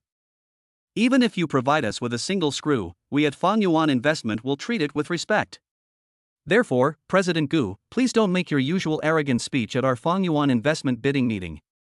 It really gives the impression that you don't respect everyone. Zhuo Jinghe was a skilled speaker, and in just a few words he had pushed Gu Xinghua and Carter Technology to the opposite side of the suppliers. At the same time, it also demonstrated the attitude of Yuan Investment towards other suppliers, and incidentally bought over some hearts and minds. After the words fell, the hearts of some suppliers who had been upset by Gu Xinghua were appeased, and they even had the idea that there would be absolutely no surprises if they cooperated with Yuan Investment. Zhuo Jinghe was so disrespectful, and Gu Xinghua had the urge to turn around and leave. At that moment, he really wanted to say some harsh words to make Yuan Investment not regret it. But before he could say anything threatening, Zhuo Jinghe spoke again. Whether you are friends invited by us, Yuan Investment, or not, as long as you are willing to stay, you are all welcome. In this way, Gu Xinghua, who had originally wanted to drag other energy battery suppliers away, directly failed in his wish. President Gu, if you are going to stay, please sit down. The next item on our Yuan Investment bidding meeting will begin soon. Gu Xinghua was originally not interested, not at all, until he heard what Zhuo Jinghe said the next item was. In order to reassure everyone to cooperate with us, Fang Yuan Investment, we want to showcase an up-to-date scientific research achievement. And this scientific research achievement is Fangchu's solid-state battery. When the word solid-state battery came out of Zhuo Jinghe's mouth, the bidding meeting, which had been a bit noisy, suddenly quieted down, as if you could hear a pin drop. Chapter 69, isn't this more effective than advertising? Then, the whole place erupted in excitement. The suppliers present basically dealt with automobile companies as their main business, so naturally they knew what solid-state batteries meant. Safer. More reliable. More durable. Although Zhuo Jinghe didn't say much, everyone present was shocked and couldn't stop staring. In particular, the few energy battery suppliers led by Carter Technology were so shocked that they didn't know what to say. Even an outsider knows what a solid-state battery means, let alone a manufacturer like Carter Technology that specializes in energy batteries. Take Carter Technology as an example. They have been deeply involved in energy batteries for many years, and now they have taken advantage of the new energy trend to soar directly, from an unknown small factory to a well-known supplier at home and abroad. Unfortunately, Carter Technology's enterprising spirit is too small. After making money, research funding has instead reached new lows year after year. The senior management of Carter Technology generally believe that the current energy battery technology has reached a bottleneck and it will be difficult to make a breakthrough for a while. Since it is already difficult to make a breakthrough, what's the point of increasing research and development efforts? Instead of wasting money, it is better to protect the original market. Today, Fang Yuan Investment has actually come up with a solid-state battery. How could Gu Xinghua not be shocked? Gu Xinghua, who originally wanted to leave the bidding meeting venue, was also pulled down by his colleagues. Zhuo Jinghe did not just pay lip service. After the bidding meeting had quieted down, the curtains were drawn by the staff, and soon the meeting room was pitch black. Then, as Zhuo Jinghe left the stage, the ready projector was activated. The image on the screen was a record of an experiment. In the laboratory, the researchers were holding a solid-state battery in their hands and giving a demonstration. Then, a surprising scene appeared. After a staff member connected the solid-state battery to the light bulb, he actually used sharp scissors to cut the solid-state battery in half. And as the solid-state battery was cut with scissors, the light bulb that was lit only went out for a moment and then resumed shining brightly. Not only that, the staff member actually cut another piece, and the brightness of the bulb remained the same. At this point, the experimental record of the solid-state battery was over. Although it was only a few short minutes, it still demonstrated the safety and reliability of the solid-state battery. Gu Xinghua, as the representative of Carter Technology, really wanted to say that it was all fake. But then he thought, if he did, he would really offend Fang Yuan Investment, and when he got back to the company, he would definitely be scolded by his boss. But if he didn't say anything, he would feel like there was a lump in his throat, which was really uncomfortable. But in fact, even if Gu Xinghua didn't want to admit it, he also felt that the solid-state battery that Fang Yuan Investment had brought out was very likely real. This could be seen from the fact that Fang Yuan Investment did not invite energy battery suppliers to the bidding meeting. And Zhuo Jinghe, who was sitting up there, wasn't worried at all that she would offend Carter Technology to death. All of this shows one thing, and that is that Fang Yuan Investment already has stable and reliable solid-state batteries. This is definitely not a good thing for traditional energy battery companies. As soon as she thought this, the bidding meeting site also brightened up at Zhuo Jinghe's signal, and she herself walked up to the stage. The above is a solid-state battery completely manufactured by our Fang Yuan Investment Research, and it can now be produced stably. Zhuo Jinghe explained with a smile, and her admiration for Fang Mu reached a peak. The display of the solid-state battery was undoubtedly proof that Fang Yuan Investment had flexed its muscles. Although Zhuo Jinghe didn't say much, the suppliers present knew one thing: Fang Yuan Investment was not just talking about building cars. And with the solid-state battery technology that Fang Yuan Investment currently possessed, it would definitely have an immeasurable impact on the automotive market. Thinking about this, the faces of many supplier heads and representatives were filled with broad smiles. Fang Yuan Investment is about to take off, so becoming a partner of Fang Yuan Investment will undoubtedly be a very correct choice. But any hesitation for even a second is disrespectful to money. For a time, many supplier representatives at the scene were glad that they were fortunate not to have listened to certain people who were stirring up trouble here. Gu Xinghua from Carter Technology was the only one whose face was getting more and more ugly. In the end, he left in disgrace without even waiting for the bidding meeting to end. The bidding meeting for Fang Yuan Investment went very smoothly. In Zhuo Jinghe's original plan for Fang Mu, the bidding meeting was to last a week. However, in just half a day, all the suppliers were gathered together, and some local suppliers even came directly in the afternoon to sign a cooperation contract with Fangyuan Investment. Some of the suppliers even turned down orders from other car brands in order to be on standby in case Fangyuan Investment needed them. Naturally, Fangyuan Investment was grateful for this, and Fanmu offered a concession. The research and development costs for the parts and molds would also be borne by Fangyuan Investment. Now the suppliers didn't have to bear any risk at all, they just needed to turn up the power and mobilize their production capacity. At the bidding meeting, the solid-state battery was officially unveiled. Many of the suppliers present were well known in the automotive industry, and the news from them would undoubtedly cause quite a stir in the new energy vehicle sector. During the video playback, Zhuo Jinghe did not forbid everyone to take photos, but instead took the lead. After the bidding meeting ended, the news of Fangyuan Investment's Fengshe solid-state battery spread like wildfire. When the news of the first batch of cars equipped with solid-state batteries broke, everyone was thrown into a panic. When the car companies on the market saw that solid-state batteries were being developed, they didn't believe it at first. Their second reaction was to hurry up and find a solution. Either they would step up their research and development, or they would find a way to purchase solid-state batteries from Fangyuan Investment so that they could take the lead in the release of new products. Then those who felt like the sky had fallen were the owners of new energy vehicles who had just spent a high price on them. The new car hasn't even been driven enough, and a solid-state battery has already been released? Are you kidding me? The most nervous person is none other than Carter Tech, a company that sells energy batteries. If Fangyuan Investment's solid-state battery is real, then it is no surprise that Carter Tech's fate will definitely not be good. Chapter 70 World Innovation Conference. The suppliers' speeches are much better than the advertisements that Fangyuan Investment pays for. It's nothing unusual for Fangyuan Investment to build cars. At most, people who know about Fangyuan Investment will be a little surprised, but that's about it. After all, ordinary people generally don't come into contact with Fangyuan Investment and don't know its strength. But for suppliers, Fangyuan Investment's decision to build cars is a big enough thing to cause a stir. After all, the boss of Fangyuan Investment has so much silver in his hands that even if he were to throw it away like a stone, it would still make a big noise. Not to mention that Fangyuan Investment also has the trump card of solid-state batteries in its hands. For a time, those suppliers who successfully established cooperative relationships with Fangyuan Investment could not help but feel grateful for their decision. Because in their view, it was only a matter of time before Fangyuan Investment resounded throughout the land. However, there were still skeptical voices in the outside world. In particular, the energy battery companies, led by Carter Technology, were the loudest in their doubts. This was understandable. After all, if Fangyuan Investment really had mastered the mature solid-state battery technology, it would undoubtedly be a huge blow to their energy battery companies.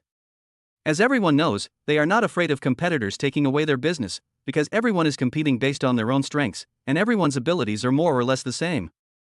In terms of products, they are basically the same, at most with different names, but essentially they are all more or less the same.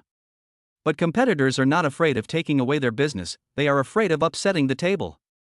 Now, Fangyuan Investment has the capital to upset the table. In the eyes of energy battery companies such as Carter Technology, Fangyuan Investment already has the ability to trample on them.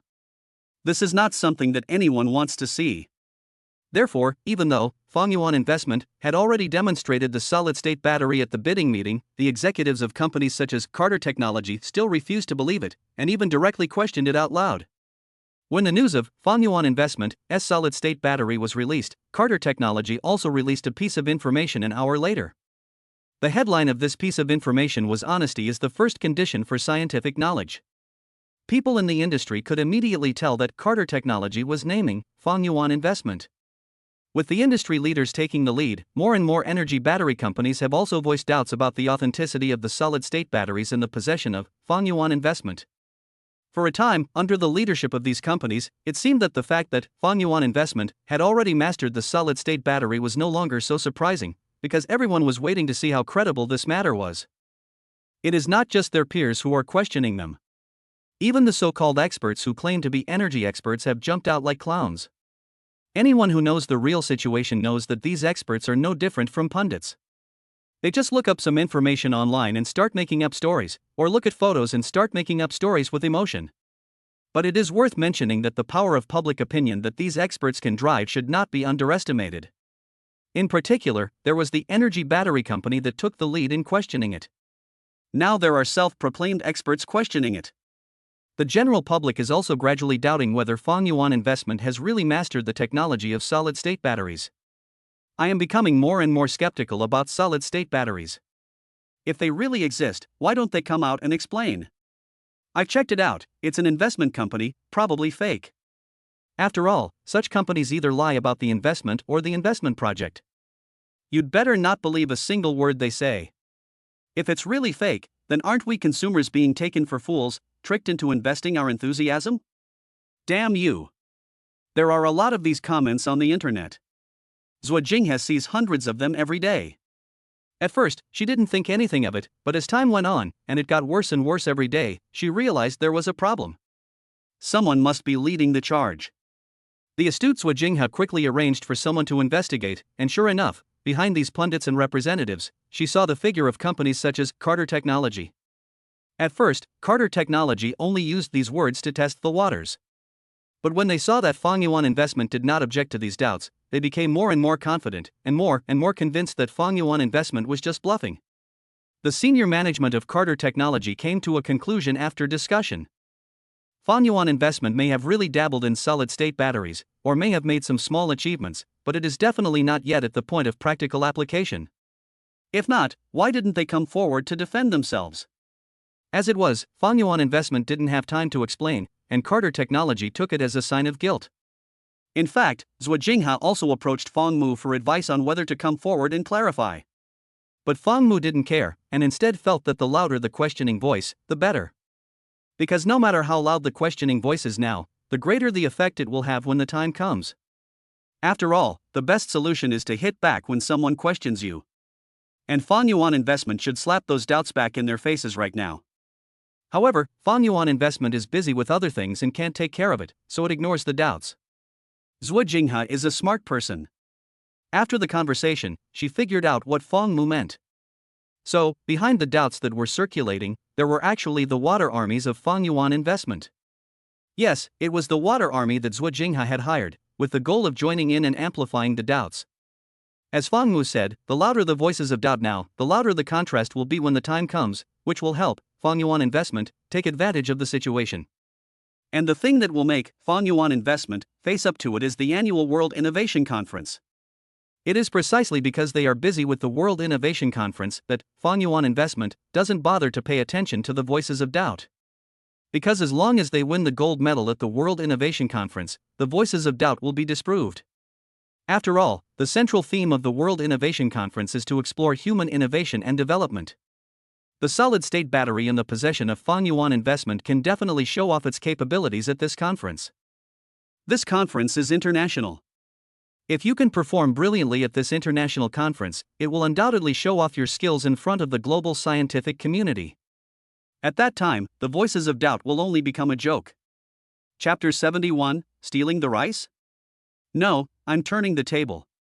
The World Innovation Conference was held in Kyoto, the capital of China.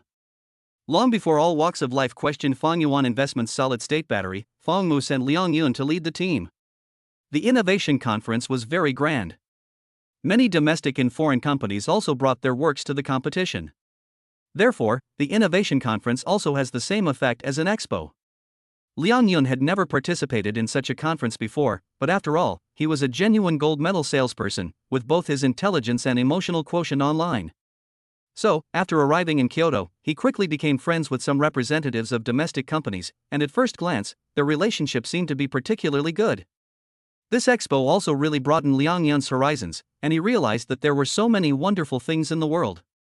However, Liang Yun was not discouraged or ashamed, but instead, he was full of enthusiasm and even had a faint expectation. He was looking forward to the unveiling of Fangyuan Investment's solid-state battery. The order in which the products were unveiled at the Innovation Conference was determined based on the order of registration. Fangyuan Investment registered relatively late, so it was further down the list, but it was only a difference of one day. So from the beginning, Liang Yun was waiting, and finally, he made it to the second day. The quality of the entries on the second day was significantly lower than the first day.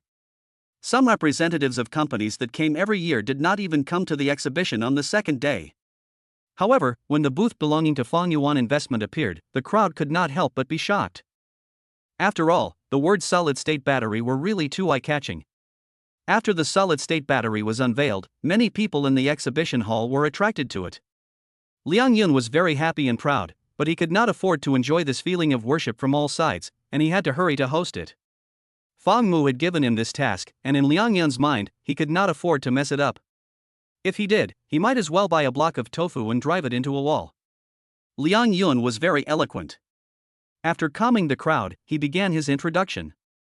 This time, the unveiling of Fang Yuan Investment's solid-state battery was not the same as the viral video on the internet, but a real performance test.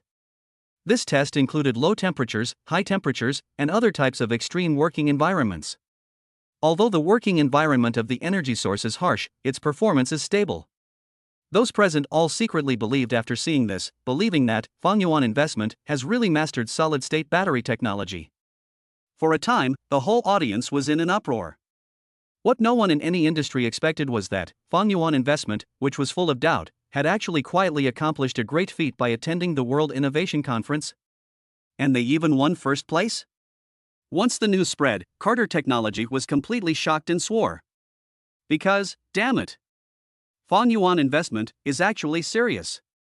The industry felt like the sky had fallen when they found out that Fang Yuan Investment had actually mastered solid-state battery technology. The pundits felt numb because they had questioned and attacked Fang Yuan Investment the most fiercely. At the time, they felt that Fang Yuan Investment was in the wrong and was too afraid to refute their accusations. Now it seems that they didn't have time to deal with them. Now it's fine, Fang Yuan Investment has won first prize at the innovation conference without saying a word, and they've shown their faces. Now it's time to punish them, right? Just as these pundits guessed. On the day the World Innovation Conference ended, Fang Yuan Investment issued a statement that it would hold these pundits accountable one by one. By holding them accountable one by one, it means that it will not let any of them off the hook. God knows what the pundits' faces will look like when they see this announcement. The industry is shocked, the experts are frightened, and consumers are shocked. In particular, when the relevant footage from the World Innovation Conference appears, consumers are even more shocked. Fang Yuan Investment has already mastered solid-state battery technology, which is undoubtedly a good thing for consumers. Not to mention the fact that just being able to experience ultra-high battery life is already enough to make many consumers excited. After all, no one wants to spend money on a car and be worried about insufficient battery life. Running out of battery life, and not being able to turn on the air conditioning, is undoubtedly a major worry for car owners. Another worry is having to queue up to charge the car at the highway. Now these two problems will be solved by the solid-state battery, and consumers are saying that's awesome. Those consumers who previously questioned it are now directly impressed by Fang Yuan Investment, and they are still loyal fans. In addition, even foreign car companies were stunned by the news of the release of the solid-state battery. Soon, foreign car companies contacted Fang Yuan Investment to cooperate and import solid-state batteries. Not only that, but even orders from a group of energy battery companies such as Carter Technology will face a problem of shrinking by more than half, and this half will naturally be attracted away by Fang Yuan Investment. Although directly selling the Fang's solid-state battery can also make Fang Mu make a fortune. But Fang Mu wants to do more than just that. And if Fang's solid-state battery is sold directly now, it will undoubtedly be a wedding gift for those car companies that use it. At that time, those car companies will announce in a high-profile manner that the first work of art to use a solid-state battery. Consumers will only praise those car companies, and will not remember that Fang Yuan Investment is the founder of Fang's solid-state battery. It feels like a daughter that you have raised for 18 years has suddenly been abducted by a yellow-haired man. Fang Mu did not want to experience this feeling.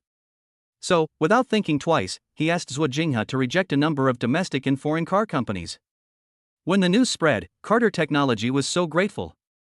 After all, if Fang Yuan Investment really chose to sell solid-state batteries directly, Carter Technology would have to close down as soon as possible. The appearance of Fang's solid-state battery has catalyzed technological innovation in the energy industry. No one wants to be killed by Fang Yuan Investment, so all companies have rolled up their sleeves and started working hard. Research funding is being poured in. Talents are being recruited. The goal is to get their own solid-state battery technology out as soon as possible, so that they can withstand the impact that Fang Yuan Investment will bring. Unfortunately, the idea is good, but it is really difficult to implement. Solid-state batteries are really not that easy to research. It consumes a lot of manpower and resources, and in the end, it's just spinning its wheels, which is nothing new. Fang Mu was also able to take a rare break from work to spend time with his wife and family. He also had a good new year. But the owner of Carter Technology didn't have a good new year. Chapter 72, My usual meal is just a little over 100 million points. A few months later, Yu Wanchuan looked at the date on her phone and fell into deep thought. After a while, Fang Mu handed Yu Wanchuan a glass of milk and said, "Honey, what are you thinking about?" Yu Wanchuan heard her husband's voice and pouted before putting the phone screen in front of Fang Mu. She complained, "Look. Huh? What's the big deal? It's just an ordinary Tuesday, what's there to see?" Fang Mu was at a loss for words. It wasn't anyone's birthday or any anniversary, so why was his wife in such a bad mood? His mind raced, but he couldn't think of anything special about today. Yu Wanchuan pointed to a small corner on the phone and said, "Today is the 38th week of our baby's pregnancy." After saying that, she lowered her head and stroked her stomach, exasperated, and said, "Stupid baby, when are you going to come out of mommy's belly? You can't just stay in there forever." Fang Mu understood immediately that his wife was complaining about the baby. He then joined forces with his wife and lectured the baby in the womb, "Baby, I'm your father. Did you hear what your mother just said? If you didn't hear it clearly, I'll say it again. As a good boy, you can't default on the rent, so come out when it's time. Your mother had a hard time carrying you, so try to make it a little easier on her. If you don't listen, I'll spank you when you come out." Perhaps the little baby in Fang Mu's belly understood what he said. It seemed that when he heard his father say he would spank him, the little one was very reluctant and promptly kicked Yu Wanrong's stomach. A mother knows her child best. The baby tossed and turned in the womb, and Yu Wanrong knew what she wanted to say. Immediately, she slapped Fang Mu's shoulder gently and said coquettishly, "Hubby, keep your voice down. You just yelled at the baby. And you can't be so mean to the baby, you have to be a gentle father, okay?" Hearing these words, Fang Mu was stunned. He had clearly been defending his wife, but now he had been lectured instead. What was more, he hadn't yelled at the baby just then. How could he bear to? He had just spoken a little louder. He would just have to be more careful in the future. "I know." Fang Mu nodded. "In the third trimester, you need to be especially careful. You dare not go to faraway places, for fear of giving birth halfway there. So during this period, Yu Wanchuan's range of activities is limited to the home. Since the baby has reached 37 weeks, it is full term, and every day she is most looking forward to the baby coming out of her belly, but there is no movement at all. She can't go out to play, she is especially tired, and there are a lot of junk food she wants to eat that she can't eat. Yu Wanchuan thinks about delivery every day. Suddenly, she came across a video on how to induce labor quickly. After watching it, she came to Fang Mu excitedly. "Hubby, watch this video. Many of my friends said that they had hot pot for dinner and had a reaction that night. Their babies were born the next morning. I really want our baby to be born soon. Why don't we try it?" "Of course you can." Fang Mu nodded. He supported whatever his wife wanted to do, not to mention that he could see how hard she was working while pregnant and it hurt him to see. If the baby can come to this world a little earlier, it would be a good thing. He is also looking forward to meeting the baby. It is now 4 p.m., and the restaurants are starting to open. After receiving her husband's affirmation, Yu Wanchuan began to change her clothes and put on her maternity clothes. She originally wanted to put on her socks on her own, but her stomach was so big that she could not bend down at all. Seeing this, Fang Mu quickly helped his wife onto a bench and whispered, "Honey, this is such a trivial matter, you could have just told me to do it. You're pregnant now, it's inconvenient, and it's normal that you can't put on your socks. What, are you embarrassed to let your husband put on your socks for you?" Fang Mu snapped out a burst of output, and Yu Wanchuan pouted and whispered back, "People just want to try it. If I can put them on, I won't trouble you." Bang! Just as she finished speaking, Fang Mu gave his wife a brain pop on the forehead. He pretended to be angry and said, "What do you mean trouble? We are husband and wife, people who are going to work together for the rest of our lives, this is not a problem at all. This is just a little lesson for you. Next time you say something wrong, I'll bite your lips." Fang Mu said domineeringly, because sometimes she feels that his wife is too distant from him, and he doesn't like that feeling. Yu Wanchuan heard this and replied softly with pursed lips. She felt that she had spoken a little bit without considering her husband as her own person. Then she put on an injured, little bunny look, tugged on Fang Mu's corner of his shirt and puffed up her cheeks as she said softly, "Honey, you hurt me. Pain makes you remember, so you won't forget next time. Fang Mu said seriously. After helping Yi Wanrong put on her socks, Fang Mu couldn't bear to see his wife's pitiful little face, so he held her in his lap and gently blew on the spot where he had just poked her. Does it still hurt? Yi Wanchuang heard this and laughed with a sense of accomplishment, saying, actually, I was lying to you. It didn't hurt when I hit you. Got fooled, didn't you? After Yi Wanchuang finished speaking, she quickly got off her husband's lap and fled, afraid of being punished by him. As he watched his wife running, Fang Mu worriedly chased after her, saying, Wife, you run slowly, don't fall. The working class in Shanghai still had no chin, and the two of them had a clear path all the way, quickly reaching the popular hot pot restaurant in Shanghai. Yi Wanchuang had brought her husband here after hearing online recommendations that the hot pot restaurant was delicious. It wasn't too crowded soon after they started eating, but soon after the two of them sat down, people started to arrive one after the other. It had been a long time since Yi Wanchuang had a proper hot pot meal, and looking at the dishes on the menu, she salivated with hunger. Waiter, I'll have 2 orders of tripe. 8 plates of meat. 2 orders of meatballs. 1 order of spring rolls. 1 order of shrimp paste. Yi Bianchuang rattled off the menu, and the waiter took notes. After she stopped, the waiter looked at what he had written and fell into deep thought. Before leaving, the waiter timidly asked, Excuse me, how many people are there? She needed to know because she had to set the table. There were 2 people at the table, but Yi Wanchuang had ordered enough food for 4 people, and the waitress was a little unsure. At that moment, Yi Wanchuang saw in the waitress's eyes that she thought she could eat a lot. She lowered her head shyly and answered, Technically, there are 2 people. But it's not me who can eat a lot, it's the baby in my stomach. My usual meal is just a little over 100 grams. Chapter 73, Honey, have you never heard of synthetic meat? The waiter nodded with a smile. He took the menu and said politely, Please wait a moment. In no time, many plates of meat were served on the table, with the vegetables taking up only a small corner. Yi Wanchuang's mouth watered at the sight of the meat, which looked delicious just by looking at it. She couldn't wait to throw them into the pot for a bath. After it was cooked, Yi Bangzuang ignored the heat and dipped it in some sesame sauce before putting it in her mouth. Wow, it's delicious. Hubby, come on, eat it, this meat is really delicious. It has a slight lammy smell, which is probably real. Fang Mu heard this and smiled slightly. Wife, haven't you heard of synthetic meat? In order to make more money, many hot pot restaurants mix lamb with cheaper duck and chicken meat, so that it tastes like lamb when eaten, and so people think it is real lamb, but it is not. Although it is not as authentic, the good thing is that there are no additives. However, after hearing this, Yi Bangzuan looked at the meat on the table in disbelief. Really? I thought it was real lamb. I really fall for it every day, but it's not the same. Yi Bangzuan sighed with emotion, but it did not affect her mood at all. Before long, the 5 plates of meat were all gone. At this time, a family of 3 came in from the next table. The husband and wife were not old, only about 35 or 36 years old. The one walking in front was their son, about 8 or 9 years old, with a buzz cut and wearing school uniform.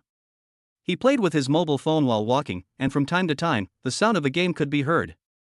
As soon as he sat on the bench, the child stared at his calves and yelled, I'm hungry, I want to eat meat, I want to eat meat. Order quickly, I'm starving. Okay. The woman patted her son's head affectionately as she hurriedly ordered. After that, the woman stood up and yelled around, Waiter, waiter, we want to order, come here quickly. Perhaps it was her daughter's loud voice, or perhaps it was her defiance, but the attention of everyone eating around them was focused on her. The woman was not affected and continued talking to herself, Where are you? My son is starving, can you take responsibility for this? The shouting of the guests in the restaurant had affected the dining experience of other guests.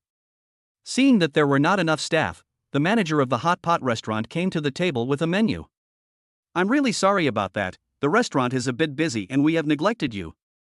If you know you have neglected us and still refuse to compensate, then let me give you an opportunity, serve us a fruit plate for free. Hearing this, the woman looked at them up and down, then reluctantly flipped through the menu.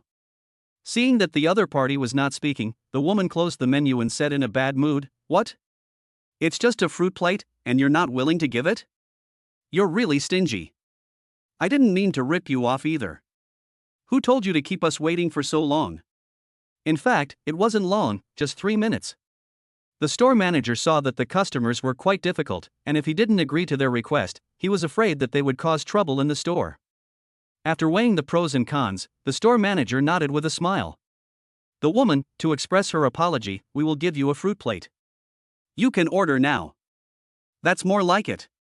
After achieving her goal, the woman nodded with satisfaction. During this time, the little boy was playing with his phone and probably encountered something unhappy. He kicked the back of the chair. Yi Banswang, who was sitting behind him, was disturbed by the sound of his feet. Seeing this, Fang Mu went over to the next table and said to the couple, "Can you please control your child and tell him to stop kicking the bench? My wife is pregnant and she can't stand the noise." After hearing this, the couple reluctantly pulled their son's leg and told him to stop kicking, as people were looking over. After Fang Mu left, the woman rolled her eyes and said angrily, "It's just a pregnancy, and she's really delicate. And you complain about our son making noise. If you're so capable, don't sit here eating. You're always complaining about nothing." Fang Mu heard the two of them argue clearly. He wanted to go up and argue with them, but was stopped by Yi Wanshuang. "Honey, don't get involved with them. I'll sit with you. You should never reason with people like them, because they'll never listen." "Okay." Fang Mu nodded. His wife was right. People like them will be dealt with by the gods. There are a lot of people eating now, so the food is coming really slowly. The little boy's phone ran out of battery, so he tugged on the woman's clothes and said, "Mom, your phone ran out of battery, so charge it quickly for me, I'm running out of battery." "I can't charge it now, so you can play with your father's phone." As soon as the woman finished speaking, the man refused, "No, I still have some work to do. Son, go play with your toys for a while. Didn't I bring you a toy machine gun when we went out? Go play with that." "Okay." The little boy nodded, and then wandered around the hot pot restaurant with the machine gun. With the child not making a fuss, the couple had a rare moment of silence, but the other diners suffered. The machine gun had small bullets, even if they weren't real, but they still hurt when they hit someone. One of the plump young men in the restaurant became the target of the little boy, and he shot the man in the back. It's fine if it happens once or twice, but after a few times, even the calmest person will lose their temper. The young man ran up to the couple with the little boy and complained, "Can you two control your child? He shot me with this broken gun so many times that it's all red." The woman said indifferently, "How can a toy gun hurt that much? You're really delicate for someone with thick skin. You didn't even dodge when my son shot you? You're so stupid." "Excuse me?" The boy's mother was unreasonable, and the little boy was provoking her. The angry little fat man raised his arm and wanted to punch the little boy to vent his anger. At this time, the boy's father spoke up, "What? What do you want to do? Still want to hit someone? He's still a child, why do you take him seriously?" After saying that, the man looked at the crowd and accused the villain first, "Come and have a look, everyone, this person is going to hit the child. He dared to hit my child, who was so young, it's really hateful. Everyone, give me your opinion." The surrounding guests looked at the three of them like they were clowns, and some of them felt immense sympathy for the fat man. They had really met the unluckiest family. They had never seen such indulgent parents, and sooner or later the child would get into trouble. The parents were also too indulgent with their child, and they would definitely regret it in the future. "This brat is really hateful, he just hit me a few times. It's true that you get a child like you raise it." The guests around them were discussing it, but the family of three seemed to be unable to hear them, and they continued with their own ways. Chapter 74 Stinky Bow, when are you going to come out? The fat guy was really angry at their attitude, and he was breathing heavily, trying to hold back his anger.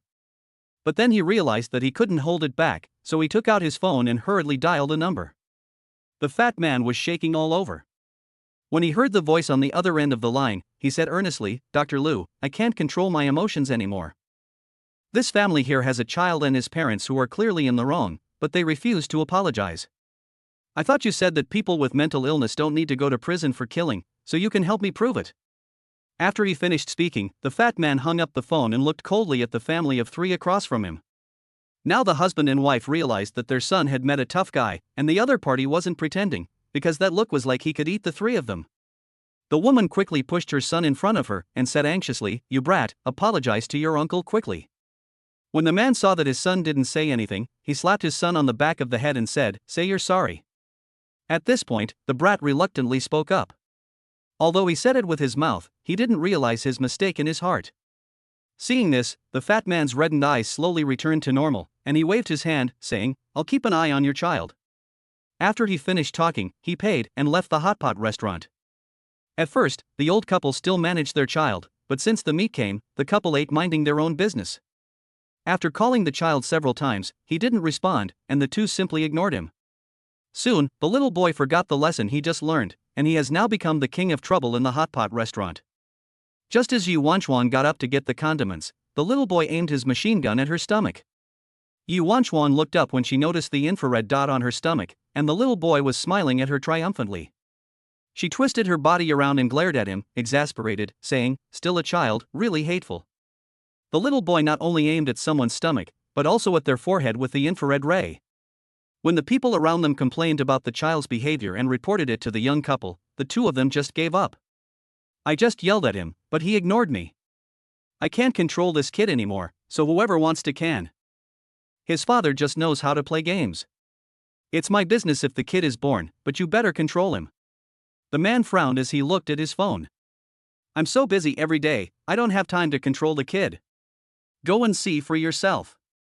The two of them were arguing about the kid, while the kid was happily running around the hot pot restaurant. At this time, the sound of food being served came from the kitchen.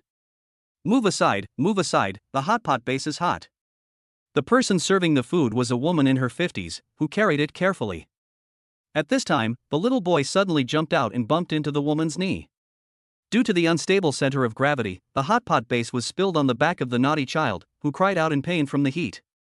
If not for the prompting of the surrounding guests, the two would still be engrossed in their meal and not notice anything. At this time, the woman ran to her son and said with concern, "Honey, where does it hurt?" "Does it hurt?" The little boy sobbed and pointed to his back, sniffling and crying, "It hurts, it hurts, it hurts." Upon seeing this, the father angrily pointed at the woman and scolded, "Are you blind? Can't you see my son? How dare you pour hot pot seasoning on him? I think you did it on purpose, you murderer. You're not leaving here for a while, and you have to pay compensation." Hearing this, the woman looked very innocent. "I was just walking normally, who told your son to suddenly dart out and bump into me? I'm not at fault at all, so why are you asking me to pay compensation? It's your fault for not keeping an eye on your child. This naughty boy was running around the store. I told him before not to run around, that it would burn himself, but he just didn't listen." The man was speechless after hearing this, but looking at his son's situation, he still insisted, "I don't care, it was you who poured the hot pot base on my son. You have to pay compensation today, whether you pay or not, you can't get away with it anyway." The woman had never seen such a brazen person before. She couldn't stand it anymore and poured the rest of the hot pot base on the two of them directly. The whole hot pot restaurant echoed with the two people's wails. Today is the first day of work for the auntie. Holding the money for the demolition of her house, she came to work in the hot pot restaurant to pass the time. She had never suffered much in her life, but now after this terrible experience, she couldn't even bear to tolerate it anymore, she said domineeringly. "This time, you all came to me and begged me, I will pay for the medical expenses no matter how much it is. I don't lack money." Soon the ambulance took the family of 3 to the car, and the auntie left in style. Although it didn't happen to her, everyone felt particularly relieved. A brat met a pair of irresponsible parents, and in everyone's opinion, paying compensation was redundant. As she watched the several people being carried onto the stretcher, Yu Wanchuan secretly felt gratified in her heart. "If you don't do something stupid, you won't die." After saying that, she took Fong Mu's arm and came out of the hot pot restaurant, exclaiming, "Hubby, after our baby is born, we must not spoil the child like they did. Right is right, wrong is wrong. We can't lower our standards just because she's being cute. It's fine to spoil them a little when it comes to food and drink, but we must teach them the right way to behave in the world. Are you listening, honey?" Yu Wanchuan saw that Fong Mu was in a daze, so she patted him on the back. Fong Mu nodded in agreement after sensing her. "Fine, we won't spoil the kids and we'll teach them the right outlook on life and values. But honey, the babies are still so young, don't we need to wait a bit before teaching them? This is a misconception." Yu Wanchuan shook her finger and replied, "Children should be taught from a young age." "Okay." Fong Mu nodded without arguing. After leaving the hot pot restaurant, the two of them strolled around the mall. Not only that, Yu Wanchuan also bought an ice cream. As they walked, she felt a little pain in her stomach and thought that the baby was coming. The two hurriedly returned home from the hospital. Baby, can't you wait to be born? Come out, Daddy and Mommy are ready for you. However, as soon as they arrived home, Yi Wanchuan's stomach did not move at all again. She sat on the sofa complaining in great frustration. How come other people can have a baby just by eating hot pot, but not her? Stinking baby, when are you going to come out? I'm getting a little anxious waiting for you. Chapter 75, What? It's almost time? The next day, Yi Wanchuan looked at her ballooning stomach in disbelief. At this time, Fang Mu walked over, and she quickly pulled her husband to her side. Hubby, it must be that the way we ate hot pot yesterday was not the right way to open it. This time I saw a video again, and people said that if you eat barbecue that night, the baby will be born before midnight. Why don't we try it again? After Fang Mu heard this, he couldn't help but laugh. Wife, if I didn't know that you really want the baby to come out of your belly, otherwise I would definitely think that you want to eat it, and that's why you came up with these stupid ideas. Hey, let's just try it. Okay, we'll leave at the same time as yesterday. Now you take a nap. Yi Wanchuan nodded, then ran to the bed contentedly to go to sleep. In the afternoon, before 5:30, the two of them appeared at a barbecue restaurant. There were no brats like yesterday. The two of them ate very comfortably. Fang Mu was in charge of grilling the meat, while Yi Wanchuan was in charge of eating it. The division of labor was very clear. At this time, a young couple came to the table next door, and they were pushing a baby carriage. Yi Bangswang saw them and hurriedly whispered to Fang Mu, Honey, look at how cute the baby in the stroller is. How old is she? Fang Mu also really likes children, and he said with a smile, She looks about 6 months old. She's really well behaved.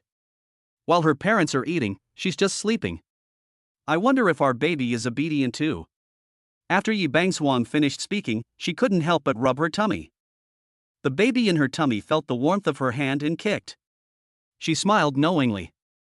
My baby, you've had hot pot and barbecued meat, so you can come out now. If you want to come out, give your mummy a little kick, and if you don't want to come out, give 2 little kicks. I don't know if the little one is being sincere or just messing around, but Yi Wanchuan felt her tummy being kicked up and down at the same time. It may be that the little one's little hands and feet exerted force at the same time, and it seems that the little one still doesn't want to come out so early. Yi Wanchuan saw this and smiled helplessly, and then said to Fang Mu, Honey, I just asked our baby, and she said she doesn't want to come out. Fang Mu laughed loudly, This little baby is really stubborn, if it doesn't want to come out, it just won't. Instead, Yi Wanchuan's desire to deliver the baby early was personally extinguished by the little baby, and to be honest, the meat in front of her didn't even smell appetizing anymore. Fang Mu saw his wife's dejected look and hurriedly comforted her, Honey, let the baby come out when she wants. She won't be able to stay for more than 2 days anyway. Okay, Yi Wanchuan nodded. After returning home, Yi Wanchuan fell asleep with her phone in her hands after playing with it for a while. Fang Mu saw this and took the phone aside, covered his wife up and also fell asleep. In the middle of the night, Yi Wanchuan was having a beautiful dream when suddenly a warm current ran down her body. She opened her eyes wide. She then woke up Fang Mu, who was sleeping next to her, and anxiously said, Hubby, wake up, hubby. Ha? Fang Mu opened his eyes dazedly and then turned on the bedroom light. Wife, what's going on? Yi Banswang answered a little scared, It seems like the amniotic fluid has broken, is it time to give birth? Hearing this, Fang Mu's sleepiness disappeared. He quickly lifted the quilt and sure enough, there was a water stain on the sheets. After all, Yi Wanchuan was a first-time mother with no experience. Looking at the circular stain, she asked Fang Mu. Honey, that should be amniotic fluid, not urine. It's coming out of me without me realizing it. Fang Mu nodded affirmatively when he saw it. It's amniotic fluid. Let's go to the hospital now. His wife was about to give birth, and he had watched a lot of videos about what to do if the amniotic fluid broke or if there was some bloody discharge. Fortunately, Fang Mu is not a headless chicken. He first helped Yi Wanron lie down on the bed, then raised her buttocks. Wife, don't move, I'll go pack the birthing bag first. Don't be afraid, I'm here. Okay. Yi Wanron nodded. Her little heart was pounding, and she was about to give birth. It would be a lie to say she wasn't nervous. At the same time as being nervous, she also had some small expectations, after all, she would soon be meeting her baby. After Fong Mu settled his wife, he took out the maternity bag and baby things that he had prepared long ago. At this time, he first made a phone call to the director of the private hospital. "Director Zhang, my wife's water has broken, we will be going to the hospital in a while, so please get ready." "Okay, Mr. Fong." After the director hung up the phone, he quickly called back the obstetric experts and experienced nurses to be ready to receive the distinguished maternity patient at any time. In addition, Fong Mu's parents were also constantly worried about the baby in Yi Wanchuang's belly, so after hanging up the phone, he called his mother again. It was time for her to sleep, and she answered the phone just as it was about to hang up. "Son, what's the matter calling so late?" "Mom, Wanchuang's water broke, we'll be going to the hospital in a while, you can go directly to the hospital then." "Okay, we got it." Ma Xiaochang hung up the phone, her excitement unable to subside for a long time. She then slapped Fong Qingji's face happily. "Fong, wake up quickly." "Huh?" He looked confused, still unable to understand the situation. He looked outside and saw that it was still dark, and said with a dark face, "Why did you wake me up?" "It's still dark, what's the matter, don't you want me to sleep?" Ma Xiaochang said in a bad mood, "What are you sleeping for?" "Your son just called and said that Yi Bansuang is about to give birth." "What? About to give birth?" Fong Qingji heard this and immediately sat up. "That's not good, hurry up and get dressed, let's go to the hospital." After the old couple changed their clothes, they drove to the hospital. Here, Fong Mu put the maternity bag in the trunk and then carried Yi Bansuang to the car. Although his wife had gained 20 pounds during her pregnancy, that was nothing to him. Fong Mu was driving a minivan, which had plenty of room, so his wife would be comfortable lying down. It is worth mentioning that he also placed a small pillow under his wife's buttocks. After the water broke, the pregnant woman had to lie flat to prevent the amniotic fluid from flowing out. If the amniotic fluid loss was too fast, the baby would be at risk of oxygen deficiency in the womb. Afterwards, Fong Mu ran to the driver's seat to drive, accompanied by Lu Tianshu, the postpartum care center midwife he had hired at a high salary. At first, Yi Wanchuang didn't feel anything, but slowly she felt a little pain in her lower abdomen. Oops. This kind of pain comes every 10 minutes or so, and it's not very regular. Seeing this, Lu Tianshu took Yi Wanchuang's hand and comforted her. "You are now having contractions, so don't be afraid." Chapter 76. Congratulations, you have a baby girl. Lu Tianshu saw this and held Yi Wanchuang's hand to comfort her. "You are having contractions now, so there is no need to be afraid." Yi Wanchuang's eyes were full of panic when she heard the word contractions. "Huh? Contractions? I don't want the baby to be born in the car. Hubby, hurry up and drive." Yi Wanchuang urged, and she even began to resist the contractions, but this was not something that could be resisted. Fong Mu hurriedly reassured her, "We'll be at the hospital in 10 minutes, honey, just hang in there." To be honest, he was panicking inside. If it weren't for the manual transmission, he felt like his foot was going to cramp up on the clutch. Lu Tianshu saw that Yi Wanchuang was in a lot of pain, and quickly reassured her, "Ma'am, just because the contractions have started doesn't mean the baby will be born right away. It's very possible that it will be 5 or 8 hours before the baby comes once we get to the hospital. You don't need to worry about the baby being born in the car. Now listen to my instructions, breathe in, breathe out, breathe in, breathe out." Yi Wanchuang did as she was told, but the pain in her stomach did not subside. Fortunately, there were not many cars on the road that night, and Fong Mu arrived at the hospital without any problems. By then, all the obstetric experts and experienced nurses at the hospital had been waiting for a long time. When they saw the nanny car pull up to the hospital entrance and saw Yi Wanchuang lying on the seat with her big belly, Obstetric Director Hu Suziang quickly instructed everyone, "First, carry the mother to be onto the stretcher." After saying this, she looked at Fong Mu next to her and asked, "What's the situation with the mother-to-be?" "My wife broke her water at around 1:35 in the morning." "Okay, come with me first, I need to get a basic understanding of the situation." After Hu Suziang finished speaking, Fong Mu followed her to the office, while Lu Tianshu accompanied Yi Wanchuang into the examination room. After examining the patient, the nurse determined that the woman had already dilated 2 fingers, which was quite fast, and that the delivery should be quick. "Do you want a natural birth or a cesarean?" Yi Bansuang frowned and replied, "Natural birth." She didn't want a cesarean and didn't want a scar on her stomach like a centipede. "Okay, you can have an epidural once you've dilated 2 fingers. Let's go to the delivery room." After saying this, the nurse pushed Yi Bansuang into the delivery room. Each pregnant woman can be accompanied by 1 family member. Fang Mu is now reporting on his wife's condition during pregnancy, while Lu Tianshu is sitting next to Yi Banzhuang. After the report is finished, Fang Mu will replace Lu Tianshu. After the painless injection, Yi Banzhuang feels a lot less pain. It is undeniable that painless injection is a lifesaver for pregnant women. Slowly, Yi Banzhuang can't feel the pain anymore. After a while, the nurse came over to check the progress of the delivery. Very good, the fingers have opened very quickly. The mother has now opened 7 fingers, and she will be able to give birth once all 10 fingers have opened. After the nurse finished speaking, she looked at Fang Mu and said, "You can go buy some energy drinks, chocolate, and so on. Giving birth in a little while will be very exhausting."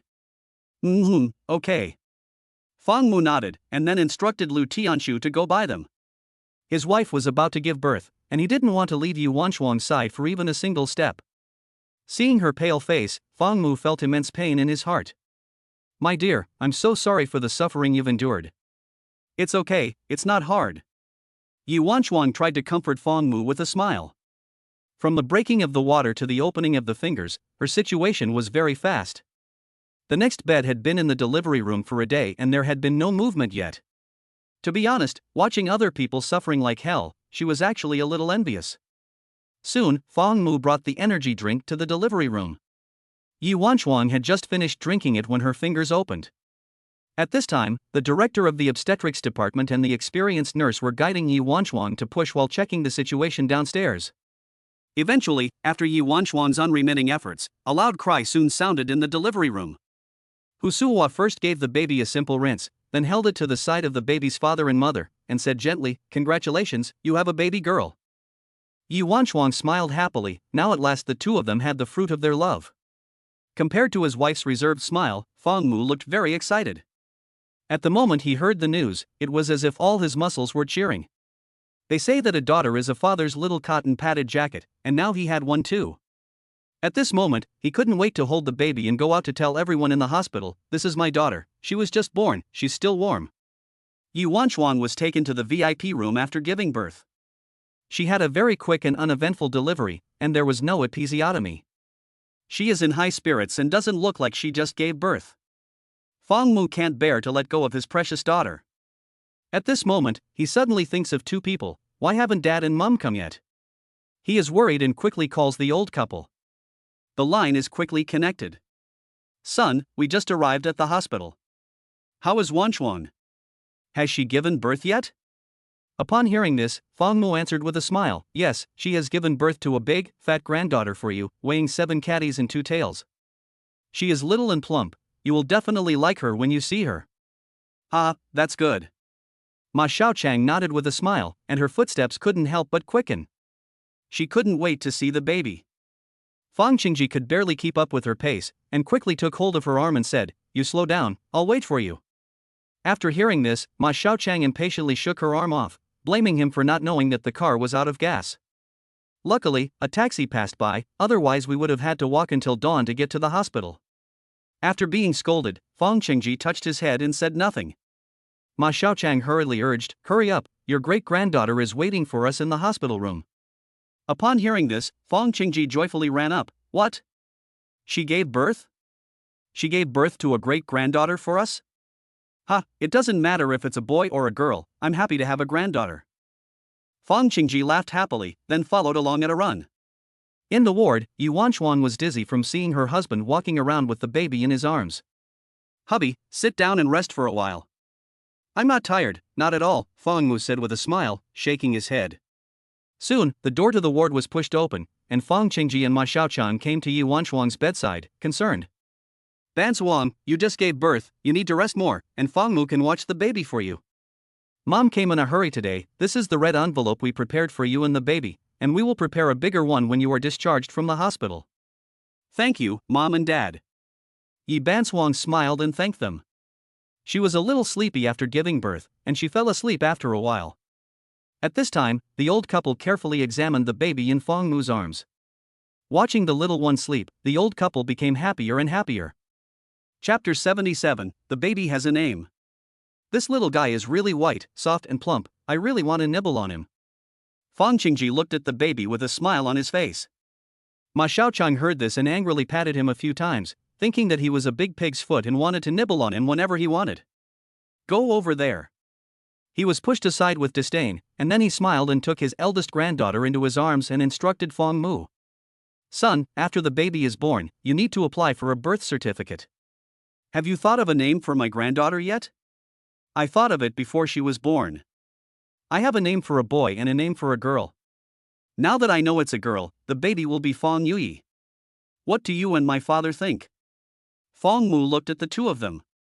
After all, what everyone agrees on is really good. After listening, Ma Xiaochang nodded in agreement. Yui, that's a very nice name. My dear grandchild, your name is Fong Yui. In the future, when grandma calls you Yui, you should say yes, understand? Fang Qingji, who was standing nearby, also came over and said with a smile, when grandpa calls you Yui, my dear, you should say yes too. Oh, after the two had finished talking, the little one closed her eyes and pouted her tiny mouth, forming the letter O. Seeing the little one looking like this, I thought she was saying yes in response. In fact, the little one was up to no good, but the others didn't know it. At this time, the ward door was pushed open and the nurse walked in. The family member said to me, come with us, we need to take the baby for vaccinations.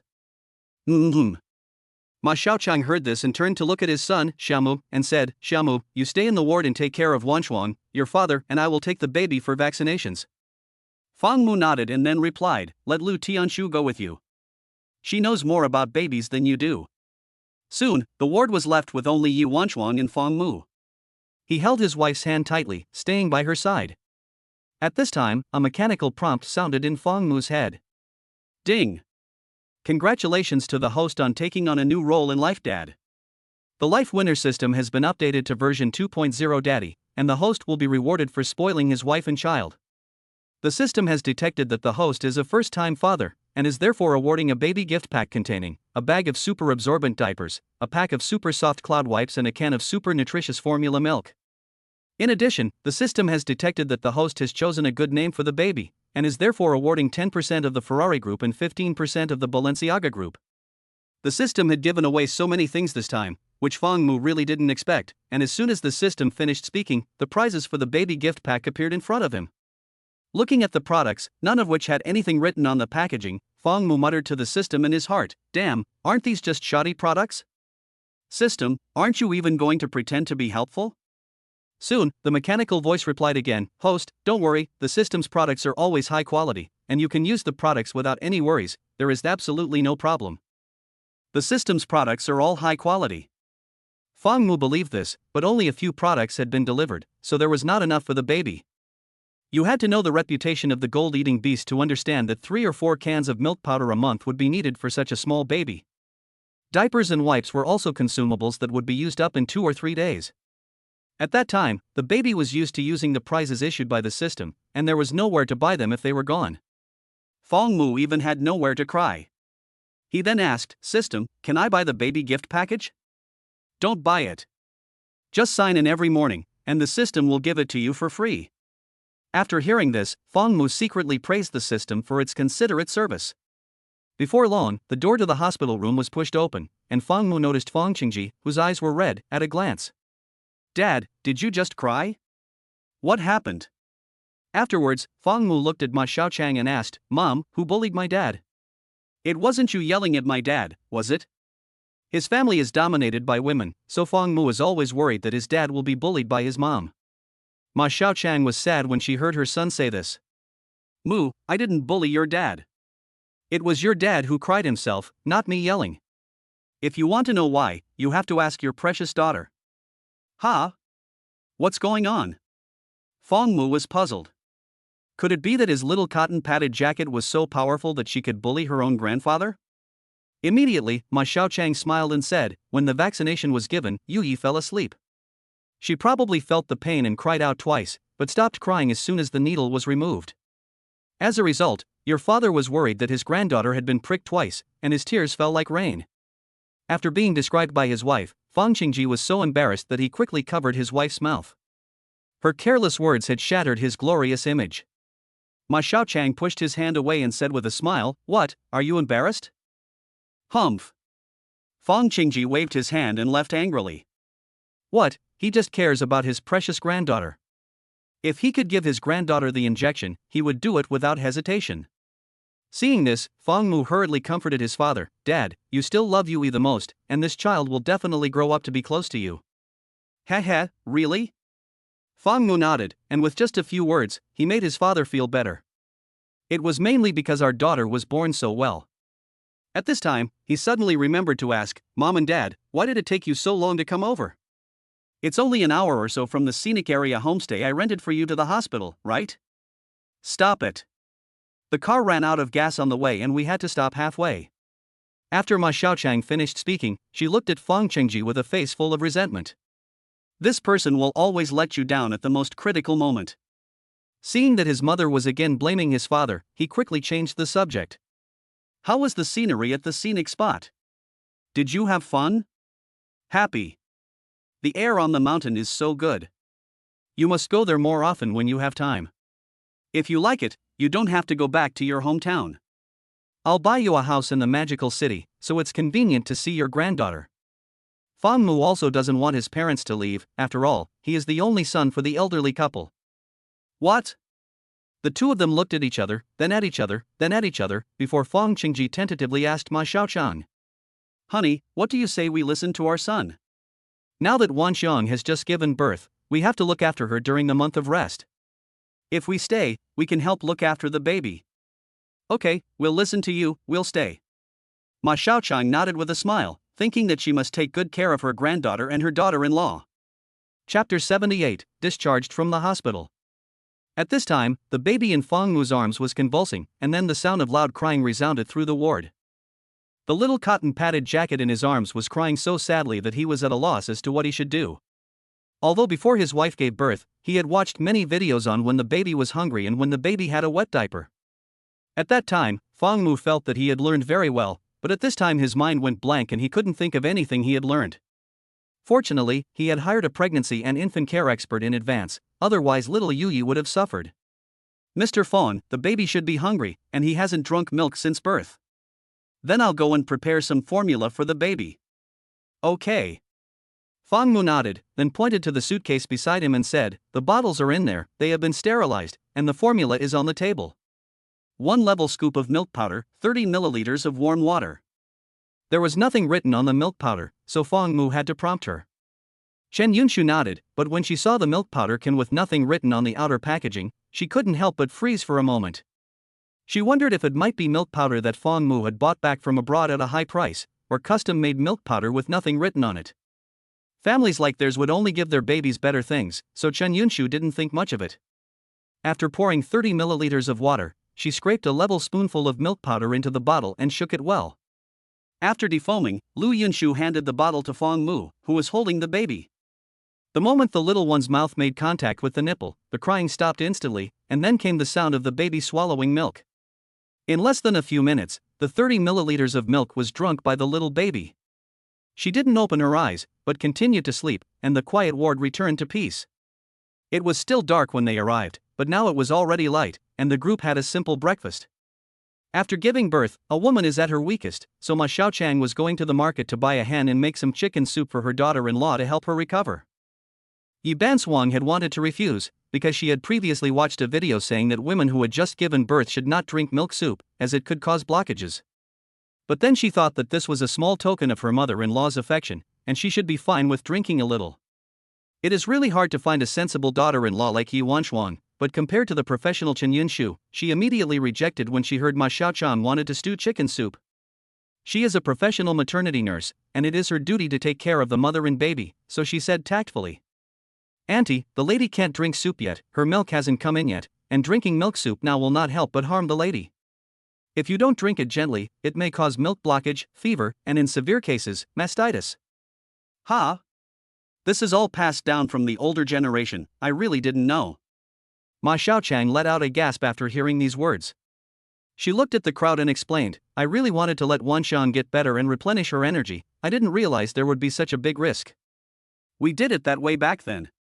Yi Wanxiang heard this and comforted, "Mom, I know you're good to me, thank you." Ma Xiaochang saw that her daughter-in-law understood her, and she stroked her daughter-in-law's hand and said, "Wanchuan, things were different back then.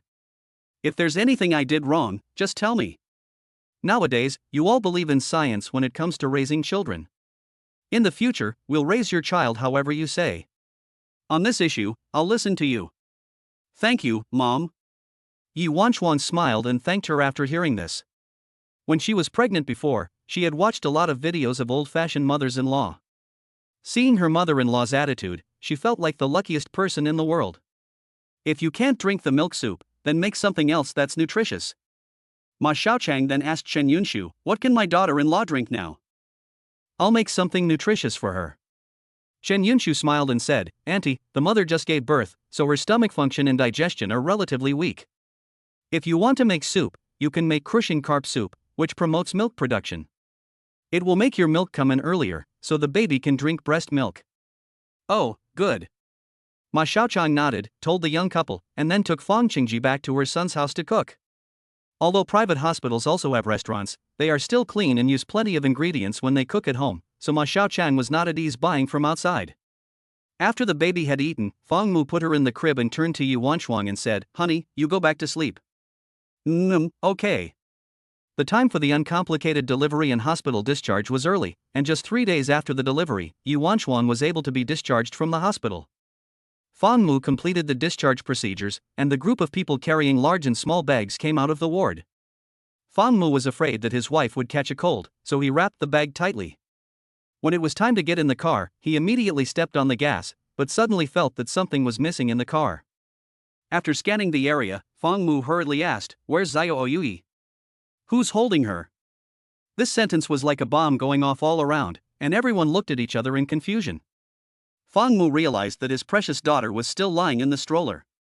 He immediately got out of the car and sprinted back to the ward, afraid that a bad person might take his daughter. When he pushed open the door of the room, he saw his daughter lying quietly in the stroller, as if the commotion outside had nothing to do with her. Fang Mu, with a sense of dread, held his daughter in his arms and whispered, Xiaoyu, Daddy forgot to take you away. I'm sorry, now let's go home with Daddy. To our own little home. In the car, Ma Xiaochang and Fang Qingji blamed each other, saying, You were the last one to leave, so I asked you if you've forgotten anything, and you said no. You didn't see the baby girl in the stroller. What's the use of your eyes? You didn't see her either, and now you're blaming it on me? The two of them stopped arguing only when Fang Mu pulled open the car door and hugged the baby into the car. At this time, everyone's attention was on the baby, and everyone felt guilty. Yi Wanchuang had not thought about her baby girl at all. Who would have thought that she would be fine on the way here, but would have to bring home a baby? Forgetting is only natural. Fortunately, the baby doesn't have a memory yet, or else she would definitely remember forever. After arriving home, Yi Wanchuang got off the car alone. She had a quick recovery from the natural birth, so she didn't feel any pain at all. Fang Mu put the baby on the big bed, and then started to carry things down from the car. To be honest, although she was only in the hospital for 3 days, she had brought quite a lot of things with her, almost as if she had brought her whole home with her.